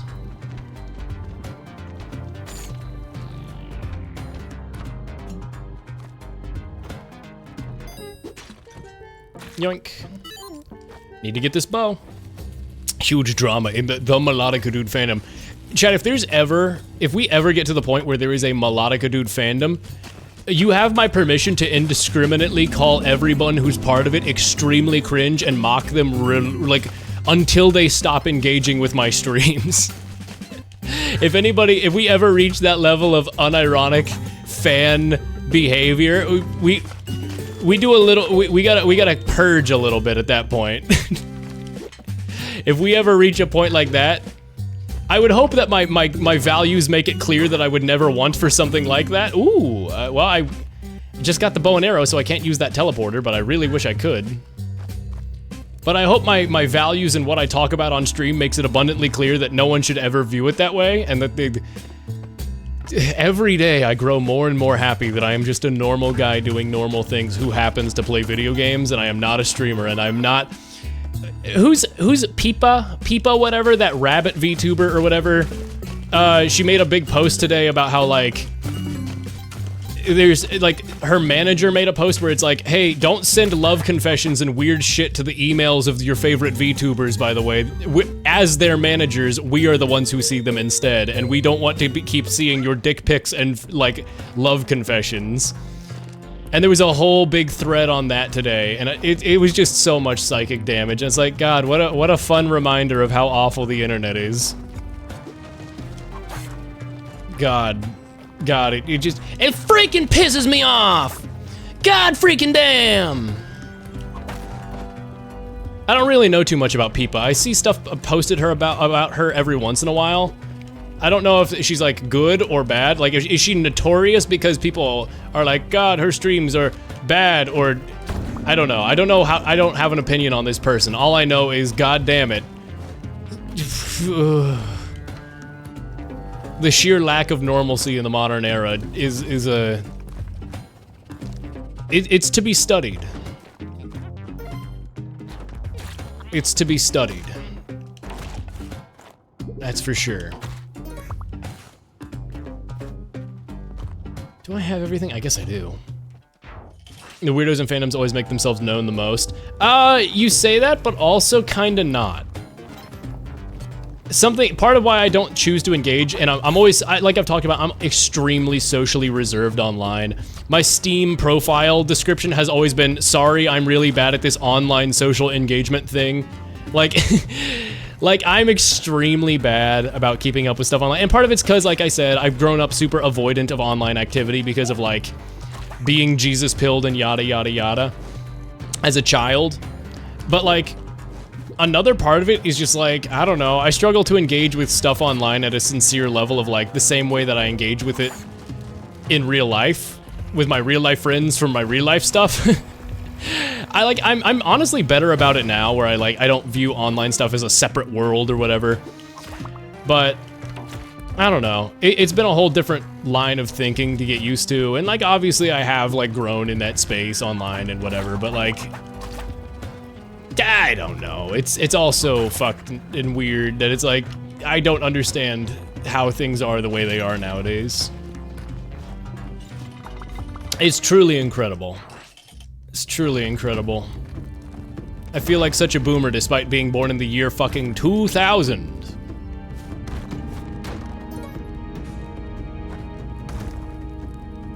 The fact that Chapel Roan asking people to stop stalking and harassing her had to be treated as a thing that people were, like, mocking and saying, honey, it comes with the territory of being famous.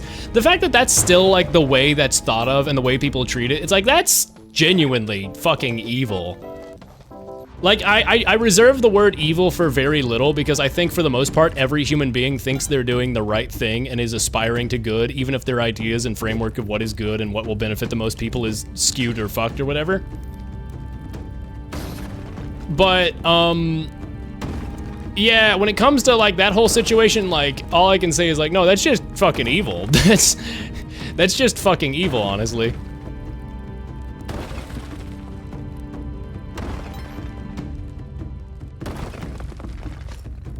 Feels gross, man.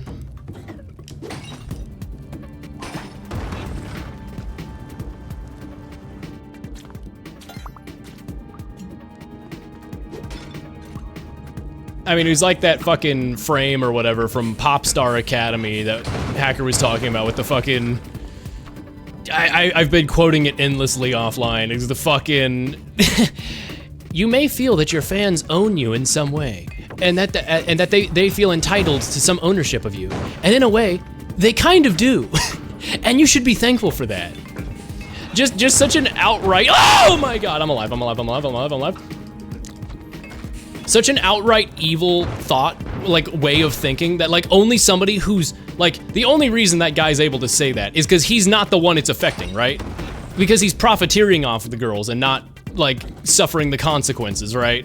It's the kind of thing that only someone so sociopathically distanced from what they're involved in could possibly say. It's like, what a fucking stark reminder, I don't know. Yeah, no, I'm sure I'm responsible for the things that are occurring in your life that are giving you trouble. But those are good, and also you shouldn't think about it. It just fucking sucks. It just fucking sucks a little bit, you know.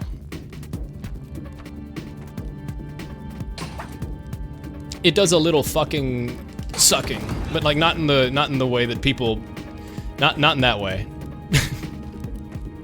Without the and.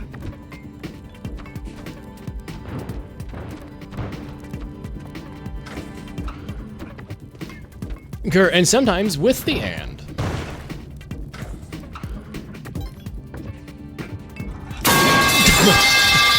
Wow, Olmec. Wow, Olmec. I didn't know you were making funny pipe noise. That's crazy. That's crazy. Incredible. Increíble.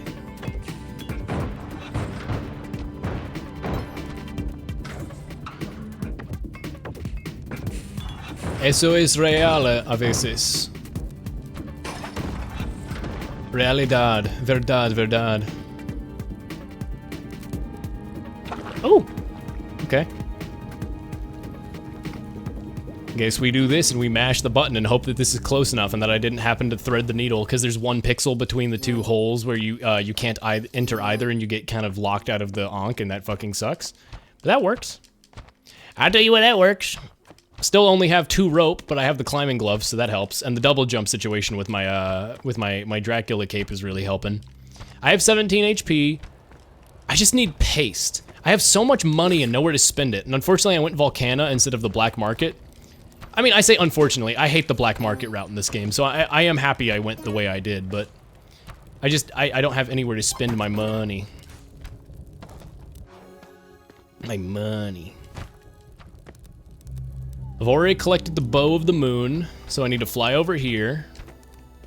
Go to the tide pool. It's the way I prefer. Yep, I've been in situations where I've been less engaged with certain media, mostly because the fandom has become too much.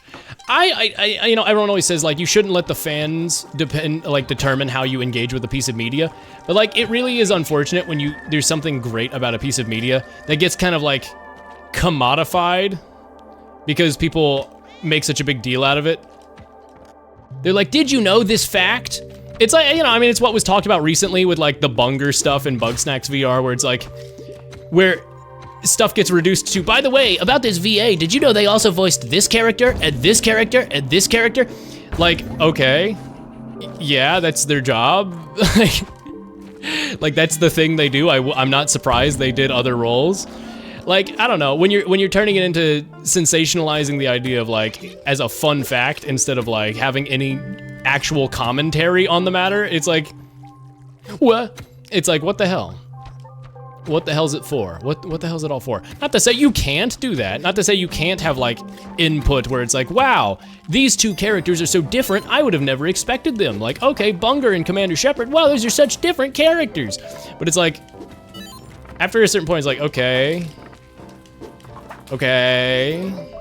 Okay, paste! Paste, paste, paste, paste, paste. Ooh, paste, ooh, paste. Madam Tusk, I'm gonna need 1 more rope, please. If I can just get another rope, I will be happy. I have 2 levels to get rope. So I can do the onk skip.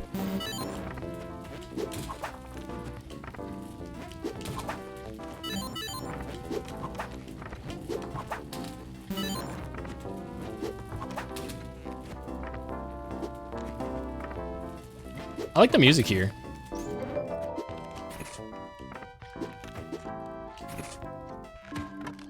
All right. If I can just get a box of rope. everything will swing coming up Millhouse. Everything's coming up Millhouse. Yes!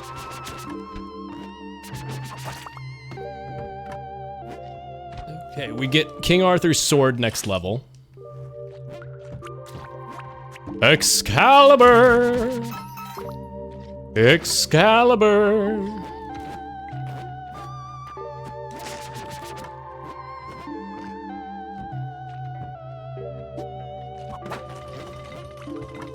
Yes, a crate, crab.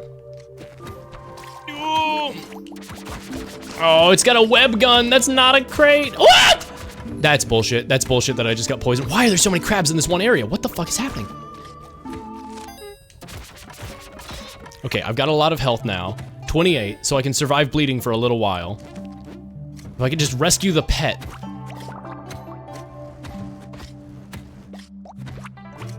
Can you fuckers stop?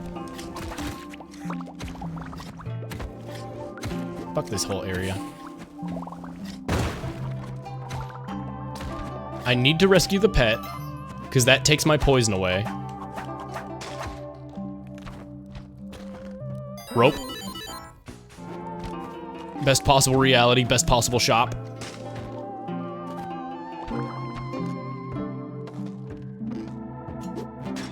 Oh, chat, this might be a good run. This might be a good run. We might be so back. After the long drought in good runs, this might be a really good run. Try to separate art from artist, yeah, yada, yada, yada, and I can think of several communities that made me feel that way. That way. Oh, yeah, about that. Yeah, separate art from artist. We're Joe back. We're not only Joe back, we're ah!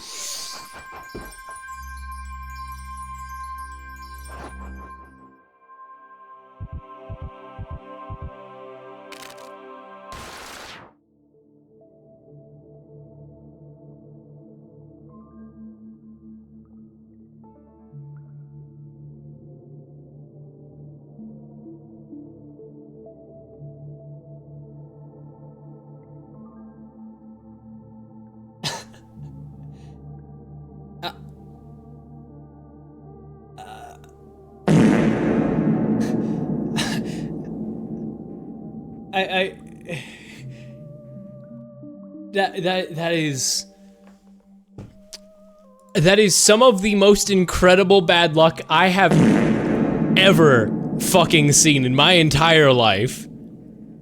I can't believe that just happened. I mean, thank God I had the Ankh. I guess I'm just gonna have to go for Cosmic Ocean without the Ankh, but holy shit. That's unreal.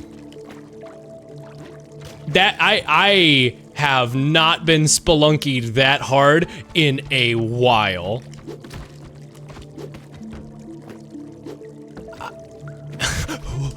Okay. Jesus Christ. The sheer snipe from that from everything. The Jinshi, right? The zombie jumped up from underneath with gravity reversed, causing it to go upward into my feet as I jumped over the pit, launching my jump over into the spikes beyond where I was intending to land. I mean, that's just unbelievable. And it sniped me from so far away, too. Okay, we got some health back. We have 11 health. I no longer have a respawn, but at least the run still exists. If I can just build up 999 HP or whatever from having a lot of blood or something, at least it's pretty good. There's still a bunch of insta-kills in this game. But I'll just have to be cautious of those. I'll just have to be extra cautious of insta-kills being a thing. No! Fuck this dog shit ass random bullshit luck. Okay. I'm good to go one more. It's only 12:23. I can do another really successful run. It'll be 45 minutes. It'll be great. I'll get to Cosmic Ocean. Keep in mind, I wasn't even really anticipating getting to Cosmic Ocean. This is just like working to get back there because I'm like re-warming up after all this time without getting there. Oh my, I don't even fucking care. I'll restart that one. I'm not too attached to that run yet. Oh, I was looking at chat and I got hit by the skeleton. All right. I can't believe that run. I mean, there were some really funny moments in that in terms of like, holy shit, that luck, but oh my God. Genuinely just unbelievable, really. I cannot believe that that just happened. Whoa! No in-flight movies are, I can't believe it. I'm cursed. This is so fucked. What the fuck is happening? What the fuck is bullshit? I'm killing myself. In game, in the game. I was jumping into the spikes. Oh, chat, oh my God, oh my God. Oh my God. I'm so disheartened from losing that previous run to 2 extremely bullshit events in a row. That Onk death will haunt me. That is unbelievably tragic. In Minecraft. No, in real life. In Spelunky 2. Hey, here's a good thing though. My whip now does fire damage, and if I place a bomb, it's a mega bomb. You don't really see Power Pack that often. I have Power Pack right now. Power Pack does a lot for you. I believe it can also be used to set off bombs and stuff and do some pretty nifty tricks. Power Pack is a rare item. It's not really rare, but it's rare that you really get a chance to use it, because by the time it usually enters the spawn pools, it's pretty obsolete.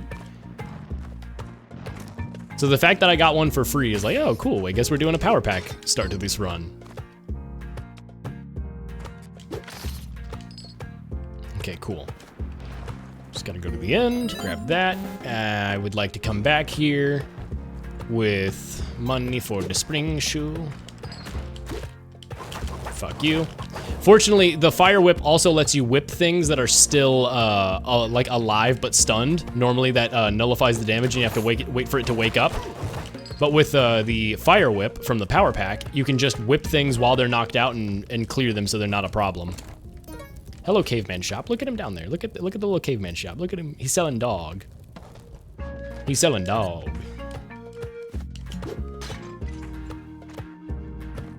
Do do do do do do do do do do do do. Don't mind me just taking a torch. Can I pet that dog? Can I pet that dog? I always feel weird seeing that "can I pet that dog" video, because the famous one of the girl trying to pet a bear, that's not, the audio is from a kid who, like, it's a little boy trying to pet a dog. Somebody then spliced that audio on TikTok over top of like some little girl trying to pet a bear. And it's like, well, it's not what that audio belongs to. I don't know. Just feels kind of weird. Could I pet that dog? Are you making pancakes? Are you making pancakes?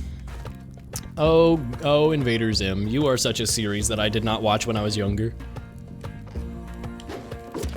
I watched Enter the Florpus and I caught up on a bunch of the show through like YouTube. Yeah, biscuits, that's what it is.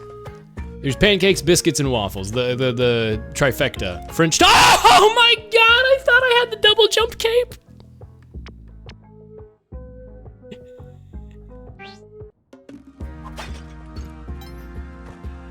French toast can come too. French toast gets an invite. Do do do do do do. Baskibadim bam da da. Skibadi bam da dum da. Skibidi. Skibidi.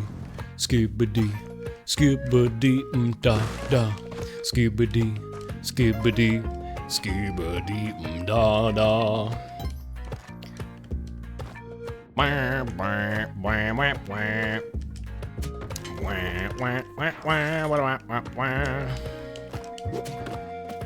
video games. Chad, did you know all video games are bad, actually? I don't know why they make these things. They're all bad. Except for when I win, in which case they all become good. It's not a very well understood phenomenon, but, well, it is real.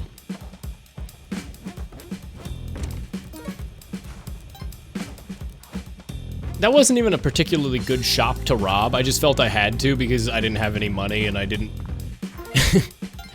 Maybe I just felt like it, okay? Chat, does a girl ever have to explain why she robs a store? No.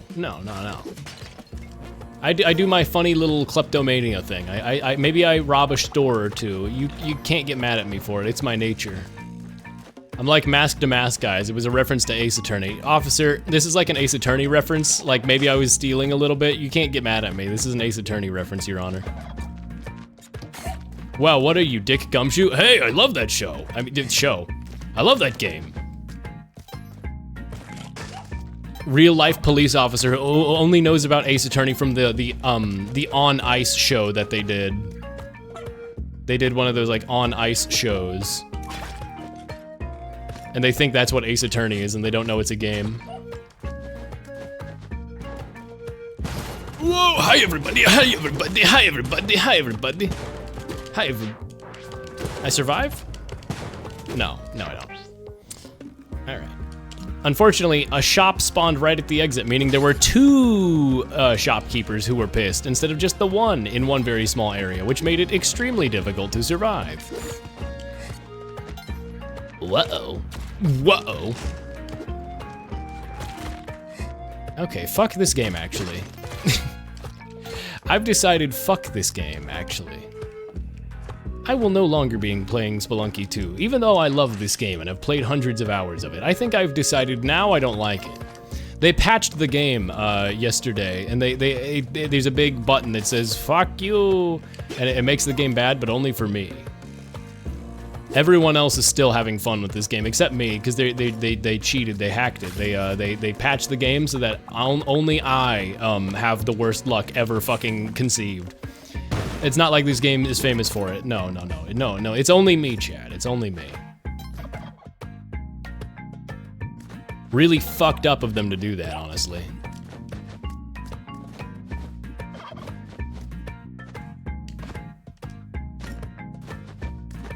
Okay. This run was dookie dog shit gorilla ass dicks, but now maybe not.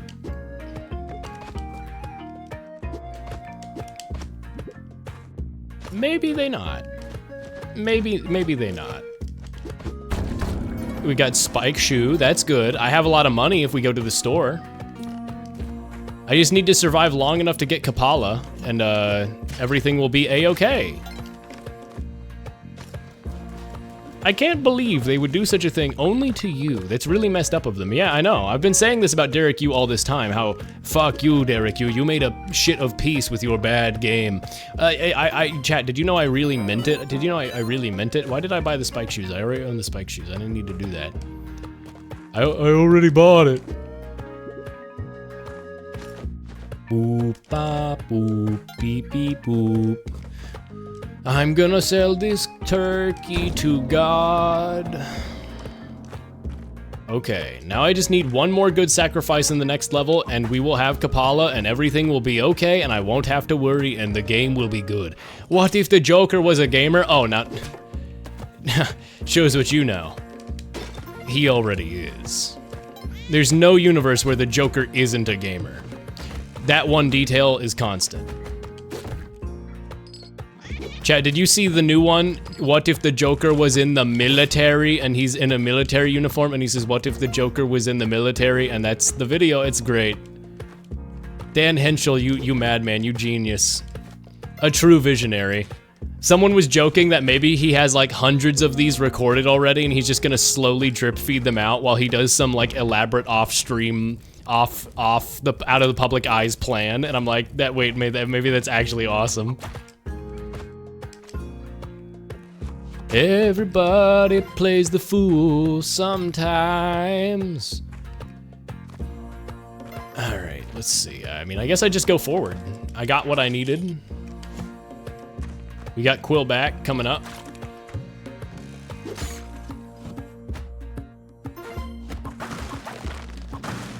No key, no skeleton key, but it's worth trying for.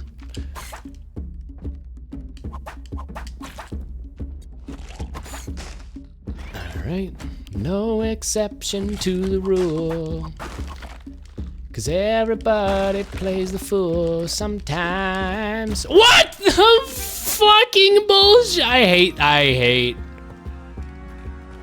One more run, chat, one more run. One more good run that gets like at least to Olmec. Getting to Olmec isn't exactly a good run. It's pretty not difficult, but given how I've fallen off after that, I was gonna say stupid, but just unbelievable Onk death. Just patentedly unbelievable. That's a fake thing. That did not happen. I imagined that.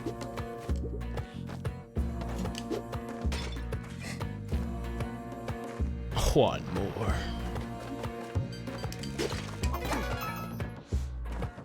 Booba. Do. Hey, paste. Okay. Important item found super early. Good. We needed paste, and I got a couple bombs. That's really, really good.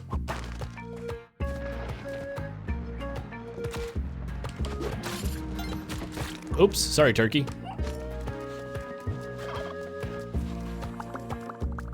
All right.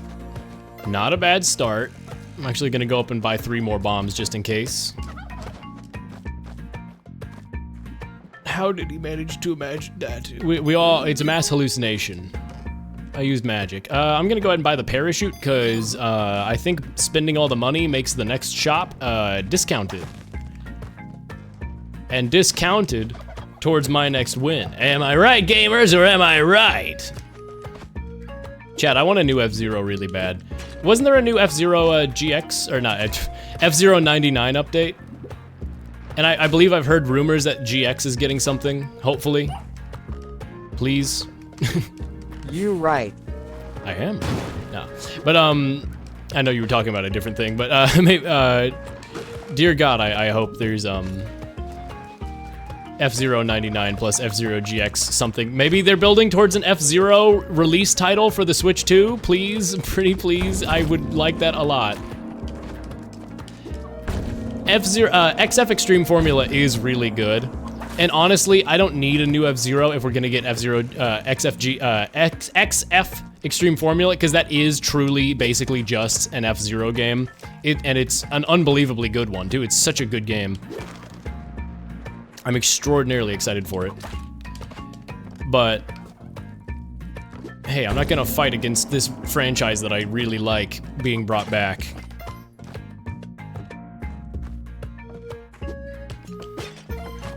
Ooh, thank you. The first ever example of the parachute helping out, legitimately. I am satisfied with Extreme Formula. I am satisfied with it, but I would really, really, really love, woo, I would really, really, really love to see F-Zero return in some capacity officially. I truly loved GX. That was an unbelievably fun game to play on stream. The story mode's wacky. It's so camp. It's so fucking camp, you know?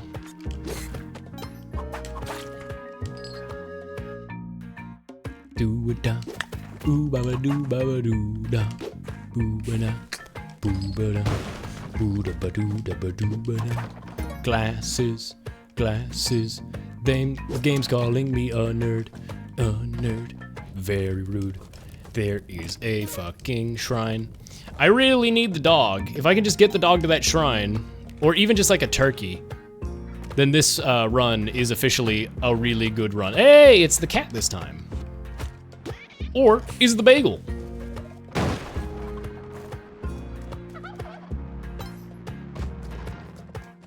Mama Luigi. That's Mama Luigi to you. Or is it the bagel? We're really on YTP quoting now. We're in YTP quoting hours. This is the dark side of stream. That's how you know I need to start wrapping up and going to bed. That's Mama Luigi to you.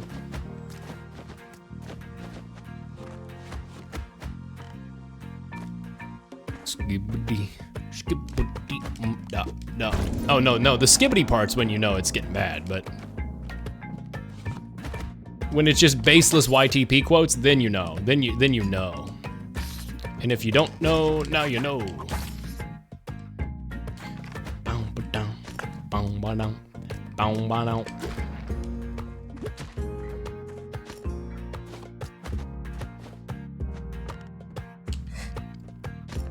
Lamp oil, rope, bombs.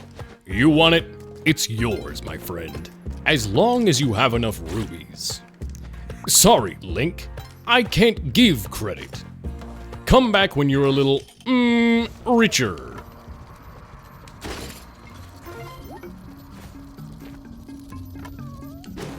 Thank God I didn't assume that arrow trap had already gone off. Sorry, Link. You're a fucking loser. Get out of my shop. You're an asshole, Link. Leave. I don't like you very much, Link. Stinky Linky. What if he said that? What if he said Stinky Linky? Get out of my fucking shop before I bitch slap you. I mean, lamp oil, rope, bombs. You can't have them. They're mine. Fuck you, Link. Stinky Linky. It's the nutjack. Stinky Dinky Linky. Link, Gan and I have come together to make me the #1 merchant in all of Corendai. I'm on his side now. I'm evil now, Link. For profit. Wow, this game's just like real life. It sure is, Link. This is a social commentary. See, that's why Link isn't starring in the new Zelda game. Yeah, exactly. He was too stinky. They said, go shower. You're shitting yourself. No. Up! Go to the bathroom. Up! Up! Go to the bathroom. Up! Yeah, that's what he does. That's what he does.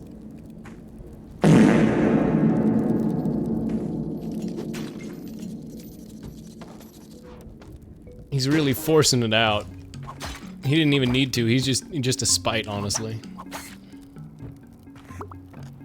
Stinky Linky.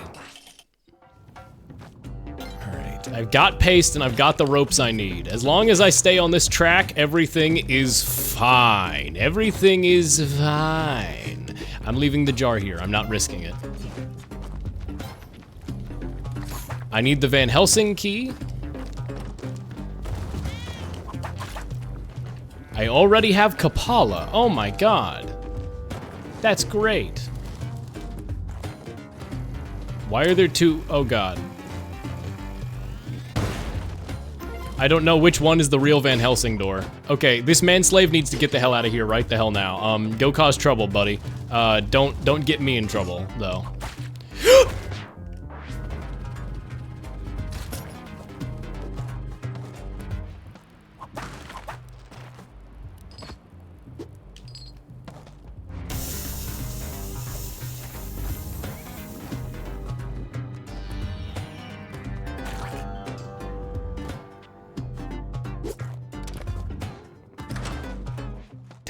Wrong one. Damn, not here. Maria! Fuck! Shit! It's alright. Just means I gotta go around the top side and get the other key.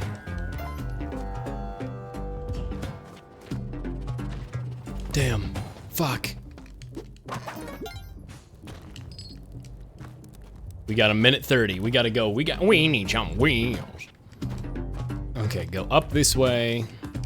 It was all the way at the top of the map.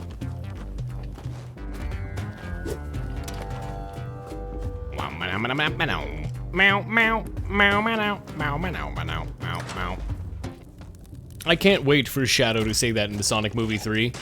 Maria, what the fuck? What the skibbity, Maria? Where'd my key go? I looked away and my key is gone. Where did my key go? My key, my fucking key. Did the fucking manslave take my key? Where's the key? Chat, where's the key? Where's the key? Chat, I looked away from the screen. Where's my fucking key? Wait, I just opened the door. I don't need the key. I used the key. Holy shit. Everything's fine. There we go. I just sort of mentally started spiraling. I was like, wait, I need to give him the key. It's like, no, you need to use the key to get in there. The first ever parachute recorded to be saving my life. I need to get this manslave out of here. I'm like too cognizant of the fact that the manslave is here. Manslave, goodbye. Good. And I saved the cat, chat. The cat will live forever in that cave that I put it in. It's in no real danger. That cat will live forever. Shadow saying skibbity funny. What the Sigma? Maria. Holy shit, Maria. This is just like what happened in Pibby. Maria got Pibby That's too stupid. Maria got Pibby glitched. You wouldn't understand, Sonic, what it's like to lose someone. Whoa, it's alright. My franchise got Pibby glitched. I'm so mad. That scorpion hit me. And where's the fucking bow? Where's the fucking bow? Oh my god, I got the worst ever spawn. Okay, we got it. I need to rescue the pet now too, which is not good. I'm on a really strict timer for this level before the poison kills me. But it's not over. It's not over, especially consider I have Kapala. I can get blood back. It's not over, it's not over, it's not over, it's never over.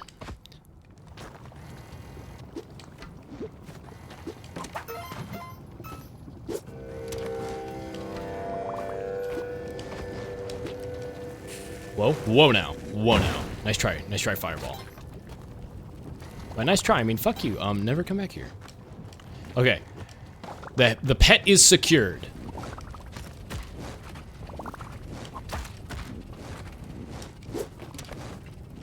That's a lot of fireballs.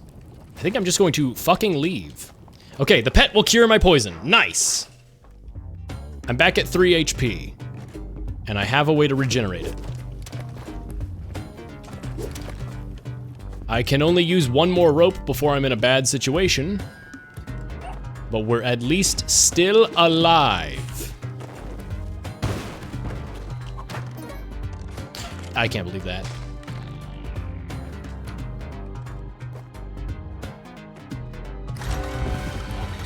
Okay, didn't hit the shop, thank God. Please, God. Please, Jod. Save Jimmy. I was lost, but now I'm found. I don't know. Lord, is this anything? Oh, that's not good.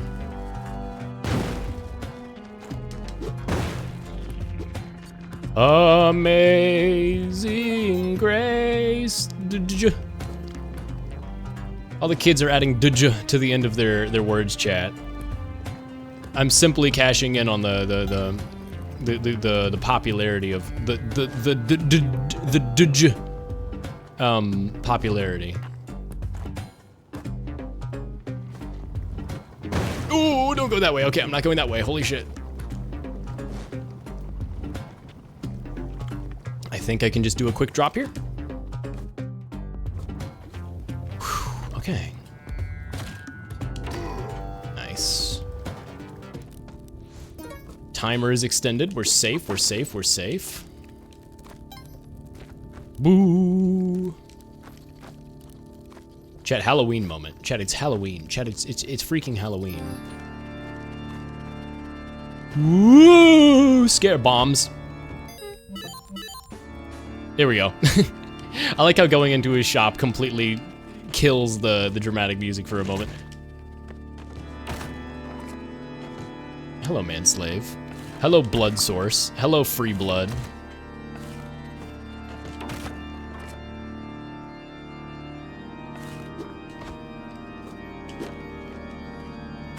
Really? That arrow trap's already gone off? No, you don't get the sacred bow. No, no, no, no, no, no. Oh, no. Patented Skinner burgers. That's what I call hamburgers. Yes.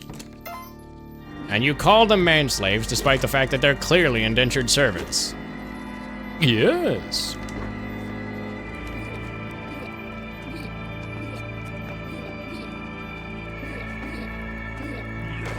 Thank you. Nice. All right. Everything is gonna be okay. I have 7 HP, all the stuff for Onk Skip that I need, a good setup, paste is great, paste is awesome. Is anyone here gonna dress up for Halloween? Like I've said, I'm gonna try to come up with something in time for Halloween, because we get to do it for the office, so it'll be funny to have like a funny costume maybe. I hope that the Lord doth not smite me by dropping a ball of lava on my head as I cross here. Okay, thank God.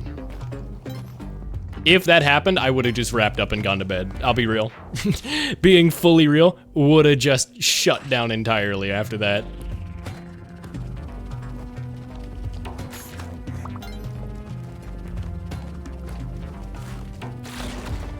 Ooh, thanks for cooking the turkey for me, Magma Man. Magman. Ooh, ah, ee, ah, oh. Ah, ee, ooh. Ah, ee, ooh. Audio Jungle.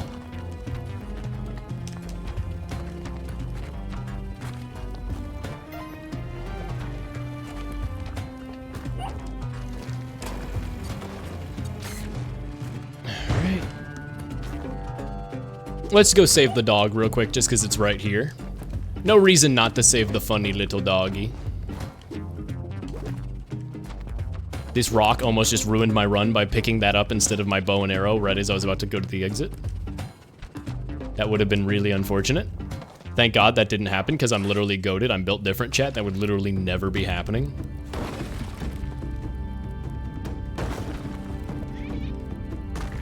Kitty cat. Kitty cat. Meow. Kitty cat. Kitty cat. What a dog doing? Halloween's not big in Australia, so I probably won't. Really, that's sad. Of all American culture to export, you really, really would. I mean, I guess it's technically not even American, but like, the way America celebrates the modern interpretation of it feels very American. That would be one cultural export I wish would go to somewhere like Australia. But it's just funny costumes and shit. Ooh. It's literally just free cosplay day. What the hell, you know? Like, people around the world know it's Halloween, right? Like, they'll know. Like, people will know that's why you're doing it. And spookiness. Yeah, that's true. It's also spooky day. It's also pretty freaking spooky. You are true in correcting about that. Yeah, that's true.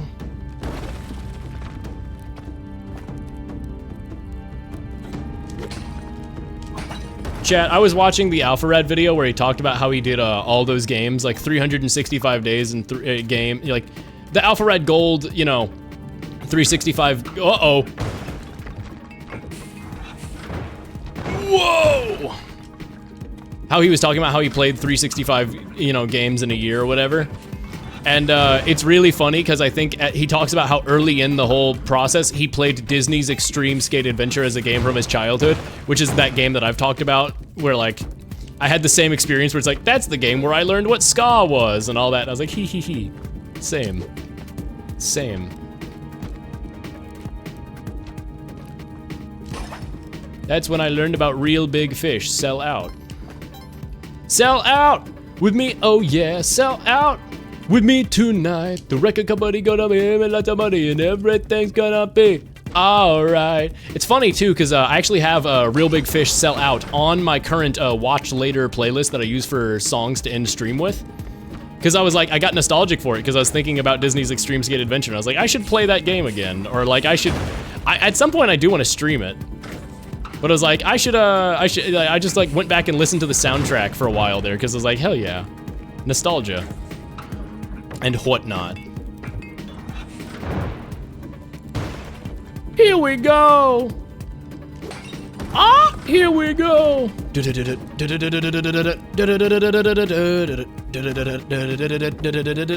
Ah, here we go! I just remember so many songs, and even if I don't remember the songs themselves very distinctly, I remember like listening to those songs in the game, right?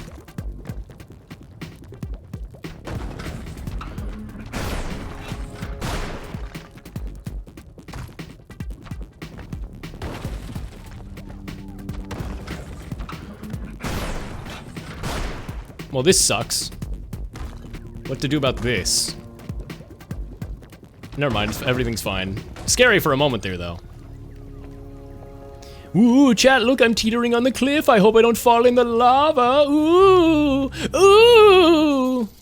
I was fine the whole time, you fools, you fools, you fools, you amateurs. I can't believe you fell for that. I can't believe you got worried. I personally would never have gotten worried. Ska's great. Yeah, there's good ska. I don't listen to too much ska nowadays, but I definitely listened to the Real Big Fish for a while there, and I like a lot of stuff from every genre, so I'm not particularly picky. I like when rock music gets brass in it, so of course I'm like a little bit into like some ska where it's like, oh, horn section in my rock music.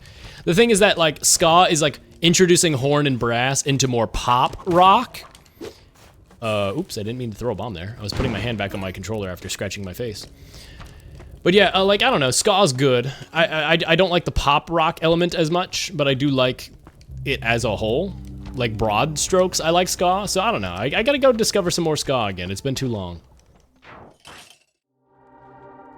Anyway, it's pretty good. Okay, chat, we're doing well again. And we got another sacrificial altar. And this man-slave needs to die right now.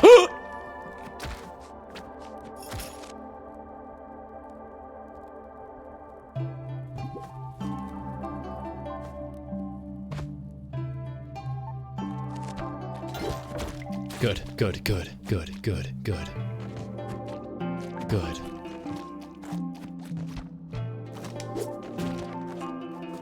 I was so worried. I was that was pretty much the end of it. If that had been allowed to continue, that would have been the end of the run.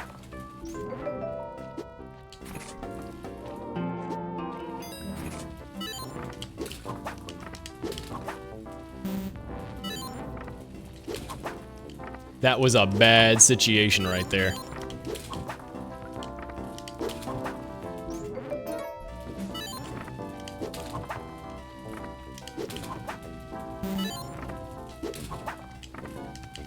All right, let's go gambling. Aw, dang it. Hooray! I won! Aw, dang it. I won! I won! Get it twisted, chat. Get it twisted. Go gambling. That's a crab. Knew it. Owned. And I got more rope. On top of all the rope I already needed. Hell yeah.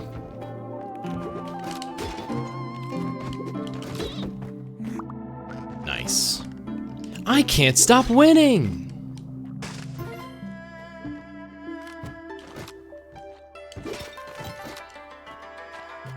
Okay. Alright. Okay. This time, random bullshit's not gonna ruin my run, and everything's gonna be great, chat.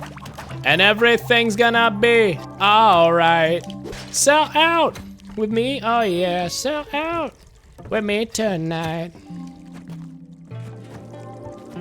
Ooh-doo-doo-doo. Okay, it's not this way.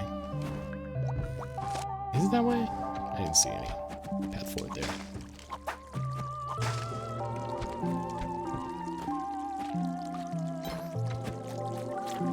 All right. This is where the boys get separated from the smaller boys.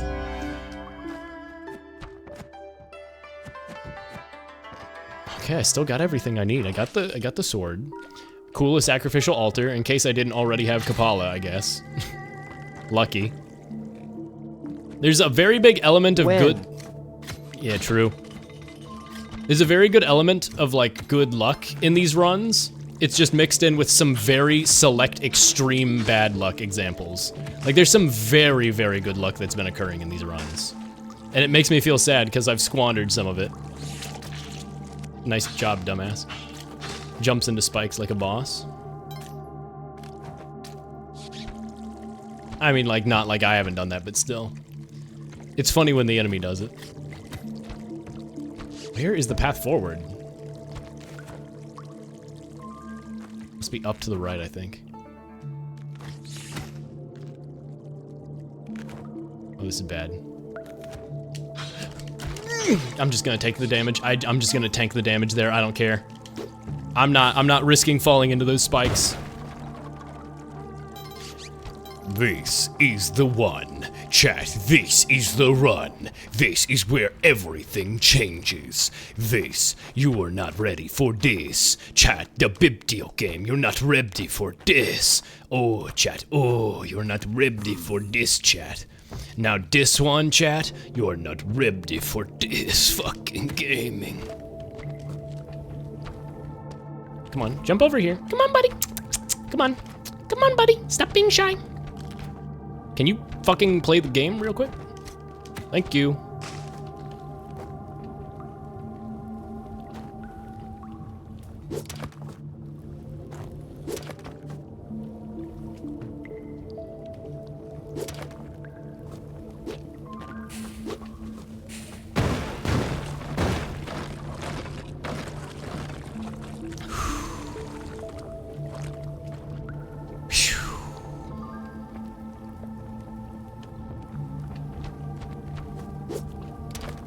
Onk skip.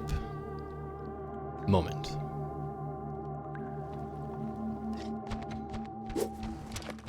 Ooh, thank God I have the glove.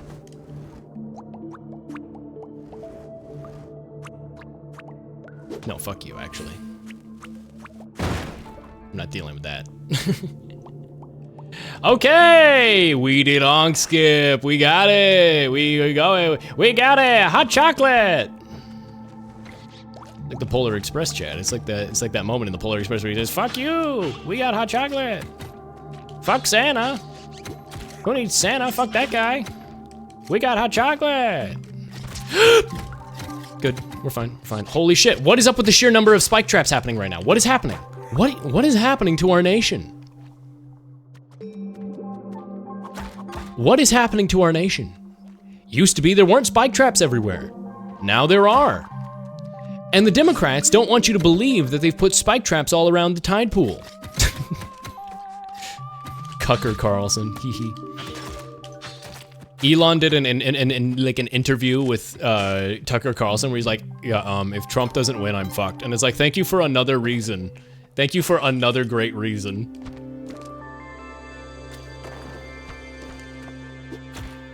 Yeah, I love Donald Trump because he's not going to put me in jail for all the massive fraud that I've done. Like, Elon belongs in jail. He's committed literally several $1 billion worth of investment fraud, but like, whatever, I guess. We're just gonna let it slide because he's rich. He's rich from the fraud, for the record. I mean, like, sure, he's already rich from, like, being a Nepo baby and, you know, emerald mines, but, you know. Also fraud. Also the several... Are you fucking kidding me? Are you fucking kidding me? Are you fucking kidding me?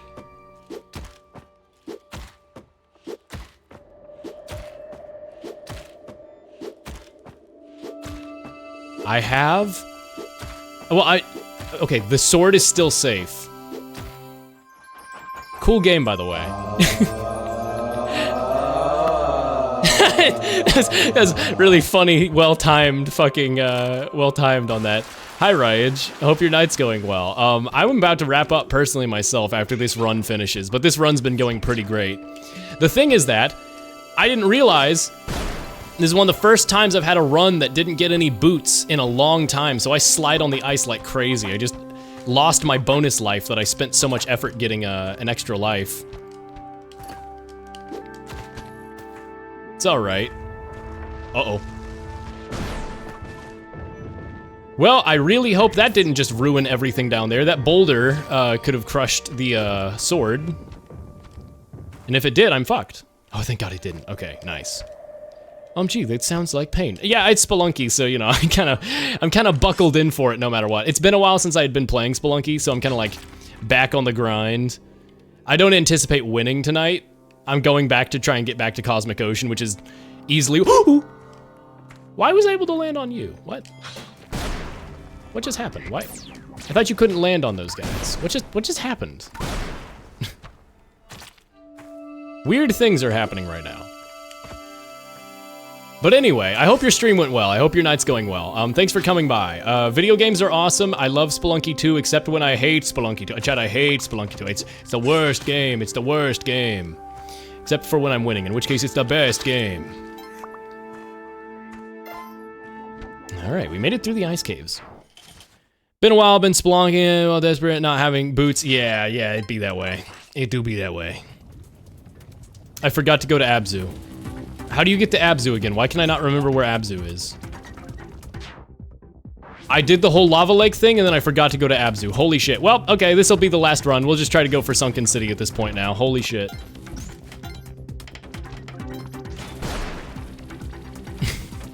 You like the purple level? Yeah, it's one of the hardest levels, in case you couldn't tell by what's occurring on screen. But it certainly is a fun level. Fun game, very fun game. Stream was chill, been playing through Echoes of Wisdom. Oh, just cleared my 5th dungeon. I hope people are enjoying Echoes of Wisdom. I'm really happy that Nintendo is experimenting again with like non-combat gameplay. I really love, like I watched a great video essay recently because you know, I just played Animal Well. I just watched a really good video essay called Animal Well Isn't Very Good Actually, and I agree with, it's a very, very good video essay. I agree with it. There's a lot I like about Animal Well, but like the whole like, this is an all-time indie darling game, no it's not. It's got some severe problems. But like one of the things that they talk about in the video that I agree with is like, part of what initially got my interest in it is it's like, oh, it has no combat. But because it has no combat, it doesn't supplement that with its own new thing, where it's like an iteration on the lack of combat. Where it's like, okay, well what do you have to supplement that as like a thing to iterate on in terms of your abilities and all that? And the answer is the movement and pressing buttons. And only those two things, nothing else. And it's like, yeah, good point. It feels a little bit hollow and empty in that regard, and I agree. It's got some really cool puzzles and stuff, but like only at the level of like layer 3, where it's like, you know, ending secrets and stuff that require you scanning barcodes in game and extremely obscure niche stuff. Well, I guess I can't go, I didn't go to Abzu, so I don't know what the Tablet of Destiny is. So I can't, whoa! Thank God, thank God, thank God I didn't get crushed. Can I even go to Sunken City without the tablet? I really can't, can I? Damn, did this just become a regular run of Spelunky? I know there are ways to get to Sunken City without, but I don't know how to pull off any of them with any real consistency. Wow, so I really gotta focus on getting boots before the ice caves, because I didn't have any boots until just now, and that lack of boots really fucked me over. That's crazy, that's crazy. Well, for practice in terms of getting back to Sunken City, this has not been too bad of a run. It's been a chaotic one, but it's not been too bad. I'm gonna go ahead and snooze all the ads. I'm just gonna go and make sure that you guys don't get ads for the rest of stream. Either way, I do hope that your stream went well. I hope everything's been going well for you tonight and all. It's only 1 AM, it feels like it's later than it is. I started at like 8. I feel really tired too. I can definitely go to sleep after this like right away, so. I'm almost certainly gonna stream chat. I had such an interesting day in clinic today, but boy howdy. I'm gonna have a really interesting day at work tomorrow. Whoa, uh-oh. Okay, we're fine, we live. Tomorrow is gonna be a really weird day but potentially also like a really chill, not stressful day, or maybe really stressful. We'll see. So I'm almost certainly gonna stream tomorrow. We'll see. Probably late in the afternoon. I mean, I'll be out of work at normal time and I'll probably be like feeling it in the moment, like, yeah. But I'm probably gonna make myself wait to stream until night, just to like, I'm gonna, whoa, oh no, that's not good. Oh, well, there goes the sword. Just so like everything, oop, I need to focus on not dying real quick. Holy shit, I cannot believe this. I cannot fucking believe this just happened. I'm so, God fucking damn.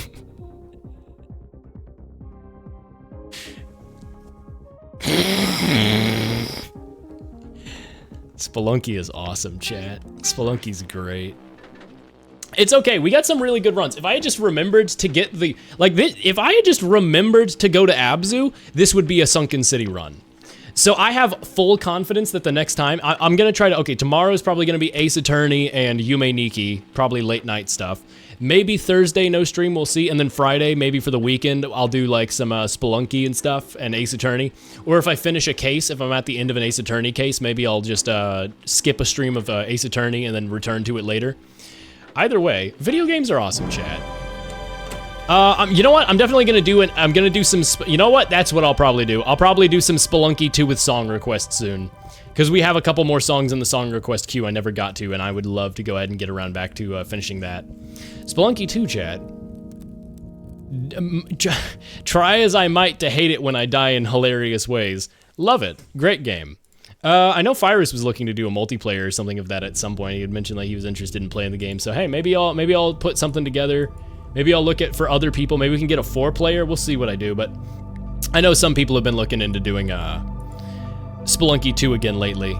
The game's picking up some steam again, so maybe we can get something on that. I don't know. Well, I'm just gonna find more excuses to keep playing Spelunky 2 because I really like it, chat. It's really good. Chat. The end of stream song is what is it today? You know what? I'll go with a nice low vibe song that's really chill. Let's go with Breakbot, The Beach. You know Breakbot? I thought I had it all together, but you were led astray. Day you walked away, or I was led astray. You know that song? Yeah. You know that song? That's Breakbot. They got some good songs. I highly recommend Breakbot, but they got a song called The Beach, which is nice and chill, and it's featuring The Pacific. Good little song, nice little way to end the stream. Okay, chat, I'm gonna go now. Have a good night, everybody. Goodbye. Take care, have a good night. Goodbye, chat. Have good, is there anyone to raid? Who all is streaming? Oh, Jojo is doing, Rune Factory. Okay, I'll probably raid over to Jojo. Jojo Story, for those who haven't seen, she's got one of the best streams on Twitch. Absolutely great, absolutely wonderful, low chill vibe. She doesn't have ads because she refuses to join affiliate to get emotes.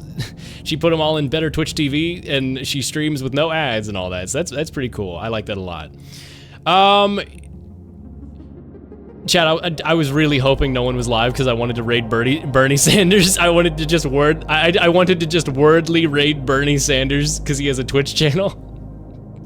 Whatever, we'll raid Joy. Just know that bit was cooking in my brain all day. I literally wrote it down at work. Is like I should raid offline Bernie Sanders with no explanation. Anyway, okay, good night everybody. Good, take care, goodbye. I'm so fucking excited. I'm going to Rainforest Cafe for my birthday. Holy shit, holy fuck, oh my god.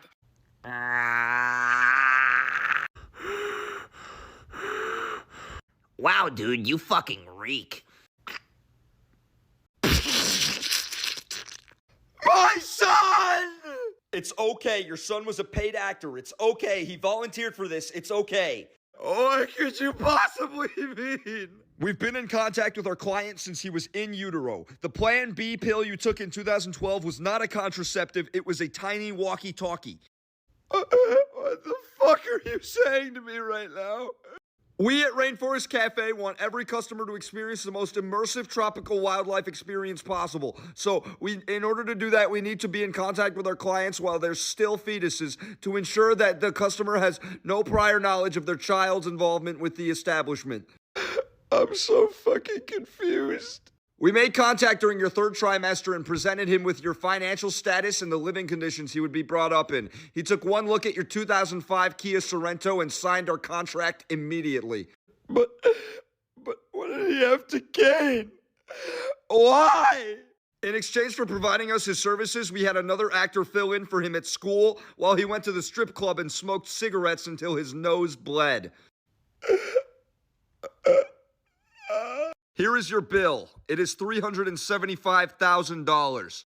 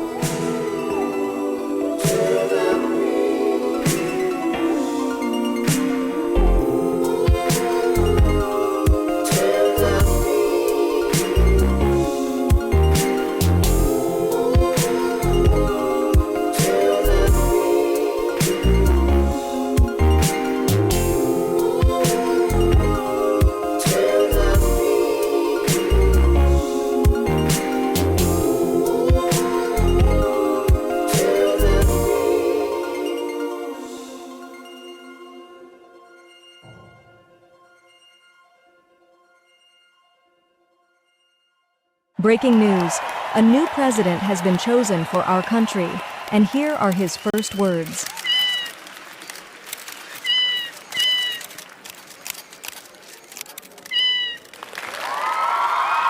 What a beautiful and heartfelt speech. What are your thoughts on our new president and his message?